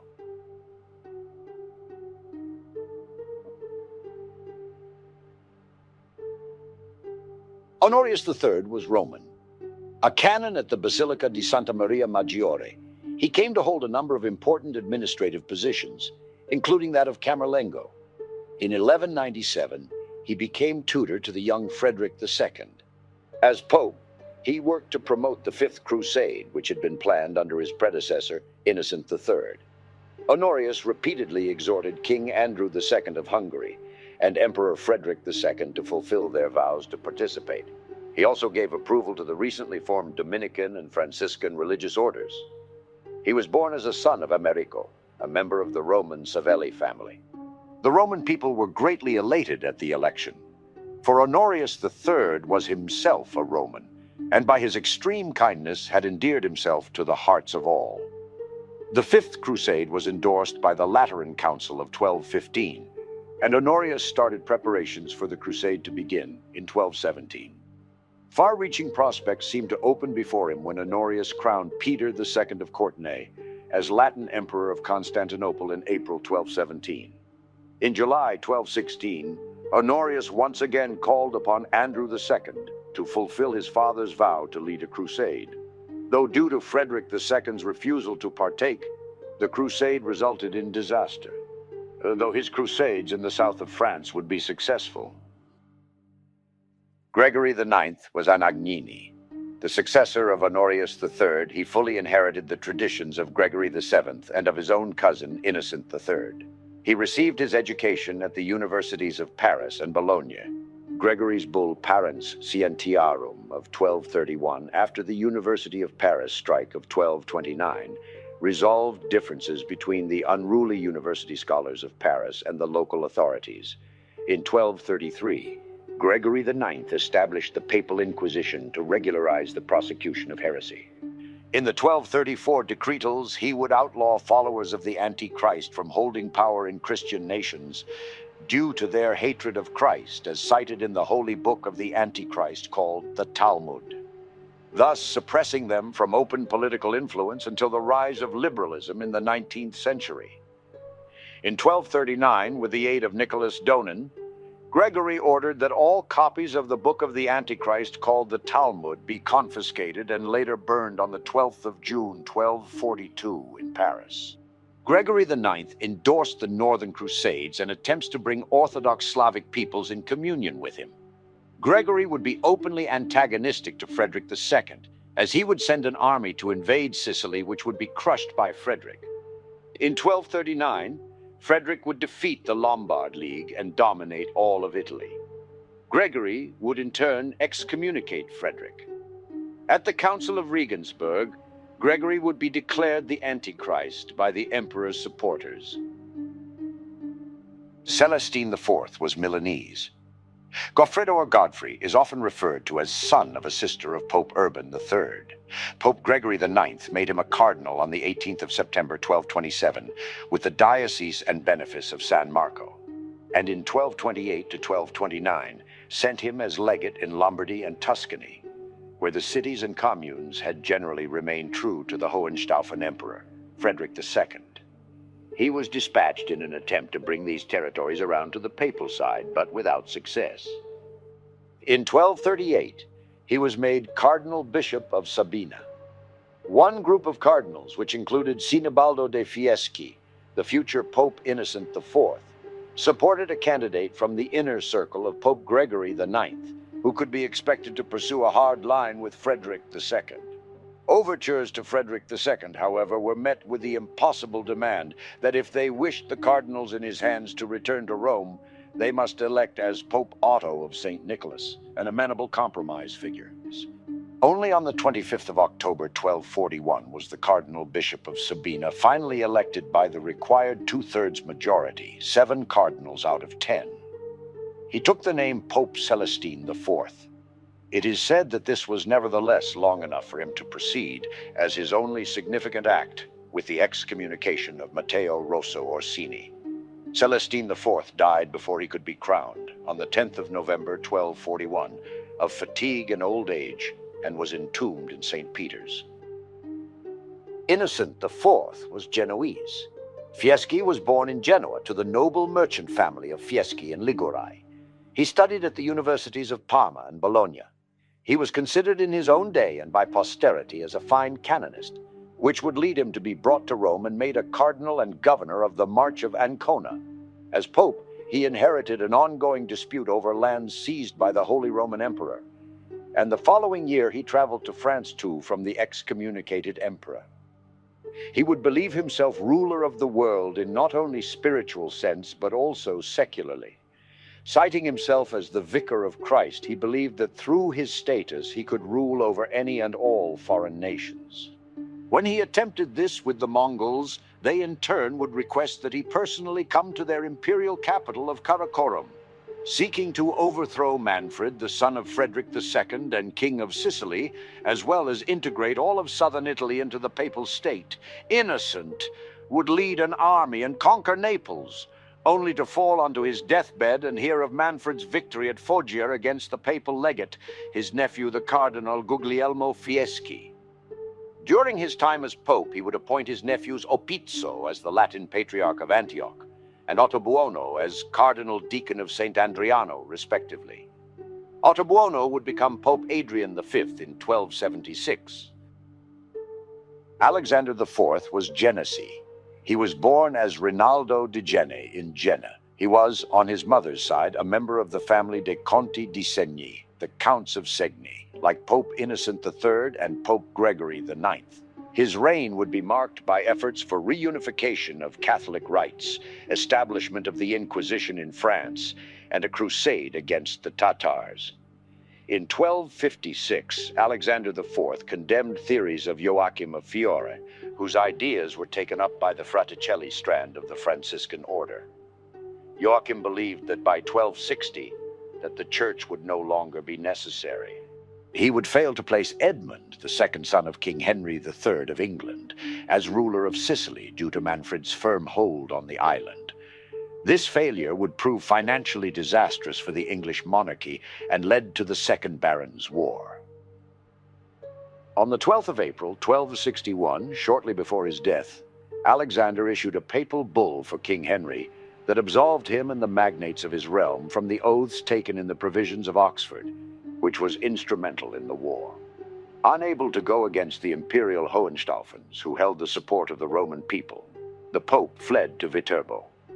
He was buried in Viterbo Cathedral, but his tomb was destroyed during 16th century renovations. Urban IV was French. He was not a cardinal. Only a few popes since his time have not been cardinals, including Gregory X, Urban V, and Urban VI. Though Pantaleon was the son of a cobbler of Troyes, France, his genius in common law and theology would gain the attention of Pope Innocent IV, who would send him on mission with the Teutonic Knights against the Prussians. he would be made the Latin Patriarch of Jerusalem by Pope Alexander IV. Though he would fail to save the Latin Empire from the Byzantines, he would lay the groundwork for Charles of Anjou, lead a campaign to take the Kingdom of Sicily from Manfred 2 years after Urban's death. He would have Thomas Aquinas write the texts for the Mass and office of the feast. There is a story that the Pope's death was related to the Great Comet of 1264, when he fell sick at some time near the arrival of the comet, and then he died when the comet disappeared. Clement IV was French, was the Bishop of Le Puy, Archbishop of Narbonne, and later Cardinal of Sabina prior to his taking of the papacy. Pope Clement was a patron of Thomas Aquinas, making him a papal theologian, and of Roger Bacon, encouraging Bacon in the writing of his Opus Majus, which included important treatises on optics and the scientific method. Born the son of a lawyer in Saint-Gilles-du-Gard in the Languedoc region of France, he would become a soldier of Christ in the war against the Moors, after which he would take study of law and become a noted advocate in Paris. Becoming secretary to King Louis IX, he would marry and have 2 daughters. On the death of his wife, he would follow his father's example and join the church, and rapidly rose through the ranks. As Pope, he would continue the destruction of the Antichrist's Talmud, see the Duke of Anjou crowned King of Sicily, and attempted to form an alliance between France, the Mongol Ilkhanate, and the Byzantines, so another crusade would be made in the Holy Land. Within months, Clement IV was dead as well, and was buried at the Dominican convent, Santa Maria in Gradi, just outside Viterbo, where he resided throughout his pontificate. In 1885, his remains were transferred to the church, San Francesco alla Rocca in Viterbo. Owing to irreconcilable divisions among the cardinals, the papal throne remained vacant for nearly 3 years. Gregory X was Piacentino. He was elected at the conclusion of a papal election that ran from 1268 to 1271, the longest papal election in the history of the Catholic Church. He convened the Second Council of Lyon, and also made new regulations in regards to the papal conclave. Gregory was beatified by Pope Clement XI in 1713, after the confirmation of his cultus. Born Teobaldo Visconti, he would spend his life in the church, working for the Pope Gregory IX in France, befriending St. Louis, and calling for a crusade against the Holy Roman Emperor. As Pope, he would see Niccolo, Maffeo, and Marco Polo journey to the great Khan Kublai, offering him some oil from the lamp of the Holy Sepulchre. The Ilkhanate leader Abakar would attempt to spur an alliance with Gregory, who in turn wished to begin a major crusade, though plans for this would end after his death. The Second Ecumenical Council met at Lyon, beginning on the 1st of May 1274, for the purpose of considering the East-West Schism, the condition of the Holy Land, and the abuses of the Catholic Church. He commenced the cause of canonization of King Louis IX of France in 1272, an act which bestowed on the king who had died in August 1270 the title of Servant of God.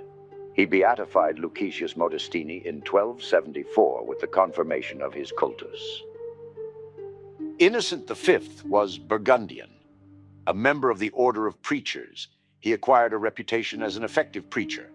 He held one of the 2 Dominican chairs at the University of Paris, and was instrumental in helping with drawing up the program of studies for the order. In 1269, Peter of Tarentaise was provincial of the French province of Dominicans.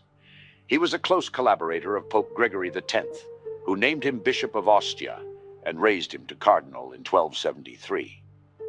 Upon the death of Gregory in 1276, Peter was elected pope, taking the name Innocent V. He died about 5 months later, but during his brief tenure facilitated a peace between Genoa and King Charles I of Sicily. Pope Innocent V was beatified in 1898 by Pope Leo XIII. Innocent was able to arrange a peace treaty between Genoa and Naples, which was signed on the 18th of June, 1276. He was buried in the Lateran Basilica, in a magnificent tomb built by King Charles. Unfortunately, the tomb was destroyed by the 2 14th century fires at the Basilica, in 1307 and 1361. Pope Innocent V was the author of several works of philosophy, theology, and canon law, including commentaries on the Pauline epistles and on the sentences of Peter Lombard. He is sometimes referred to as Famosissimus Doctor. Adrian V was Genoese. He was an envoy of Pope Clement IV sent to England in May 1265, who successfully completed his task of resolving disputes between King Henry III of England and his barons. Adrian V was elected pope following the death of Innocent V, but died of natural illness before being ordained to the priesthood. In the Divine Comedy, Dante meets Adrian V in the fifth terrace of Purgatorio, where Adrian V cleanses for the vice of avarice. Ottobuono belonged to a feudal family of Liguria, the Fieschi, Counts of Lavagna. He would gain his first clerical position in 1243. He was sent to England in 1265 by Pope Clement IV to mediate between King Henry III of England and his barons, and to preach the Crusades. Fieschi was related distantly by affinity to Henry III. His sister had married Thomas II of Savoy, who was a cousin of Henry's wife, Eleanor of Provence. Under the influence of Charles I of Anjou, he was elected pope to succeed Innocent V on the 11th of July 1276, but died at Viterbo on the 18th of August 1276 from illness, without ever having been ordained to the priesthood. He is buried there in the church of San Francesco alla Rocca. His funeral monument is attributed to Arnolfo di Cambio. Adrian V was the third pope in the Year of Four Popes of 1276. He annulled Pope Gregory X's bull on the holding of papal conclaves, but died before enacting new regulations. John XXI was the only Portuguese pope. He is sometimes identified with the logician and herbalist Peter of Spain, which would make him the only pope to have been a physician. Born in Lisbon, he would go to school of the Lisbon Cathedral and later join the University of Paris, conducing study on medicine, theology, logic, physics, metaphysics, and Aristotle's dialectic. At the court in Lisbon, he was the counselor and spokesman for King Afonso, the third in church matters. Later, he became prior of Guimarães. He was archdeacon of Vermoim in the Archdiocese of Braga. Upon his bid for the bishopric of Lisbon being defeated, he would become the master of the school of Lisbon. Peter became the physician of Pope Gregory X, who would later grant him the Archbishop of Braga, only to then make him Cardinal Bishop of Tusculum.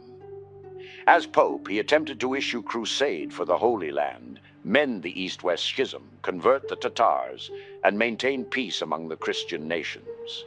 Though his efforts would prove in vain, as his reign would be short-lived. On the 14th of May, 1277, while the Pope was alone in this apartment, the ceiling collapsed. John was rescued alive from beneath the rubble. However, he died of his serious injuries days later. He was buried in the Duomo di Viterbo, where his tomb can still be seen.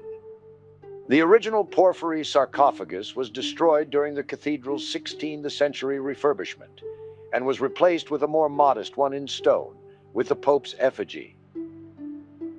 Nicholas III was Roman. He was a Roman nobleman who had served under 8 popes and eventually became pope through family influence.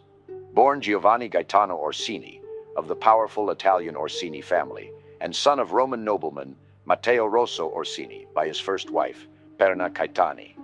The Orsini family had already produced several popes, namely Stephen II, Paul I, and Celestine III. As Pope, he would have to contend with King Charles of Sicily's increasing influence in church affairs and operation of the Papal States. To counteract this, Nicholas issued a new constitution of Rome, Fundamenta Militantis, which forbade foreigners from taking civil office.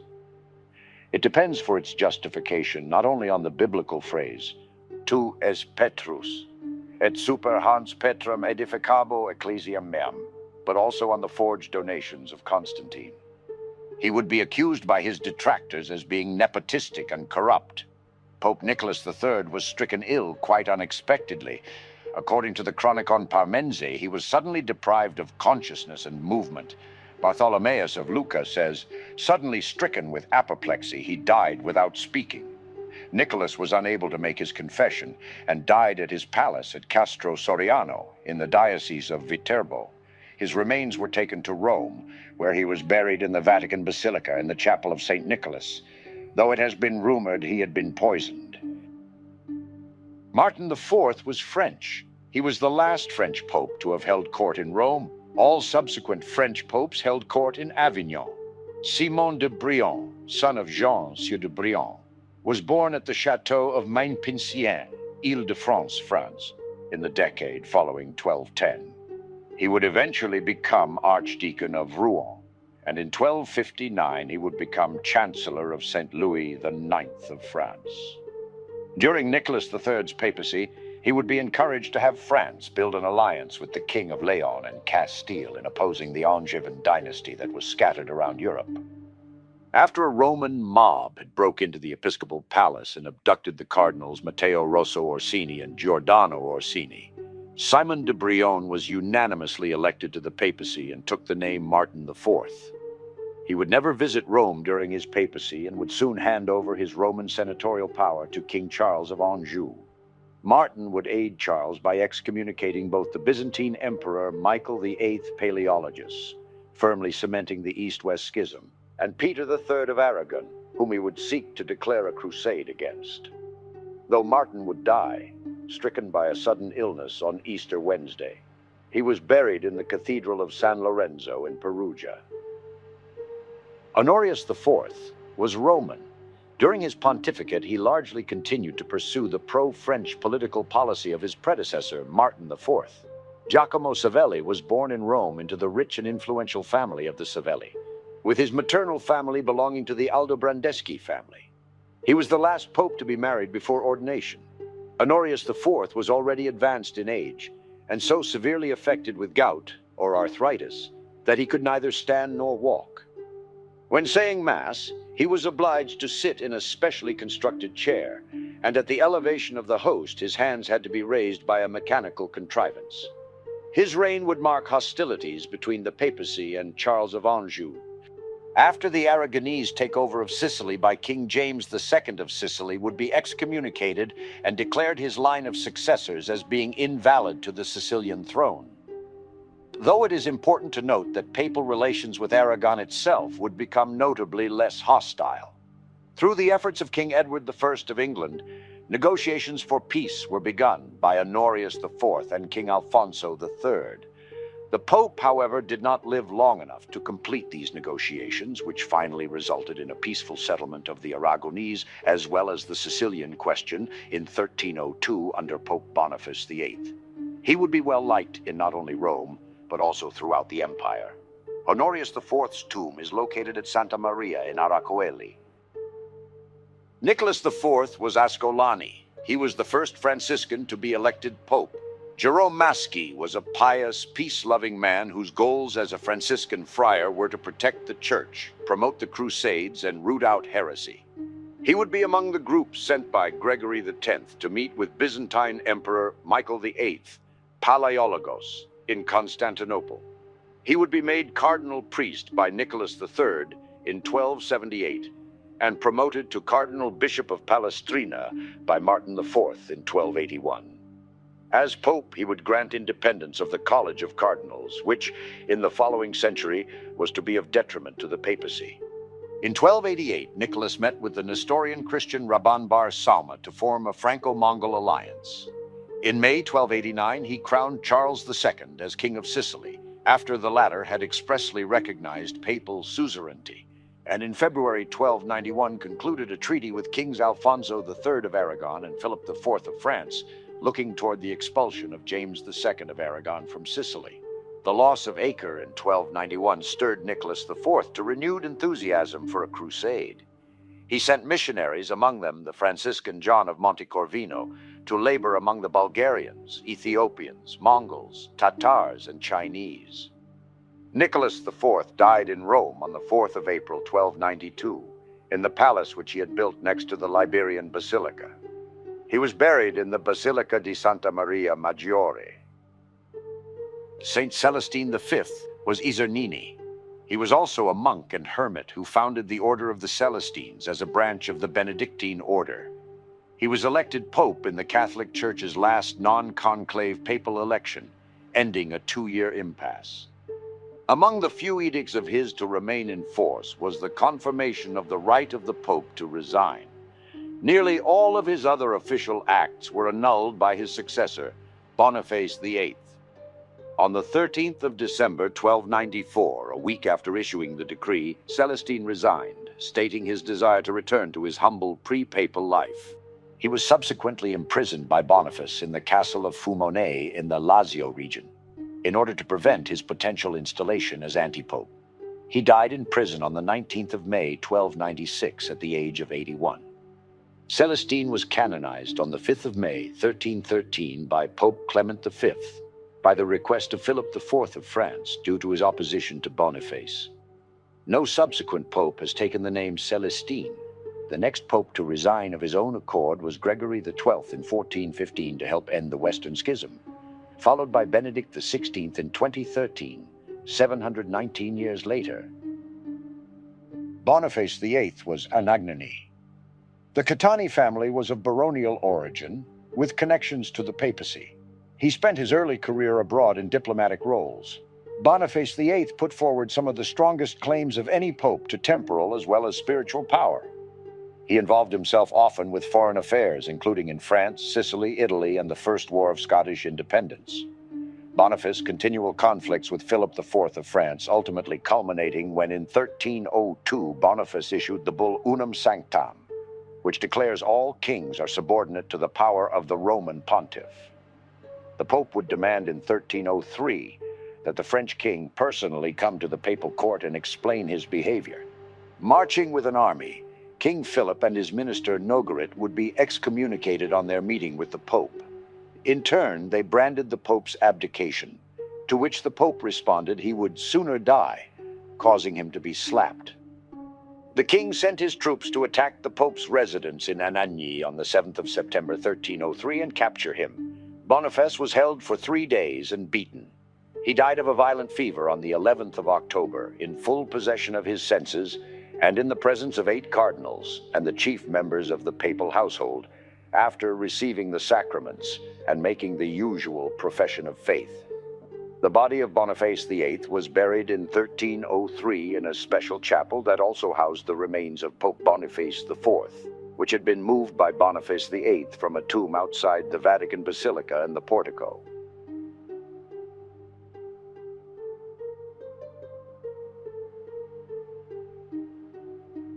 Benedict XI was Trevigiani. Boccassini entered the order of preachers in his native Treviso. He studied at Venice and Milan before becoming a teacher in Venice and in other Dominican houses. He served 2 terms as provincial prior of Lombardy, before being elected Master of the Order in 1296. 2 years later, he was made cardinal. He was appointed Bishop of Ostia and served as papal legate first to Hungary and then to France. He was with Pope Boniface VIII when Boniface was confronted by French forces. After one ballot in a conclave that lasted a day, Boccassini was elected as Pope. He was quick to release King Philip IV from the excommunication, but would excommunicate those who partook in the capture of his predecessor. Benedict XI also arranged an armistice between Philip IV of France and Edward I of England. After a brief pontificate that spanned a mere 8 months, Benedict XI died suddenly at Perugia. As original reports had it, suspicion fell primarily on Nogaret, with the suspicion that his sudden death was caused by poisoning. There is no direct evidence, however, to either support or disprove the contention that Nogaret poisoned the Pope. Benedict XI's successor, Clement V, was in France when elected and never journeyed to Rome. He and the French popes who succeeded him were completely under the influence of the kings of France. He was beatified with his cultus confirmed by Pope Clement XII in 1736. Clement V was French and the first of the Avignon popes. Born Bertrand de Got in Villandreau in Gascony, France, his reign would be directed by King Philip IV of France, who, according to his wishes, would have the Council of Vienne held, where the Knights Templar would formally be disbanded. In 1308, Clement ordered the preaching of a crusade to be launched against the Mamluks in the Holy Land in the spring of 1309. This resulted in the unwanted Crusade of the Poor appearing before Avignon in July 1309. Clement granted the poor crusaders an indulgence, but refused to let them participate in the professional expedition led by the Hospitallers. That expedition set off in early 1310, but instead of sailing for the Holy Land, the Hospitallers conquered the city of Rhodes from the Byzantines. On the 4th of April 1312, a crusade was promulgated by Pope Clement V at the Council of Vienne. Another embassy was sent by Olgeitu to the west and to Edward II of England in 1313. The same year, Philip IV took the cross, making the vow to go on a crusade in the Levant. After his death, lightning struck the church where his body lay, setting it on fire. The fire was so intense that by the time it was extinguished, the Pope's body had been all but destroyed. He was buried at the Collegiate Church in Uzeste, close to his birthplace in Villandraut, as laid down in his will. John the 22nd was French and the longest reigning Avignon Pope. He was elected by the Conclave of Cardinals, which was assembled in Lyon through the work of King Louis X's brother Philip, the Count of Poitiers. Like his predecessor, Clement V, Pope John centralized power and income in the papacy and lived a princely life in Avignon. John excommunicated the enemies of Edward II of England, while warning Edward of a possible reassessment of the papal grant of Ireland. He opposed the political policies of Louis IV of Bavaria as Holy Roman Emperor, which prompted Louis to invade Italy and set up an anti-pope, Nicholas V. John opposed the Franciscan understanding of the poverty of Christ and his apostles, passing multiple papal bulls to enforce his views. This led William of Ockham to write against unlimited papal power. Following a 3-year process, John canonized Thomas Aquinas on the 18th of July, 1323. After surviving an assassination attempt from poison and witchcraft, John passed a papal bull against witchcraft and threatened excommunication for anyone learning it. Facing backlash from his beatific vision sermons, John retracted his statement just before his death. John died in Avignon on the 4th of December, 1334. Benedict XII was French, born Jacques Fournier in the county of Foix during the 1280s to a family of modest means. He would join the church and later hunt the Cathars, earning him his cardinalship and later the approval of the other cardinals to elect him pope. Benedict was a careful pope who reformed monastic orders and opposed nepotism. Unable to remove his capital to Rome or Bologna, he started the Great Palace at Avignon. He decided against a notion of Pope John the 22nd by saying that souls may attain the fullness of the beatific vision before the Last Judgment. Whilst being a stalwart reformer, he attempted unsuccessfully to reunite the Eastern Orthodox and Catholic churches almost 3 centuries after the Great Schism. He also failed to come to an understanding with Emperor Louis IV. Though born a Frenchman, Benedict felt no patriotism towards France nor its king, Philip VI. From the start of his papacy, relations between him and Philip were frigid. After being informed of Philip's plan to invade Scotland, Benedict hinted that King Edward III of England would most likely win regardless. Clement VI was French, born Pierre Roger in the Chateau of Maumont in Limousin, France, as the son of the Lord of Maumont-Rosier d'Egletons. Clement reigned during the first visitation of the Black Death, during which he granted remission of sins to all who died of the plague. Roger steadfastly resisted temporal encroachments on the Church's ecclesiastical jurisdiction, and, as Clement VI, entrenched French dominance of the Church and opened its coffers to enhance the regal splendor of the papacy. He recruited composers and music theorists for his court, including figures associated with the then innovative Ars Nova style of France and the Low Countries. Responding to complaints against the high-handed behavior of the Archbishop of Mainz, Prague's metropolitan, Clement made Prague an archbishopric on the 30th of April, 1344, and assigned the bishopric of Olomouc as its suffragan. The Archbishop of Prague acquired the right to crown the King of Bohemia. Unlike the Cistercian Benedict XII, the Benedictine Clement VI was devoted to an open-handed and generous lifestyle, and the treasury which he inherited from his predecessor made that lifestyle possible. Clement had been ill for some time in 1352, not just with kidney stones, which had troubled him for many years, but also with a tumor, which broke out into an abscess with fever during his last week. Innocent VI was French. Born Etienne Aubert, he was the fifth Avignon Pope and the only one with the pontifical name of Innocent. Etienne Aubert, born in the Diocese of Limoges, was a civil law professor and held various positions in the church before being appointed as Cardinal Bishop of Ostia and Velletri by Pope Clement VI. He became Pope Innocent VI on the 30th of December, 1352. As Pope, he revoked an agreement asserting the College of Cardinals' superiority over the Pope and introduced important reforms in church administration. Through his legate, Cardinal Albornoz, he aimed to restore order in Rome. Innocent VI played a significant role in the Treaty of Bretigny in 1360 between France and England. Though he declined an offer to unite the Greek Orthodox Church with the Roman See in exchange for support, his papacy was marked by financial challenges due to wars in Italy and the aftermath of a plague.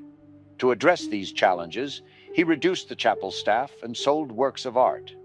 Innocent VI was a patron of letters and is generally considered just and merciful, although criticized by some, such as Saint Bridget of Sweden, for his actions against the Fraticelli.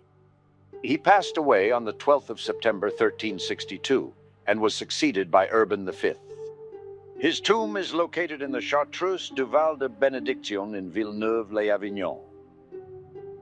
Urban V was French. A member of the Order of St. Benedict, he was the only Avignon Pope to be beatified. Even after his election as pontiff, he continued to follow the Benedictine rule, living simply and modestly. His habits did not always gain him supporters who were used to lives of affluence. Urban V pressed for reform throughout his pontificate and also oversaw the restoration and construction of churches and monasteries. One of the goals he set himself upon his election to the papacy was the reunion of the Eastern and Western churches. He came as close as some of his predecessors and successors, but did not succeed. He would continually call for crusades against the invading Turks, though all attempts made would cause little effect to the Muslims of the Near East. After dying of illness, his body would first go to Avignon, until his tomb in the monastery of Saint-Victor in Marseille had finished being constructed. He would be beatified by Pope Pius IX on the 10th of March, 1870. Gregory XI was French and the nephew of Clement VI. He was the seventh and last Avignon Pope and the most recent French Pope recognized by the modern Catholic Church. In 1377, Gregory XI returned the papal court to Rome, ending nearly 70 years of papal residency in Avignon, France. His death shortly after was followed by the Western Schism, involving two Avignon-based antipopes. Though failing to reconcile France and England, he would find success with papal fiefs of Sicily and Naples. The Italian states would oppose Gregory's decision to move the papacy back to Rome, which led to the War of the Eight Saints.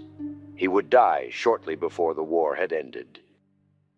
Urban VI was Itrani. On the death of Gregory XI, a Roman mob surrounded the conclave to demand a Roman pope be chosen.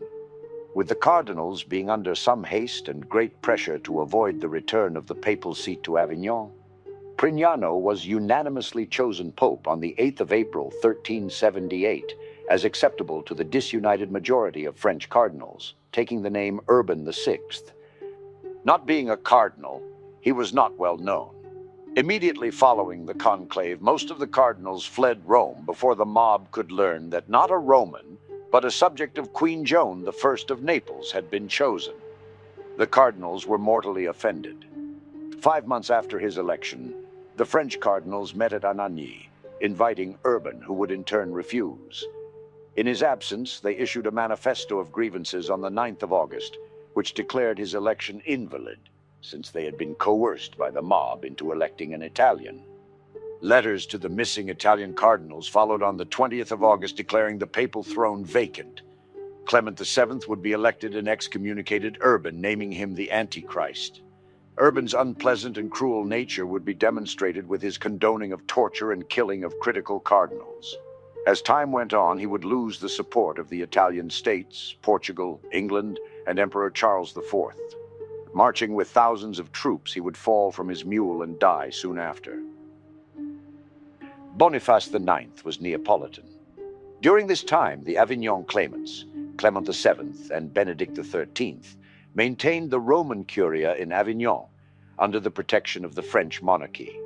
He is the last pope to date to take on the pontifical name Boniface. Boniface proved to be highly corrupt, giving favor to his family through funds, traffic in benefices, and the sale of dispensations. It is largely due to his reign that the Reformation movement in the German states can cite its beginning of grievances against Rome.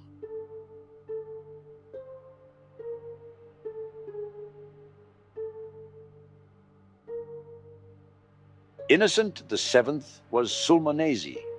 Despite good intentions, he did little to end the schism, owing to the troubled state of affairs in Rome and his distrust of the sincerity of Benedict XIII and King Ladislaus of Naples.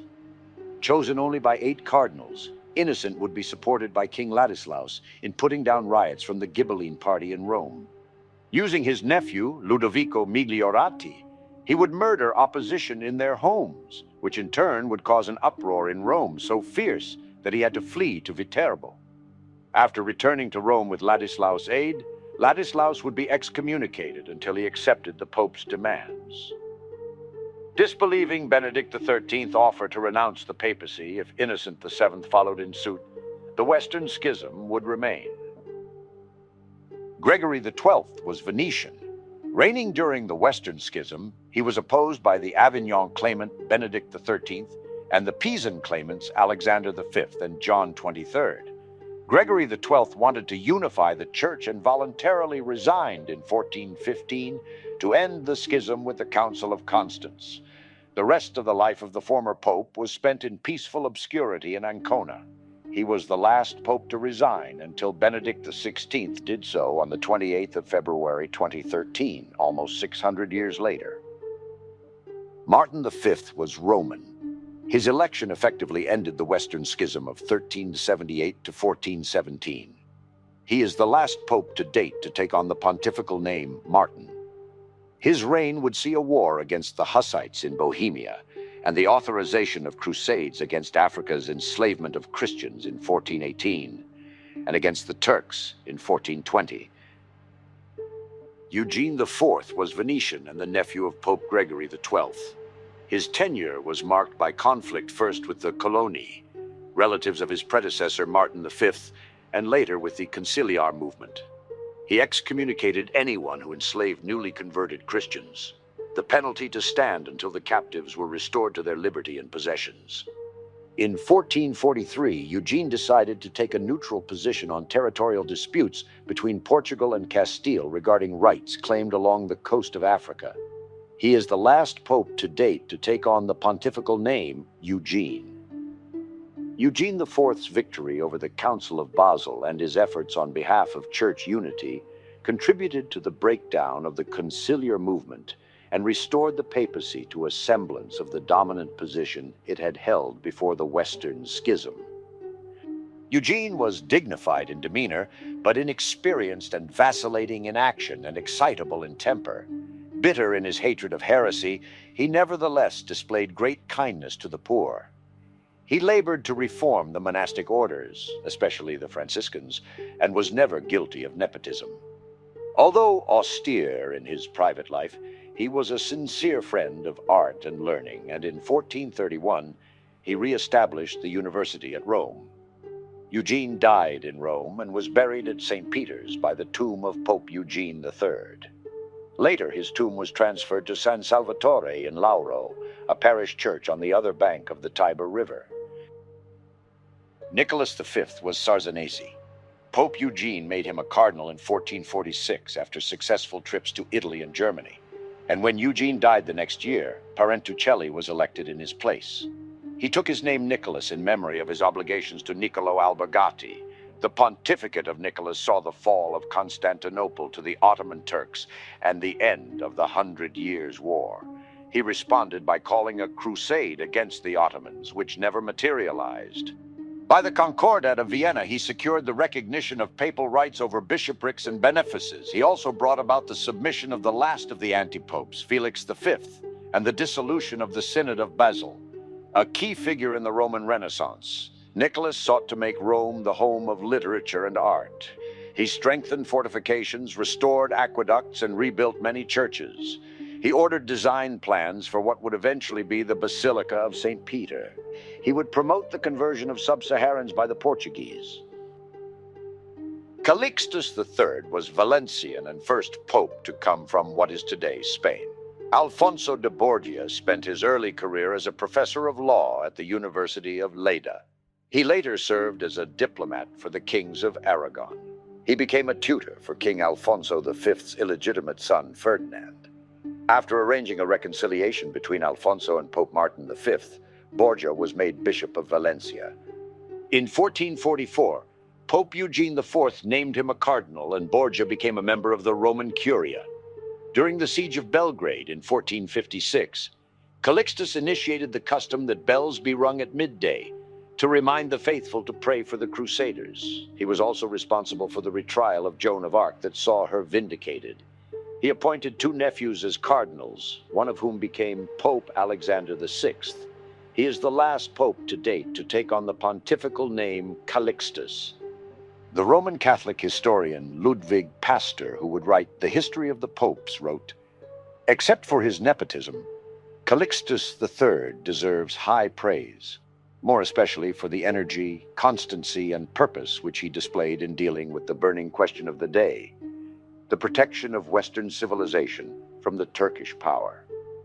In this matter, he gave a grand example to Christendom, and it is to be observed that in the midst of the military and political interest which claimed so large a share of his time and attention, he did not neglect the internal affairs of the Church and vigorously opposed heresies."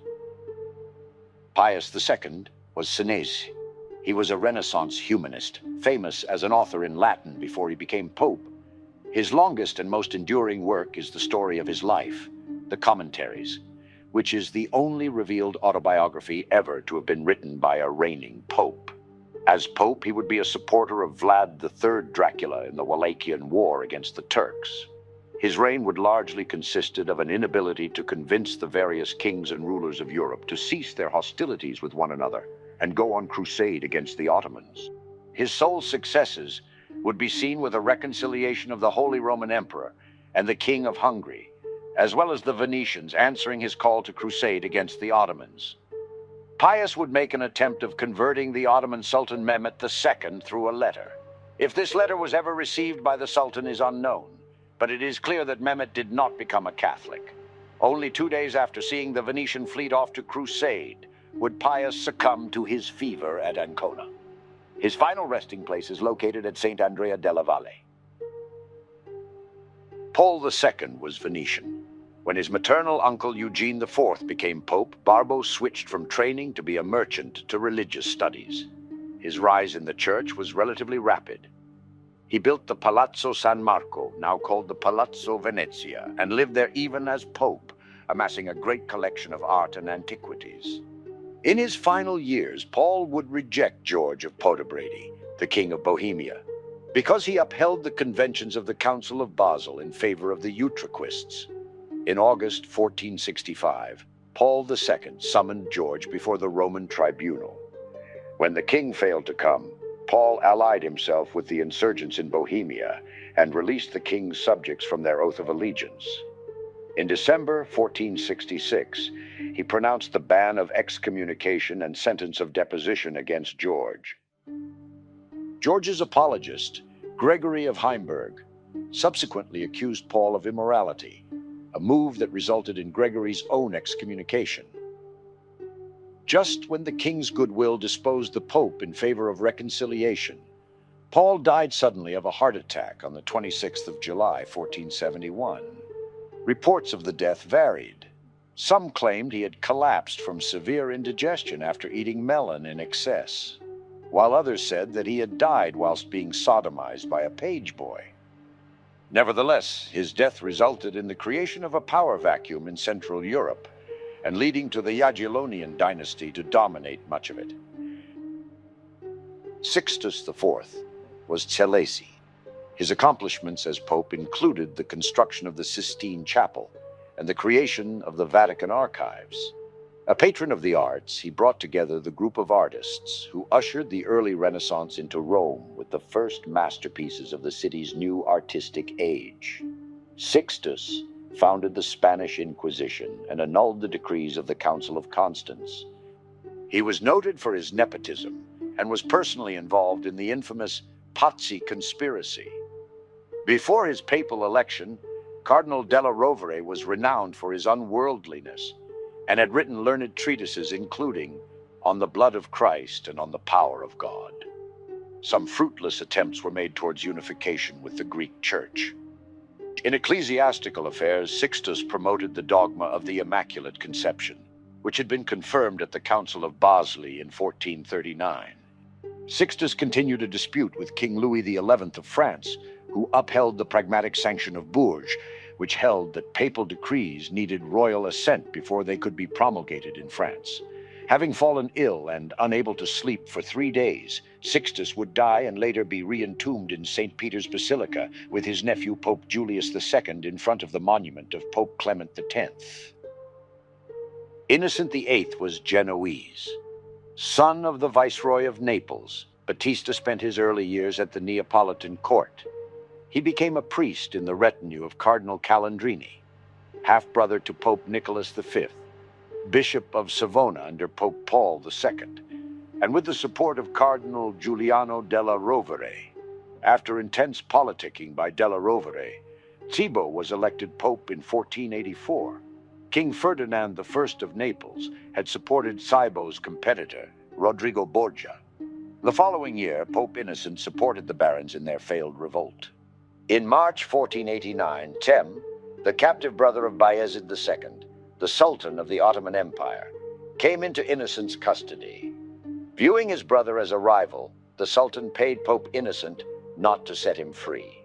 The amount he paid to Pope Innocent was 120,000 crowns, an amount equal to all of the annual revenue to the Vatican, in addition to some holy relics and another sum of money to be paid annually. Anytime the Sultan threatened war against the Christian Balkans, Innocent threatened to release his brother. On the 28th of January 1495, Sem was released by Innocent's successor, Pope Alexander VI, into the custody of King Charles's army, when some weeks later he died of possible poisoning, but more likely pneumonia. Alexander VI was Valencian. Born into the prominent Borgia family in Zativa under the Crown of Aragon, Rodrigo studied law at the University of Bologna. He was ordained deacon and made a cardinal in 1456 after the election of his uncle as Pope Calixtus III, and a year later he became vice-chancellor of the Catholic Church. He proceeded to serve in the Curia under the next 4 popes, acquiring significant influence and wealth in the process. In 1492, Rodrigo was elected pope, taking the name Alexander VI. Alexander's papal bulls of 1493 confirmed or reconfirmed the rights of the Spanish crown in the New World following the finds of Christopher Columbus in 1492. During the Second Italian War, Alexander VI supported his son Cesare Borgia as a condottiero for the French king. The scope of his foreign policy was to gain the most advantageous terms for his family. Alexander is considered one of the most controversial of the Renaissance popes, partly because he acknowledged fathering several children by his mistresses. As a result, his Italianized Valencian surname, Borgia, became a byword for libertinism and nepotism, which are traditionally considered as characterizing his pontificate. On the other hand, 2 of Alexander's successors, Sixtus V and Urban VIII, described him as one of the most outstanding popes since St. Peter.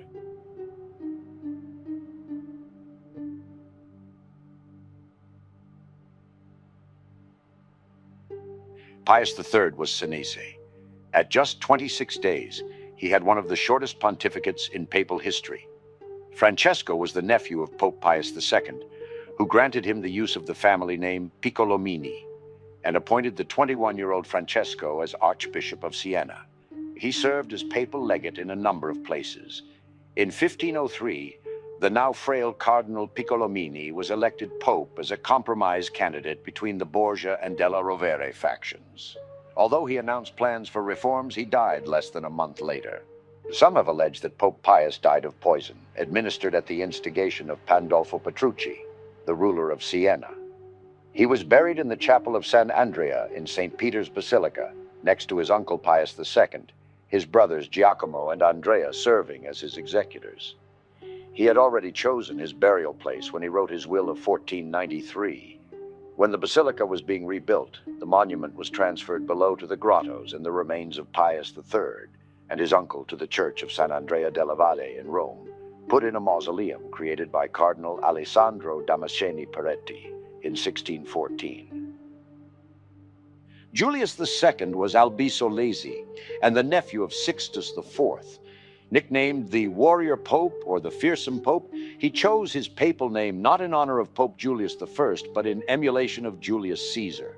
One of the most powerful and influential popes, Julius II was a central figure of the High Renaissance and left a significant cultural and political legacy.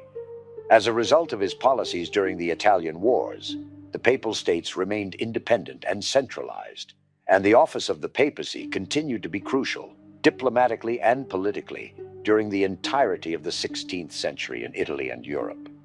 In 1506, Julius II established the Vatican Museums and initiated the rebuilding of the St. Peter's Basilica.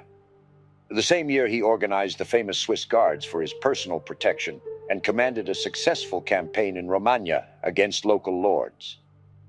The interests of Julius II lay also in the New World, as he ratified the Treaty of Tordesillas, establishing the first bishoprics in the Americas and beginning the Catholicization of Latin America. In 1508, he commissioned the Raphael rooms and Michelangelo's paintings in the Sistine Chapel. Well, Julius II was described by Machiavelli in his works as an ideal prince. Pope Julius II allowed people seeking indulgences to donate money to the church, which would be used for the construction of St. Peter's Basilica. In his Julius Excluded from Heaven, the scholar Erasmus of Rotterdam described a Pope Julius II in the afterlife, planning to storm heaven when he is denied entry. Leo X was Florentine. Born into the prominent political and banking Medici family of Florence, Giovanni was the second son of Lorenzo de' Medici, ruler of the Florentine Republic, and was elevated to the cardinalate in 1489. Following the death of Pope Julius II, Giovanni was elected pope after securing the backing of the younger members of the Sacred College. Early on in his rule, he oversaw the closing sessions of the Fifth Council of the Lateran, but struggled to implement the reforms agreed. In 1517, he led a costly war that succeeded in securing his nephew, Lorenzo di Piero de' Medici, as Duke of Urbino, but reduced papal finances. In Protestant circles, Leo is associated with granting indulgences for those who donated to reconstruct St. Peter's Basilica, a practice that was soon challenged by Martin Luther's 95 Theses. Leo rejected the Protestant Reformation, and his papal bull of 1520, Exsurge Domine, condemned Luther's condemnatory stance, rendering ongoing communication difficult. He was a significant patron of the arts. Under his reign, progress was made on the rebuilding of St. Peter's Basilica, and artists such as Raphael decorated the Vatican rooms. Leo also reorganized the Roman University and promoted the study of literature, poetry, and antiquities. He died in 1521 and is buried in Santa Maria sopra Minerva, Rome. He was the last pope not to have been in priestly orders at the time of his election to the papacy. Adrian VI was Utrechter and the only Dutch pope. Last pope to not be from the Italian peninsula until 1978. Adrian studied at the University of Leuven in the Low Countries, where he rose to the position of professor of theology, also serving as its rector. In 1507, he became the tutor of the future Holy Roman Emperor Charles V, who later trusted him as both his emissary and his regent. In 1516, Charles, now King of Castile and Aragon, appointed Adrian Bishop of Tortosa, Spain, and soon thereafter, Grand Inquisitor of the kingdoms of Aragon and Castile. Pope Leo X made him a cardinal in 1517, and after Leo's death, he was elected pope in 1522 as a compromise candidate. Adrian came to the papacy in the midst of one of its greatest crises, threatened not only by Lutheranism to the north, but also by the advance of the Ottoman Turks to the east. He refused to compromise with Lutheranism theologically, demanding Luther's condemnation as a heretic. However, he is noted for reforming the Catholic Church's administration in response to the Protestant Reformation. Adrian's admission that the Roman Curia itself was at fault for the turmoil in the Church was read at the 1522 to 1523 Diet of Nuremberg. He was succeeded by the second Medici Pope, Clement VII. Adrian VI and Marcellus II are the only popes of the modern era to retain their baptismal names after their election. Adrian VI is the last pope to date to take on the pontifical name Adrian. Clement VII was Florentine and cousin of Leo X. Elected at the end of the Italian Renaissance, Clement came to the papacy with a high reputation as a statesman. He had served with distinction as chief advisor to Pope Leo X, Pope Adrian VI, and as Grand Maestro of Florence. Assuming leadership at a time of crisis, with the Protestant Reformation spreading, the Church nearing bankruptcy, a struggle in Italy between Europe's two most powerful kings, Holy Roman Emperor Charles V and Francis I of France, each of whom demanded that the Pope choose a side, Henri VIII of England's heretical church, and Turkish invasions of Eastern Europe led by Suleiman the Magnificent. In 1527, souring relations with Emperor Charles V led to the violent sack of Rome, during which Clement was imprisoned. After escaping confinement in the Castel Sant'Angelo, Clement compromised the church's and Italy's independence by allying with his former jailer, Charles V. Clement left a significant cultural legacy in the Medici tradition, commissioning artworks by Raphael, Benvenuto Cellini, and Michelangelo. Paul III was Canonesi. He came to the papal throne in an era following the sack of Rome in 1527, and rife with uncertainties in the Catholic Church following the Protestant Reformation. His pontificate initiated the Counter-Reformation with the Council of Trent in 1545, as well as the wars of religion with Emperor Charles V's military campaigns against the Protestants in Germany. He recognized new Catholic religious orders and societies, such as the Jesuits, the Barnabites, and the Congregation of the Oratory. His efforts were distracted by nepotism to advance the power and fortunes of his family, including his illegitimate son, Pier Luigi Farnese. Paul III was a significant patron of artists, including Michelangelo, and it is to him that Nicholas Copernicus dedicated his heliocentric treatise, which erroneously states that the sun was at the center of the universe. Julius III was Roman. After a career as a distinguished and effective diplomat, he was elected to the papacy as a compromise candidate after the death of Paul III. As pope, he made only reluctant and short-lived attempts at reform, mostly devoting himself to a life of personal pleasure. His reputation, and that of the Catholic Church, were greatly harmed by his scandal-ridden relationship with his adopted nephew, Innocenzo Ciocchi del Monte. He is the most recent pope to date to take on the pontifical name Julius. The pope's lack of interest in political or ecclesiastical affairs caused dismay among his contemporaries. He spent the bulk of his time and a great deal of papal money on entertainments at the Villa Giulia, created for him by Vignola. But more significant and lasting was his patronage of the great Renaissance composer Giovanni Pierluigi da Palestrina, whom he brought to Rome as his maestro di capella, Giorgio Vasari, who supervised the design of the Villa Giulia, and Michelangelo, who worked there.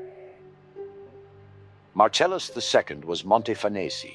Before his accession as pope, he had been cardinal priest of Santa Croce in Jerusalem. He is the most recent pope to choose to retain his birth name as his regnal name upon his accession, and the most recent pope to date with the regnal name Marcellus. Cervini was the maternal uncle of Robert Bellarmine. His father, Riccardo Cervini, and Pope Clement VII were personal friends.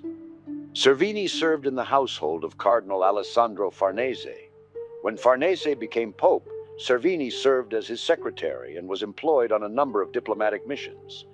After suffering from a stroke and slipping into a coma, he would die on the 22nd day of his term as pope. Paul IV was Caprigliese. While serving as papal nuncio in Spain, he developed an anti-Spanish outlook that later colored his papacy.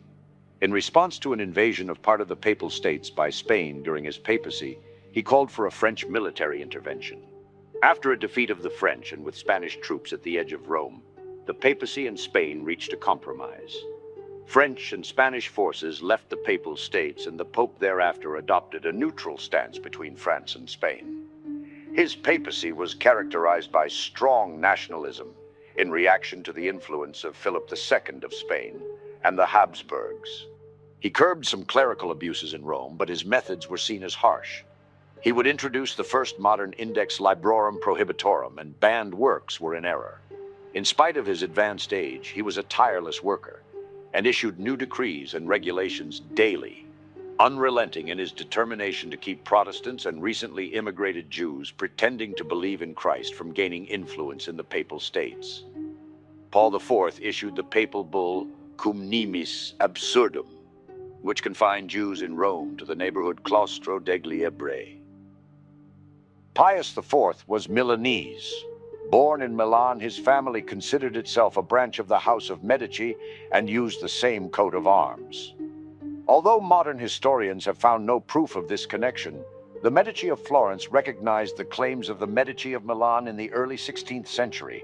Pope Paul III appointed Medici Archbishop of Ragusa and sent him on diplomatic missions to Germany and Hungary. He presided over the final session of the Council of Trent. His nephew, Cardinal Charles Borromeo, was a close advisor. As Pope, Pius IV initiated a number of building projects in Rome, including one to improve the water supply. Pius IV suffered from many illnesses such as gout, which restricted his mobility. Giacomo Soranzo remarked between May and August 1565 to the Venetian Senate about the Pope's health, commenting that he possessed a great natural vigor, however. Gout impeded movement in his legs, shoulders, arms, and hands. Sorzano also mentioned that this meant that the Pope, more often than not, needed to be carried in the sedia gestatoria to avoid walking. Pius IV also suffered from a major illness in 1564 from which he recovered. However, the Pope fell ill 8 days before his death, with a constant fever throughout the duration. Carlo Borromeo, who arrived in Rome during the evening on the 8th of December, was with the Pope when he died alongside Saint Philip Neri. St. Pius V was Boscesi. He is chiefly notable for his role in the Council of Trent, the Counter-Reformation, and the standardization of the Roman Rite within the Latin Church. Pius V declared Thomas Aquinas a doctor of the Church. As a cardinal, Ghislieri gained a reputation for putting orthodoxy before personalities, prosecuting 8 French bishops for heresy. He also stood firm against nepotism, rebuking his predecessor, Pope Pius IV, to his face when he wanted to make a 13-year-old member of his family a cardinal and subsidize a nephew from the papal treasury. By means of the papal bull of 1570, Regnans in Excelsis, Pius V excommunicated Elizabeth I of England for heresy and persecution of English Catholics during her reign. He also arranged the formation of the Holy League, an alliance of Catholic states to combat the advancement of the Ottoman Empire in Eastern Europe. Although outnumbered, the Holy League famously defeated the Ottomans at the Battle of Lepanto in 1571. Pius V attributed the victory to the intercession of the Blessed Virgin Mary and instituted the Feast of Our Lady of Victory. Biographers report that as the Battle of Lepanto ended, Pius rose and went over to a window where he stood gazing toward the east. Looking at the sky, he cried out, "A truce to business. Our great task at present is to thank God for the victory which he has just given the Christian army." Gregory XIII was Bolognese. He is best known for commissioning and being the namesake for the Gregorian calendar, which remains the internationally accepted civil calendar to this day. Once in the chair of St. Peter, Gregory XIII dedicated himself to reform of the Catholic Church. He implemented the recommendations of the Council of Trent. He mandated that cardinals reside in their sees without exception and designated a committee to update the index of forbidden books. He would continually aid exiled English and Irish Catholics in attempting to overthrow the heretical queen in England and her plantations in Ireland. He is the first pope to receive embassy from Japan. He appointed his illegitimate son Giacomo, Castellan of Sant'Angelo, and Gonfalonier of the Church. Venice, anxious to please the Pope, enrolled his son among its nobles, and Philip II of Spain appointed him general in his army. Gregory also helped his son to become a powerful feudatory through the acquisition of the Duchy of Sora on the border between the Papal States and the Kingdom of Naples. In order to raise funds for his endeavors, Gregory confiscated a large portion of the houses and properties throughout the states of the Church, causing chaos within the state.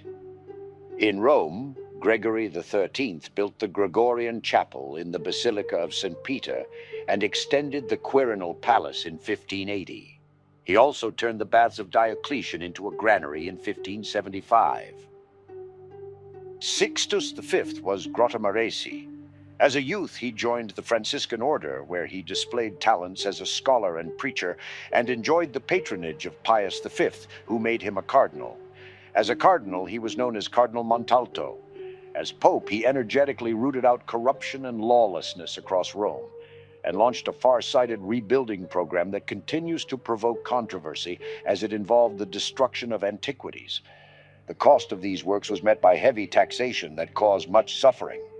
Sixtus also attempted in 1586 to introduce into the secular law in Rome the Old Testament penalty for adultery, which is death. The measure ultimately failed. His foreign policy was regarded as overambitious, and he excommunicated both Queen Elizabeth I of England and King Henri IV of France. He is recognized as a significant figure of the Counter-Reformation. He is the most recent pope to date to take on the pontifical name Sixtus. He would die from malaria. Urban VII was Roman. His 13-day papacy was the shortest in history. Giovanni Battista Castagna was born in Rome in 1521 to a noble family as the son of Cosimo Castagna of Genoa and Costanza Ricci Giacobazzi of Rome. Castagna, born in Rome in 1521, was a highly educated man who held various positions within the Roman Catholic Church. He served as the Archbishop of Rossano, governor of Fano, Perugia, and Umbria, and participated in the Council of Trent. Later, he was appointed as the Apostolic Nuncio to Spain and Venice, and served as the papal legate to Flanders and Cologne. He was elevated to cardinalate in 1583 by Pope Gregory XIII. Upon the death of Pope Sixtus V, Castagna was elected as Pope on the 15th of September 1590, taking the name Urban VII. He was known for his charity, public works projects, and strict opposition to nepotism. Urban VII is remembered for instituting the world's first known public smoking ban, threatening excommunication for those using tobacco in or near a church. He also subsidized public works projects throughout the Papal States. Urban VII was strictly against nepotism, and he forbade it within the Roman Curia. Dying of malaria, he was buried in the Vatican. His remains were later transferred to the Church of Santa Maria sopra Minerva on the 21st of September, 1606. Gregory XIV was Sommesi. Niccolo Sfondrati was born at Somma Lombardo, then part of the Duchy of Milan, in the highest stratum of Milanese society. His mother, of the House of Visconti, died in childbirth. His father, Francesco Sfondrati, a senator of the ancient commune of Milan, was created cardinal priest by Pope Paul III in 1544. On the day after he was elected pope, Gregory XIV burst into tears and said to the cardinals, "God forgive you. What have you done?" In his bull of the 21st of March, 1591, Cogit Nos, he forbade under pain of excommunication all betting concerning the election of a pope, the duration of a pontificate, or the creation of new cardinals. Pro-Spanish and distinctively anti-French, Gregory would excommunicate Henri IV of France on the 1st of March, 1591, levying an army for the invasion of France and placing his nephew at its head. He would decree that the natives of the Philippines would be free from slavery under pain of excommunication. Many biographers cite that Gregory would have a tendency to laugh at inopportune times, namely citing his coronation as pope. He died due to a large gallstone. Innocent IX was Bolognese. Prior to his short papacy, he had been a canon lawyer, diplomat, and chief administrator during the reign of his predecessor. Giovanni Antonio Facchinetti, born on the 20th of July, 1519, studied at the University of Bologna and was ordained as a priest in 1544. After serving under various cardinals, he was appointed Bishop of Nicastro in 1560 and was involved in the Council of Trent in 1562. In 1572, he was named the titular Latin Patriarch of Jerusalem, and in 1583, Pope Gregory XIII made him a cardinal. Facchinetti was elected as Pope Innocent IX after 3 ballots during the papal conclave in 1591, choosing his papal name to honor Pope Innocent III. His short 2-month pontificate was marked by supporting the cause of Philip II of Spain and the Catholic League in the French Wars of Religion. Innocent IX died on the 30th of December, 1591, after falling ill, and he was buried in the Vatican grottos.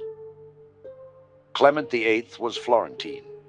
Born in Fano to a prominent Florentine family, he initially came to prominence as a canon lawyer before being made a cardinal priest in 1585. In 1592, he was elected pope and took the name of Clement.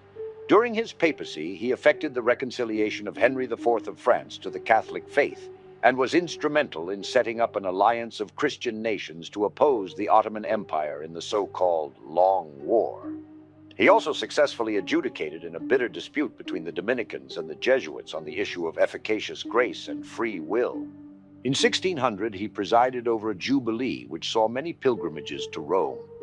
He presided over the trial and execution of the Hellenistic pagan occultist Giordano Bruno and implementing strict measures against followers of the Talmud who were committing acts of usury against the Christian residents of the Papal States. He may have been the first pope to drink coffee, blessing the coffee bean, and encouraged people to drink it over alcoholic beverages. Clement VIII died at the age of 69 in 1605, and his remains now rest in the Rome City Church of Santa Maria Maggiore.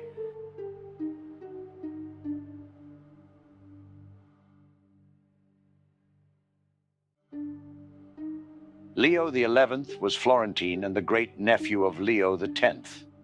Born Alessandro Ottaviano de' Medici, his pontificate is one of the briefest in history, having lasted under a month. He was from the prominent house of Medici, originating from Florence. Medici's mother opposed his entering the priesthood and sought to prevent it by having him given secular honors, but after her death, he eventually was ordained a priest in 1567.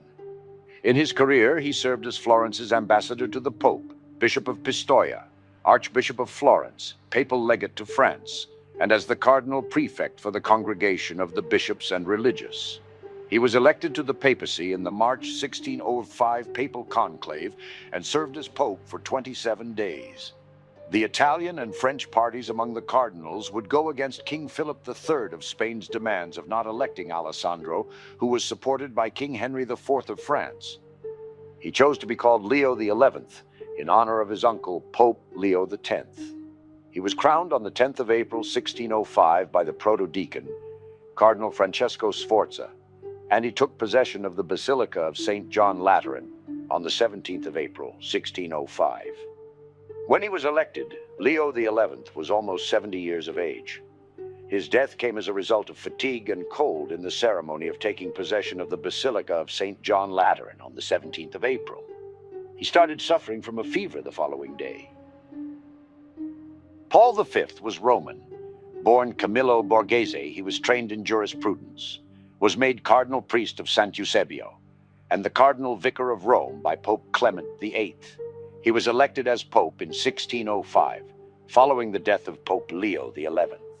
Pope Paul V was known for being stern and unyielding, defending the privileges of the Church. He met with Galileo Galilei in 1616 and was involved in the controversy over heliocentrism. He canonized and beatified several individuals during his papacy and created 60 cardinals in 10 consistories. His insistence on ecclesiastical jurisdiction led to conflicts with secular governments, notably with Venice. which resulted in an interdict on the city in 1606. This disagreement was eventually mediated by France and Spain in 1607. Pope Paul V's diplomacy also strained relations with England, as his actions were perceived as undermining moderate Catholics in the country. In Rome, he financed the completion of St. Peter's Basilica, improved the Vatican Library, and restored the ancient Roman aqueduct, Aqua Traiana. Pope Paul V established the Bank of the Holy Spirit in 1605, and is also known for fostering the rise of the Borghese family through nepotism. He passed away on January 28, 1621, after suffering from a series of strokes, and was succeeded by Pope Gregory XV. Gregory XV was Bolognese, born Alessandro Ludovisi in Bologna in 1554, was educated at the Roman College and the University of Bologna. He served various roles within the Church, including referendary of the Apostolic Signatura, vicegerent of Rome, and auditor of the Sacred Roman Rota. In 1612, he was appointed Archbishop of Bologna and consecrated a bishop. He became a cardinal in 1616. During his papacy, Gregory XV focused on the welfare of the Church, including creating his nephew Ludovico Ludovisi a cardinal. He played a limited role in European politics, providing assistance to Ferdinand II and Sigismund III Vasa in their fights against Protestants and the Ottoman Empire, respectively. Gregory XV was the last pope to issue an ordinance against witchcraft, and he introduced reforms in the election of future popes. He established the Congregation for the Propagation of the Faith and was influential in bringing the artist Guercino to Rome.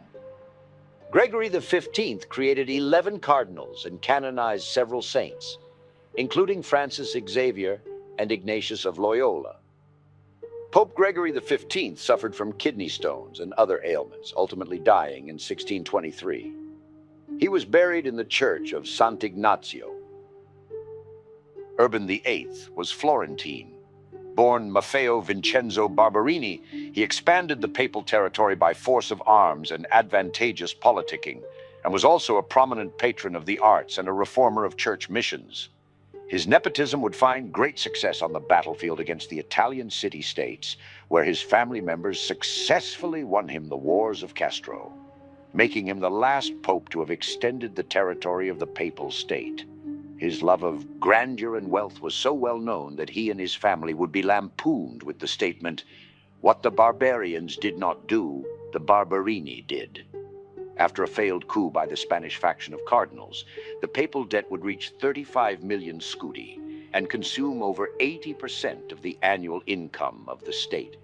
He was also an opponent of Copernicanism and involved in the Galileo affair. He is the last pope to date to take the pontifical name Urban. Innocent X was Roman, born Giovanni Battista Pamphili, of a family from Gubbio in Umbria who had come to Rome during the pontificate of Pope Innocent IX. Pamphili was trained as a lawyer and graduated from the Collegio Romano. He followed a conventional cursus honorum, following his uncle Girolamo Pamphili as auditor of the Rota, and like him attaining the position of cardinal priest of Sant'Eusebio. Before becoming pope, Pamphili served as a papal diplomat to Naples, France, and Spain.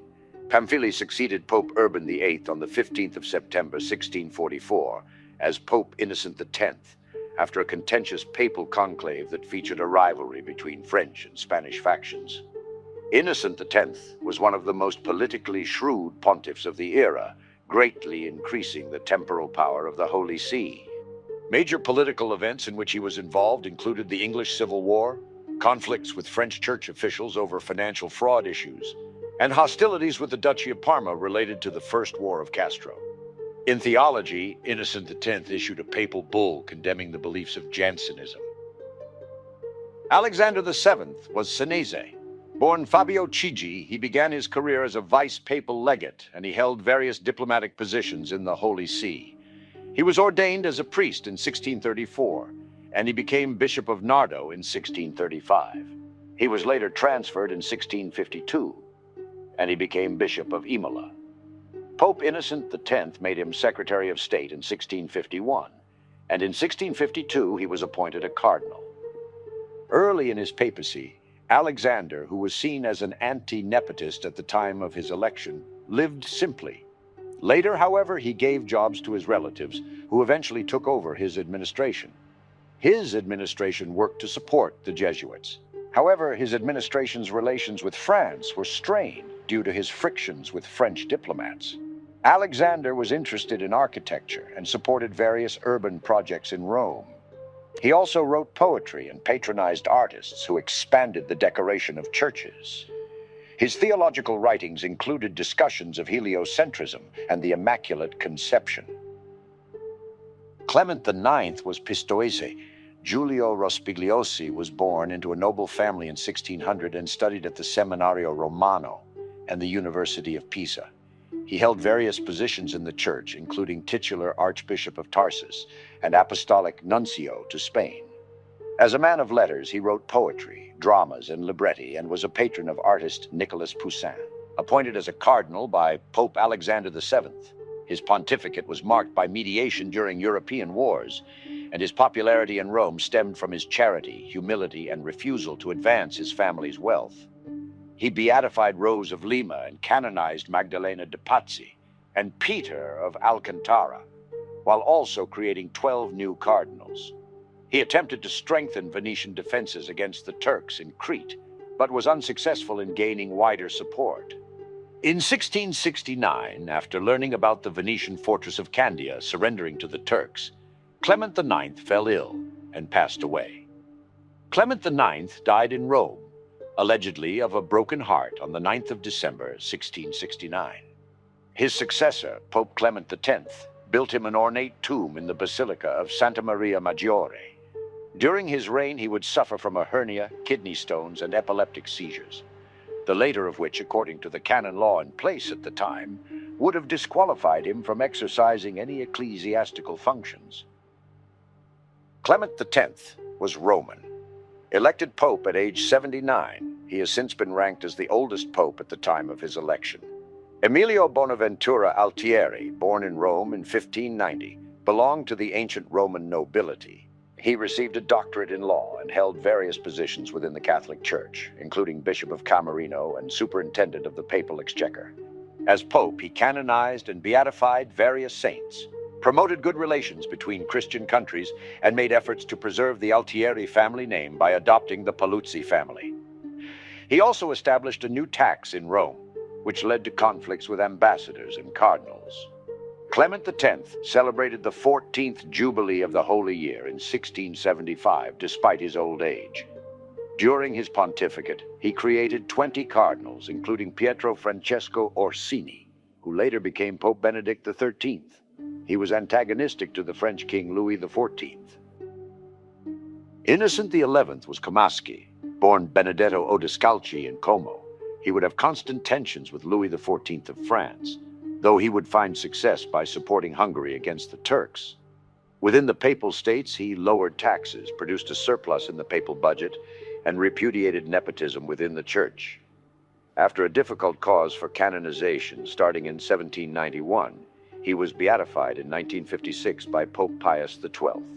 During his life, he would command the followers of the Talmud in Rome to cease their usury, and he also strongly opposed abortion and championed it as being no different than homicide.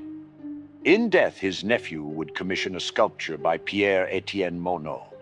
Features the Pope seated upon the throne above a sarcophagus with a bas-relief showing the liberation of Vienna from the Turks by John III Sobieski, flanked by two allegorical figures representing faith and fortitude.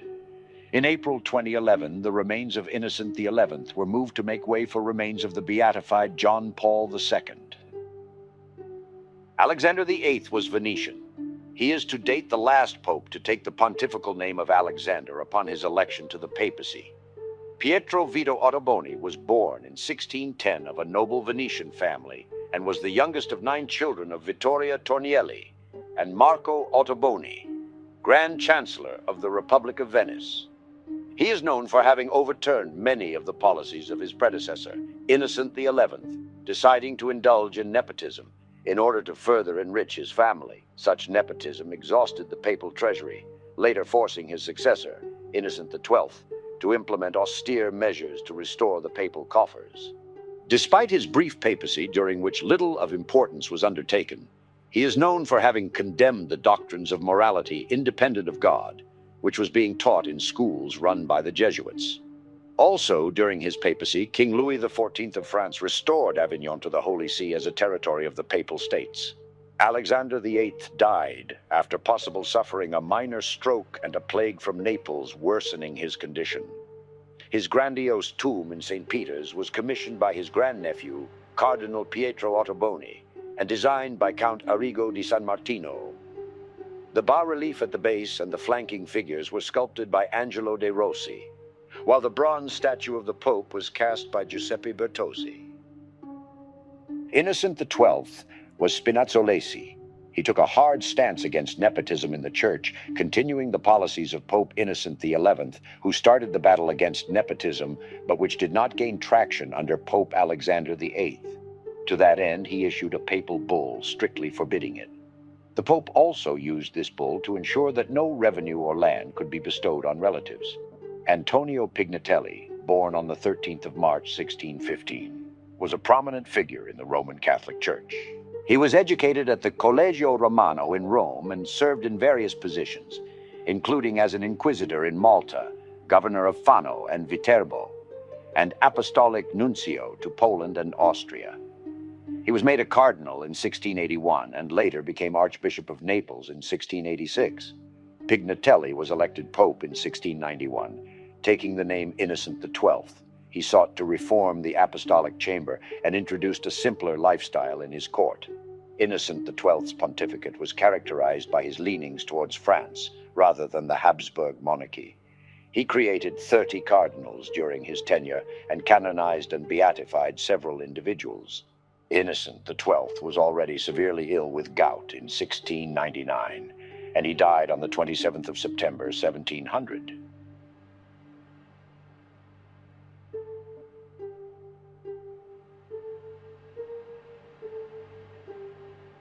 Clement XI was Urbanate. Clement XI was a patron of the arts and of science. Giovanni Francesco Albani was born in 1649 in Urbino to the Albani family. He would serve as a papal prelate under Pope Alexander VIII, and was appointed by Pope Innocent XII as the referendary of the Apostolic Signatura.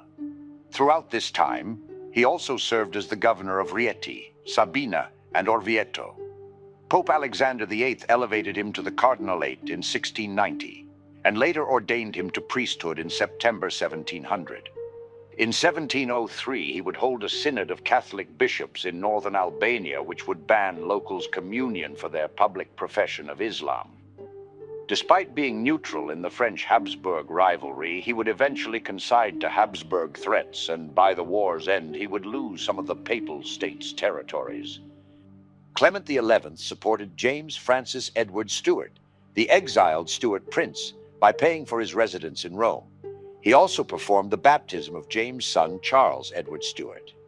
He authorized expeditions which succeeded in rediscovering various ancient Christian writings, and authorized excavations of the Roman catacombs. He made a concerted effort to acquire Christian manuscripts in Syriac from Egypt and other places in the Middle East. Clement XI died in Rome and was buried in the pavement of St. Peter's Basilica rather than in an ornate tomb like those of his predecessors. Innocent XIII was Polese, born as Michelangelo dei Conti, the same family which Popes Innocent III, Gregory IX, and Alexander IV hailed from. He was reform-oriented, and he imposed new standards of frugality, abolishing excessive spending.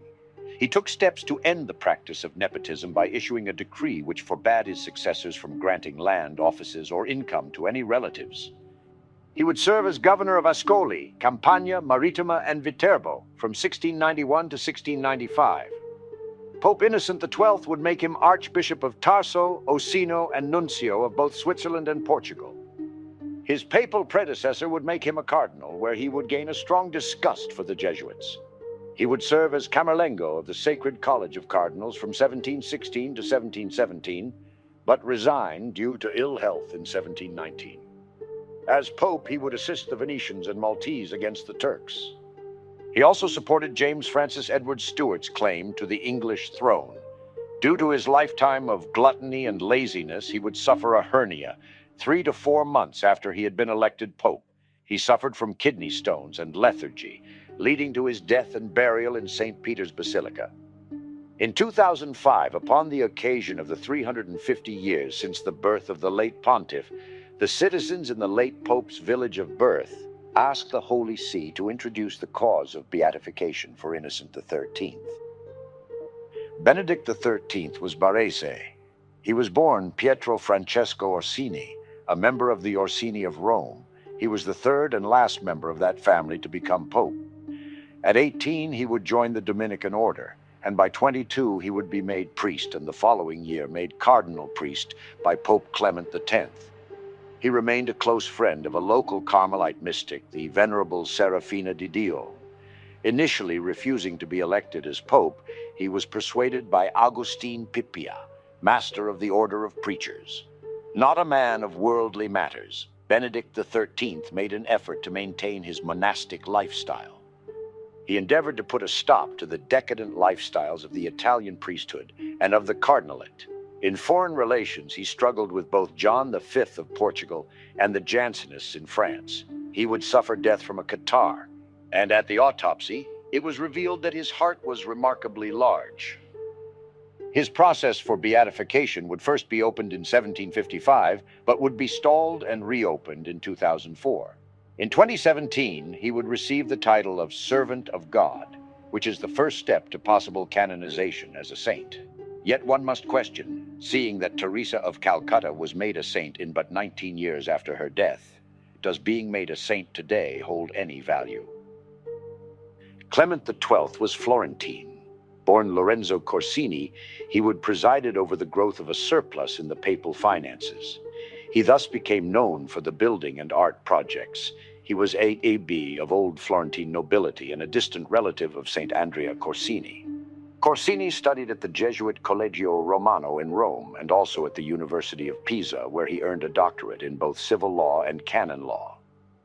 Using his knowledge, he would serve the papal state in various finical and legal ways prior to becoming pope. Elected pope at the age of 78 with failing eyesight, he is the oldest pope ever elected. He would not have the support of the Italian faction, but would be greatly supported by the French, Spanish, and German cardinals. Due to his predecessor's inability to confront the realities of the world, Clement would go about restoring the papal finances that had been plundered. He would go about rebuilding highways to Rome and repairing the art of the city.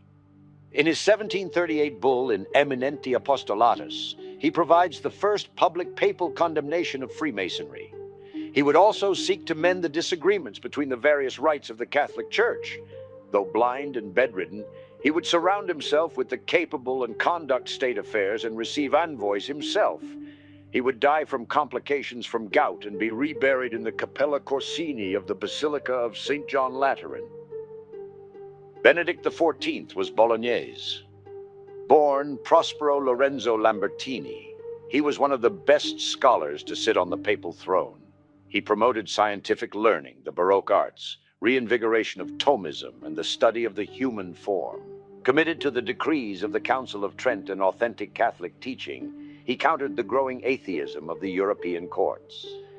A head of state, he regulated taxes and promoted free trade within the papal states. A scholar, he created what is today a part of the Vatican Museum.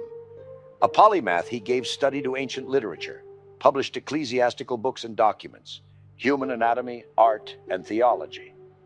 Upon the advice of St. Leonard, the Pope was the first to institute the Via Crucis at the Colosseum, which he consecrated as a site of martyrdom for the early Christians. The Pope placed the Stations of the Cross in the arena. He would ban card games due to his own gambling problem. He would often use profanity, with many citing it as unfortunate phraseology. Despite his faults, he was jovial and was lucid until the very end. To those who knew him, his blue eyes seemed to sparkle with humor and cordiality. Loved and respected by all for his meritocratic nature and incorruptible virtue and intellect, he was one of the best of popes. His cracking down on the Jesuits is undoubtedly the only reason for his lack of renown today. He would die from a history of kidney problems and gout at the age of 83 and be buried in St. Peter's Basilica. Clement XIII was Venetian. Born Carlo della Torre di Rezzonico, he was a pro-Jesuit pope who would spend most of his reign attempting to and failing to keep the Jesuits from being expelled from France, the two Sicilies, Parma, Spain, and Portugal. The reason for the expulsion was due to the Jesuits attempting to outright create theocratic nations within the territories of the European powers, thus undermining the already established government's authority. His attempts to engage with Protestants would also prove to be a failure, as they only wished for him to capitulate to their demands.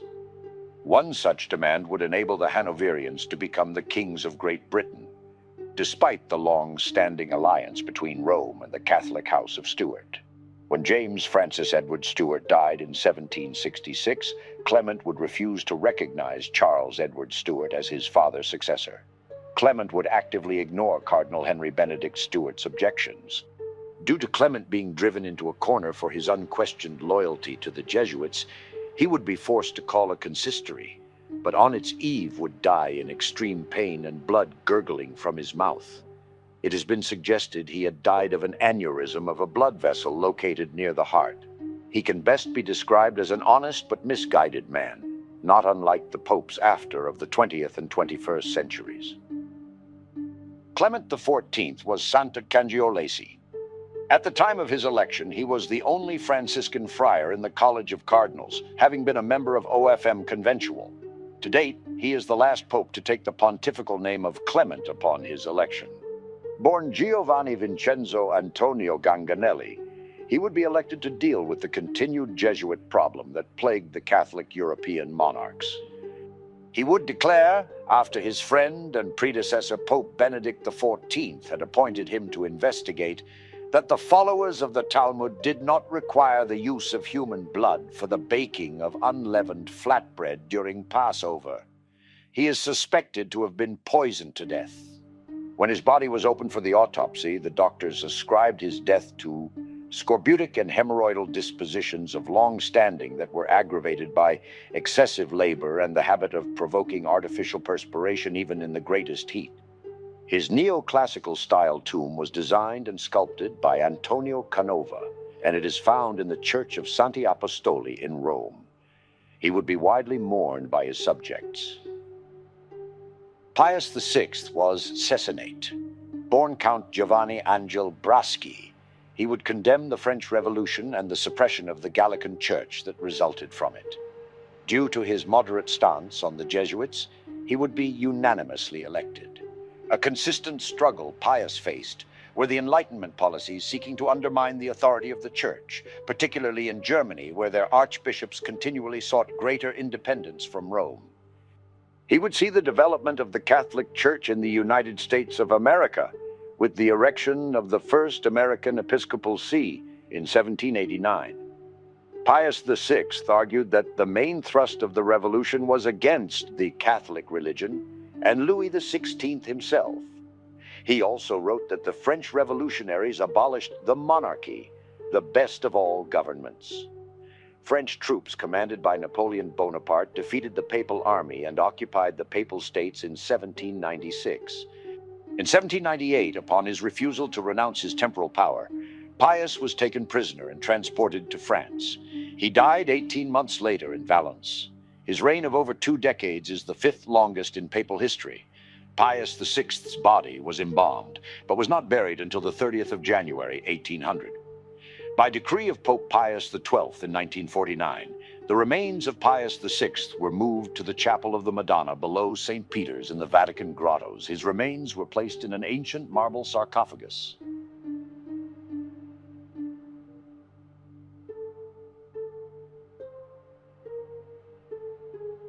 Pius VII was Cessanate. Barnaba Niccolo Maria Luigi Chiaramonti was a monk of the Order of St. Benedict, in addition to being a well-known theologian and bishop. Prior to becoming pope, he was Bishop of Tivoli in 1782, and later Bishop of Imola in 1785. He would become cardinal in 1789. Pius VII was multilingual and had the ability to speak Italian, French, English, and Latin.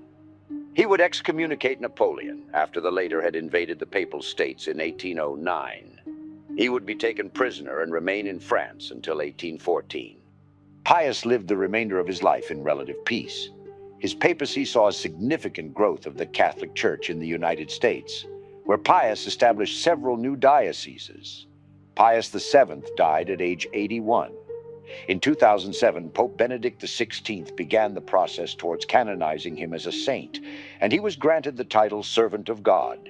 He would restore the Jesuits, condemn the slave trade, reconfine the followers of the Talmud to the ghetto, excommunicate the Freemasons, promote archaeological excavations in Ostia, rebuild the Arch of Titus, enrich the Vatican Library, create the yellow and white flag of the Holy See, constructed fountains and piazzas, as well as erect the obelisk at Monte Pincio.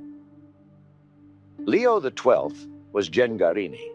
Born Annibale Francesco Clemente Melchiorre Girolamo Nicola della Genga. He was in ill health from the time of his election to the papacy to his death less than 6 years later, though he was noted for enduring pain well. He was a deeply conservative ruler who sought to do away with anti-Catholic ideologies spread by Enlightenment thought, hunting down secret societies and banning the followers of the Talmud from holding property, as he believed that they would seek to abuse their positions as landowners to their Christian tenants, whom they viewed as no better than animals. The Pope died of that hemorrhoidal condition to which he was subject. His remains were transferred and buried before the altar of Pope Leo I on the 5th of December, 1830. Leo XII is considered to have been a man of noble character, with a passion for order and efficiency, but one who lacked insight into the temporal developments of his time. It was alleged that Leo XII had a liaison as a prelate with the wife of a Swiss guard. As a nuncio in Germany, it was rumored he allegedly fathered 3 illegitimate children. Pius VIII was Singolani. Pius VIII's pontificate was the shortest of the 19th century and is likely the least remembered. His brief papacy witnessed the Catholic emancipation in Great Britain in 1829, which he welcomed, and the July Revolution in France in 1830, which he reluctantly accepted. Pius VIII is often remembered for his writings on marriages between Catholics and Protestants in the 1830 encyclical Litteris Altero ab Hinc, in which he declared that a marriage could only be properly blessed if proper provisions had been made to ensure the bringing up of children in the Catholic faith. He was strongly against religious pluralism, citing that it was not only ridiculous, but also undermining the Catholic faith to also hold any religion up as its equal. In many ways, this parallels the first commandment, which according to the Catechism of the Catholic Church means that followers must worship and adore God alone, because God is alone. His death less than 2 years after his election to the papacy has led to speculation of a possible murder. Gregory XVI was Bellunese. Born Bartolomeo Alberto Capellari, he had adopted the name Mauro upon entering the religious order of the Camaldolese. Strongly conservative and traditionalist, he opposed democratic and modernizing reforms in the Papal States and throughout Europe, seeing them as fronts for revolutionary atheism. Against these trends, Gregory XVI sought to strengthen the religious and political authority of the papacy. In the encyclical Mirari Vos, he pronounced it false and absurd, or rather mad, that we must secure and guarantee to each one liberty of conscience. He encouraged missionary activity abroad and condemned the slave trade. Domestically, he would ban railways. On the 20th of May, 1846, he felt himself failing in health. A few days later, he was taken ill with facial erysipelas. At first, the attack was not thought to be very serious, but on the 31st of May, his strength suddenly failed, and it was seen that the end was near. He died at the age of 80. After his funeral, he was buried in St. Peter's Basilica. He is the most recent pope to take the pontifical name Gregory, and the most recent pope who was not a bishop when elected. He was, until the accession of Pope Francis in 2013, the most recent pope to have been a priest of a religious order. I'm a prisoner of the Vatican. Pius IX would declare this after the nation of Italy, an acolyte of the Synagogue of Satan, took control of the city of Rome from the Papal State and in turn went to war against the Church of Christ. Pius IX was Senegalese. Born Giovanni Maria Mastai Ferretti, he had the longest verified papal reign. He was notable for convoking the First Vatican Council in 1868 and for permanently losing control of the Papal States in 1870 to the Kingdom of Italy. Thereafter, he refused to leave Vatican City, declaring himself a prisoner of the Vatican. At the time of his election, he was seen as a champion of liberalism and reform, but the atheist revolutions of 1848 decisively reversed his policies. Upon the assassination of his prime minister Rossi, Pius escaped Rome and excommunicated all participants. After its suppression by the French army and his return in 1850, his policies and doctrinal pronouncements sought to stem the revolutionary tide. His 1864 syllabus of errors was a strong condemnation against liberalism, modernism, moral relativism, secularization, separation of church and state, and other Enlightenment ideas. Pius definitively reaffirmed Catholic teaching in favor of the establishment of the Catholic faith as the state religion where possible. He centralized power in the Church and the Holy See and Roman Curia, while also clearly defining the Pope's doctrinal authority.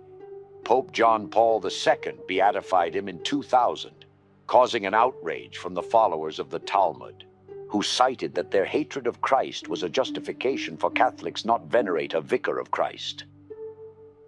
Leo XIII was Carpignatani. Born Gioacchino Vincenzo Raffaele Luigi Pecci, he lived until the age of 93. He was the second oldest serving pope, before Pope Agatho and the third longest lived pope in history, before Pope Benedict XVI as Pope Emeritus, and had the fourth longest reign of any, behind those of St. Peter, Pius IX, and John Paul II. He is well known for his intellectualism and his attempts to define the position of the Catholic Church in the modern world. In his famous 1891 encyclical Rerum Novarum, he identifies the rights of workers and an opposition of both socialism and laissez-faire capitalism. He would promote the rosary and scapular and revive Thomism as the official theological and philosophical foundation for the Catholic Church. Due to loss of the papal state, he sought to employ policies that could not be restrained by temporal power. Officially, Leo XIII had died of pneumonia, followed by hemorrhagic pleurisy. After his death in 1903, he was buried in the grottos of St. Peter's Basilica before his remains were later transferred in 1924 to the Basilica of St. John Lateran.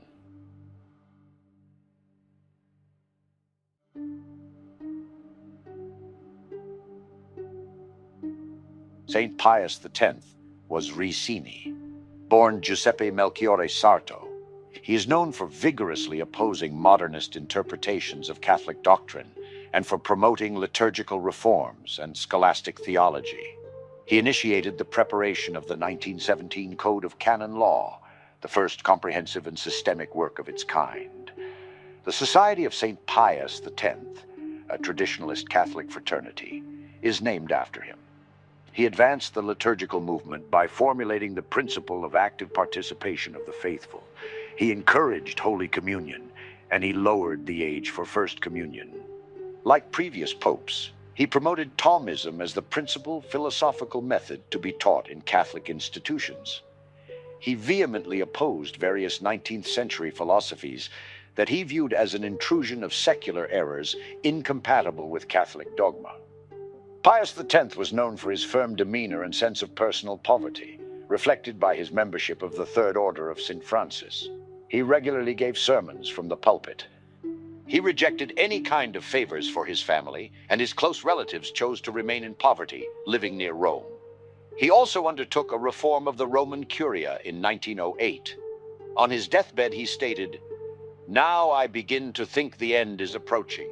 The Almighty in his inexhaustible goodness wishes to spare me the horrors which Europe is undergoing."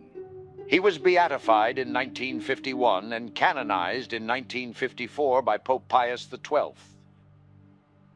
Benedict XV was Genoese. Born Giacomo Paolo Giovanni Battista della Chiesa, his pontificate was largely overshadowed by World War I and its political, social, and humanitarian consequences in Europe. In 1914, the College of Cardinals chose Della Chiesa at the relatively young age of 59 at the outbreak of World War I, which he labeled the suicide of civilized Europe. The war and its consequences were the main focus of Benedict XV. He immediately declared the neutrality of the Holy See and attempted from that perspective to mediate peace in 1916 and 1917. Both sides rejected his initiatives. German Protestants rejected any papal peace as insulting. The French politician Georges Clemenceau regarded the Vatican initiative as being anti-French. Having failed with diplomatic initiatives, Benedict XV focused on humanitarian efforts to lessen the impacts of the war. After the war, he repaired the difficult relations with France, which re-established relations with the Vatican in 1921.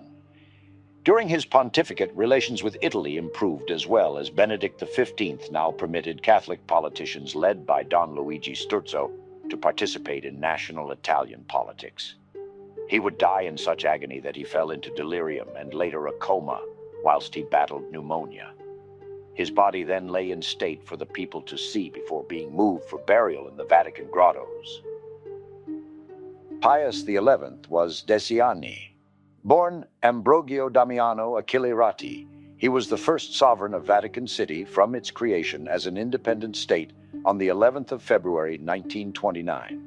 Pius XI issued numerous encyclicals, including Quadragesimo Anno on the 40th anniversary of Pope Leo XIII's groundbreaking social encyclical Rerum Novarum, highlighting the capitalistic greed of international finance, the dangers of socialism, communism, and justice on social issues, and Quas Primus, which established the Feast of Christ the King in response to anti-clericalism. The encyclical Studiorum Ducem, promulgated the 29th of June 1923, was written on the occasion of the 6th centenary of the canonization of Thomas Aquinas, whose thought is acclaimed as central to Catholic philosophy and theology. The encyclical also singles out the Pontifical University of St. Thomas Aquinas, Angelicum, as the preeminent institution for the teaching of Aquinas. Pius XI died on the 10th of February 1939 in the Apostolic Palace and is buried in the Papal Grotto of St. Peter's Basilica. In the course of excavating space for his tomb, 2 levels of burial grounds were uncovered, which revealed bones now venerated as the bones of St. Peter. Pius XII was Italian. Born Eugenio Maria Giuseppe Giovanni Pacelli, he would serve as secretary of the Department of Extraordinary Ecclesiastical Affairs, Papal Nuncio to Germany, and Cardinal Secretary of State, in which capacity he worked to conclude treaties with European and Latin American nations. During his papacy, the Catholic Church issued the decree against communism, declaring that Catholics who profess communist doctrine are to be excommunicated as apostates from the Christian faith. The Church experienced severe persecution and mass deportations of Catholic clergy in the Eastern Bloc. His 41 encyclicals include Mysticae Corporis on the Church as the body of Christ, Mediator Dei on liturgy reform, and Humani Generis, in which he instructed theologians to adhere to episcopal teaching and allowed that the human body might have evolved from earlier forms. He eliminated the Italian majority in the College of Cardinals in 1946. Much like Pope Pius IX, Pius XII's candidacy for beatification has been continually halted due to accusations of anti-Semitism by Christ-hating Zionists and their anti-Catholic supporters in the English-speaking world who wish to control the decision-making of the Vatican. As of today, he is currently given the title of Venerable. St. John the 23rd was Italian. Born Angelo Giuseppe Roncalli, he was ordained a priest in 1904 and served as nuncio in France and a delegate to Bulgaria, Greece, and Turkey. His papal predecessor appointed him cardinal priest of Santa Prisca, as well as the Patriarch of Venice. He was unexpectedly elected pope at age 76 after 11 ballots. He would betray expectations of being a conservative pope by, instead, called for a Second Vatican Council. His policies of removing almost all temporal authority from the Church and his attempt to modernize it would mark the beginning of many problems for the faithful. By increasing the numbers of cardinals, he would dilute its authority. much in the same way that Augustus Caesar had done to the Roman Senate, thus ensuring his and his faction's policies outlined in the Second Vatican Council could be unopposed. We see this being expressed by the excessive amounts of beatifications to justify the actions of many popes and their supporters post-Vatican II. Pope Francis would do this very thing by bypassing the requirements for sainthood and make John a saint in 2014. An open supporter of Zionism, he would kowtow to its most radical supporters with the explanation that he supported Talmudic immigration to Palestine as a humanitarian issue. Though at the same time he ignored the fact that the very same people he supported would openly discriminate against the native Christians and Muslims already living there. This would cause the long-running trend of modern popes often ignoring adherent Catholics, whom they take for granted, and openly embracing non-Christians, whom they wish to garner favor from. St. Paul VI was Italian. Born Giovanni Battista Enrico Antonio Maria Montini, he continued the Second Vatican Council, which he closed in 1965, implementing its numerous reforms, the most prominent of which was pushing Mariology in a maximalist form. He would start the trend of a traveling pope. He would be made saint by Pope Francis in 2018. He was like many other post-World War II popes, and that he wished to de-Europeanize the Church by ignoring the poor in North America and Europe, in favor of the poor in the Third World, demanding that the wealthy of the First World to pay for them. This once again echoes his predecessor's policy of embracing the alien and ignoring the plight of the familiar. Paul would be accused of homosexuality on several occasions, where he is said to have been in relationships with several men. He would openly deny these charges during his life, but after his death we see that in 1994, a former Vatican honor chamberlain, Franco Bellegrandi, would allege that Paul had been blackmailed into promoting other gay men into positions of power within the Vatican. This appears to have been confirmed as true, as in 2006, the newspaper L'Espresso reported that the private papers of Police Commander General Giorgio Manes accepted the blackmail story as true, and that they claimed Italian Prime Minister Aldo Moro had been asked to help. Aldo Moro would also be killed by the far-left terrorist group called the Red Brigades, whom the Italian government had accused the Pope of treating them too kindly, thus suggesting of possible conspiracy. John Paul I was Italian. His reign is among the shortest in papal history, resulting in the most recent year of 3 popes and the first to occur since 1605. John Paul I remains the most recent Italian-born pope, the last in a succession of such popes that started with Clement VII in 1523. During his time as Patriarch of Venice, he would exemplify the self-flagellating nature of European self-loathing, when he promoted the idea that Muslims should begin building mosques in Venice and Rome and spread their faith, ignoring the fact that it would be at a detriment of the local Catholic Italians, as well as all previous Christians that had fought and died during the various crusades, jihads, and raids to protect their homes from Islamic piracy. In essence, he was spitting on the graves and memories of Pope St. Agatho, St. Benedict II, Gregory IV, St. Leo IV, and John VIII, who defended Rome from Islamic sackings and expansion into the Italian mainland. He was the first pontiff to have a double name, choosing John Paul in honor of his 2 immediate predecessors, John the 23rd and Paul VI. He was declared a servant of God by his successor, John Paul II, in 2003, with Pope Francis naming him Venerable in 2017. St. John Paul II was Polish. Born Karol Józef Wojtyla, he adopted the name of his predecessor in tribute to him. Born in Poland, John Paul II was the first non-Italian pope since Adrian VI in the 16th century, and the second longest serving pope after Pius IX in modern history.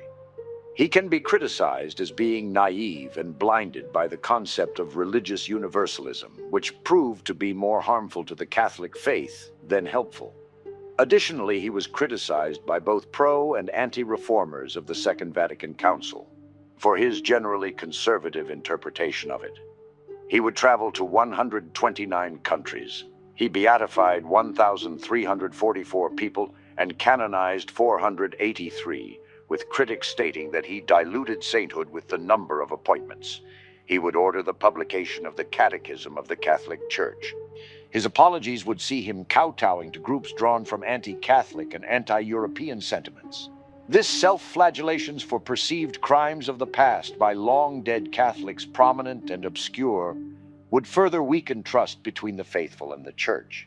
This trust would further weaken at the start of the 21st century with various sex scandals that afflicted the Church, which may have possibly been further aggravated by Pope Paul VI's appointments. After his death, a cult of popularity would surround him, which would soon after cause him to be canonized a saint by Pope Francis in 2014.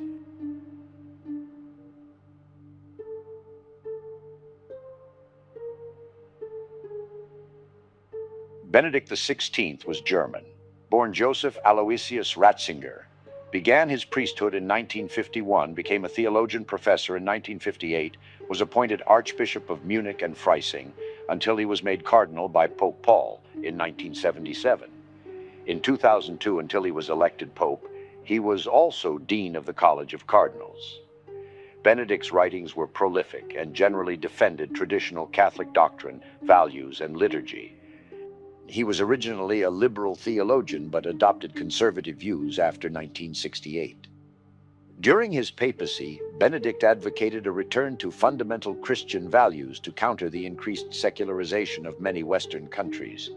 He viewed relativism's denial of objective truth, and the denial of moral truths in particular, as the central problem of the 21st century. Benedict also revived several traditions, including the Tridentine Mass. He strengthened the relationship between the Catholic Church and art, promoted the use of Latin, and reintroduced traditional papal vestments, for which reason he was called the Pope of Aesthetics. On the 11th of February 2013, Benedict announced his resignation, citing a lack of strength of mind and body due to his advanced age. His resignation was the first by a pope since Gregory XII in 1415, and the first on a pope's initiative since Celestine V in 1294. He was well versed in the Western European Romance languages, as well as Biblical Hebrew and Greek. He played the piano. Francis is as of the making of this documentation of the history of the Vicars of Christ in Argentine. Born Jorge Mario Bergoglio, a member of the Jesuits, he's the first pope from the Americas and Southern Hemisphere, as well as the first pope from outside Europe since Saint Gregory III in the 8th century. He chose the name Francis after Saint Francis of Assisi. A highly political figure prior to and during his reign as pope, he has attempted many of the same policies of Pope John Paul II. Some examples include calls for peace in conflicts and various interreligious dialogues. Though it can be stated that as time has gone on, it can be objectively stated that he has found more success. Francis is an outspoken critic of unbridled capitalism and free market economics, consumerism, and overdevelopment.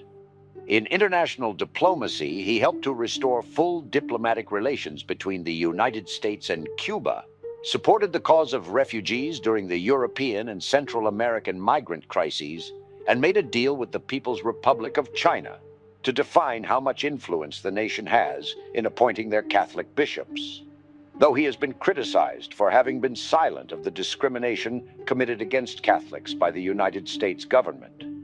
If the prophecy of the popes by St. Malachy is to be believed, Francis will be the final pope.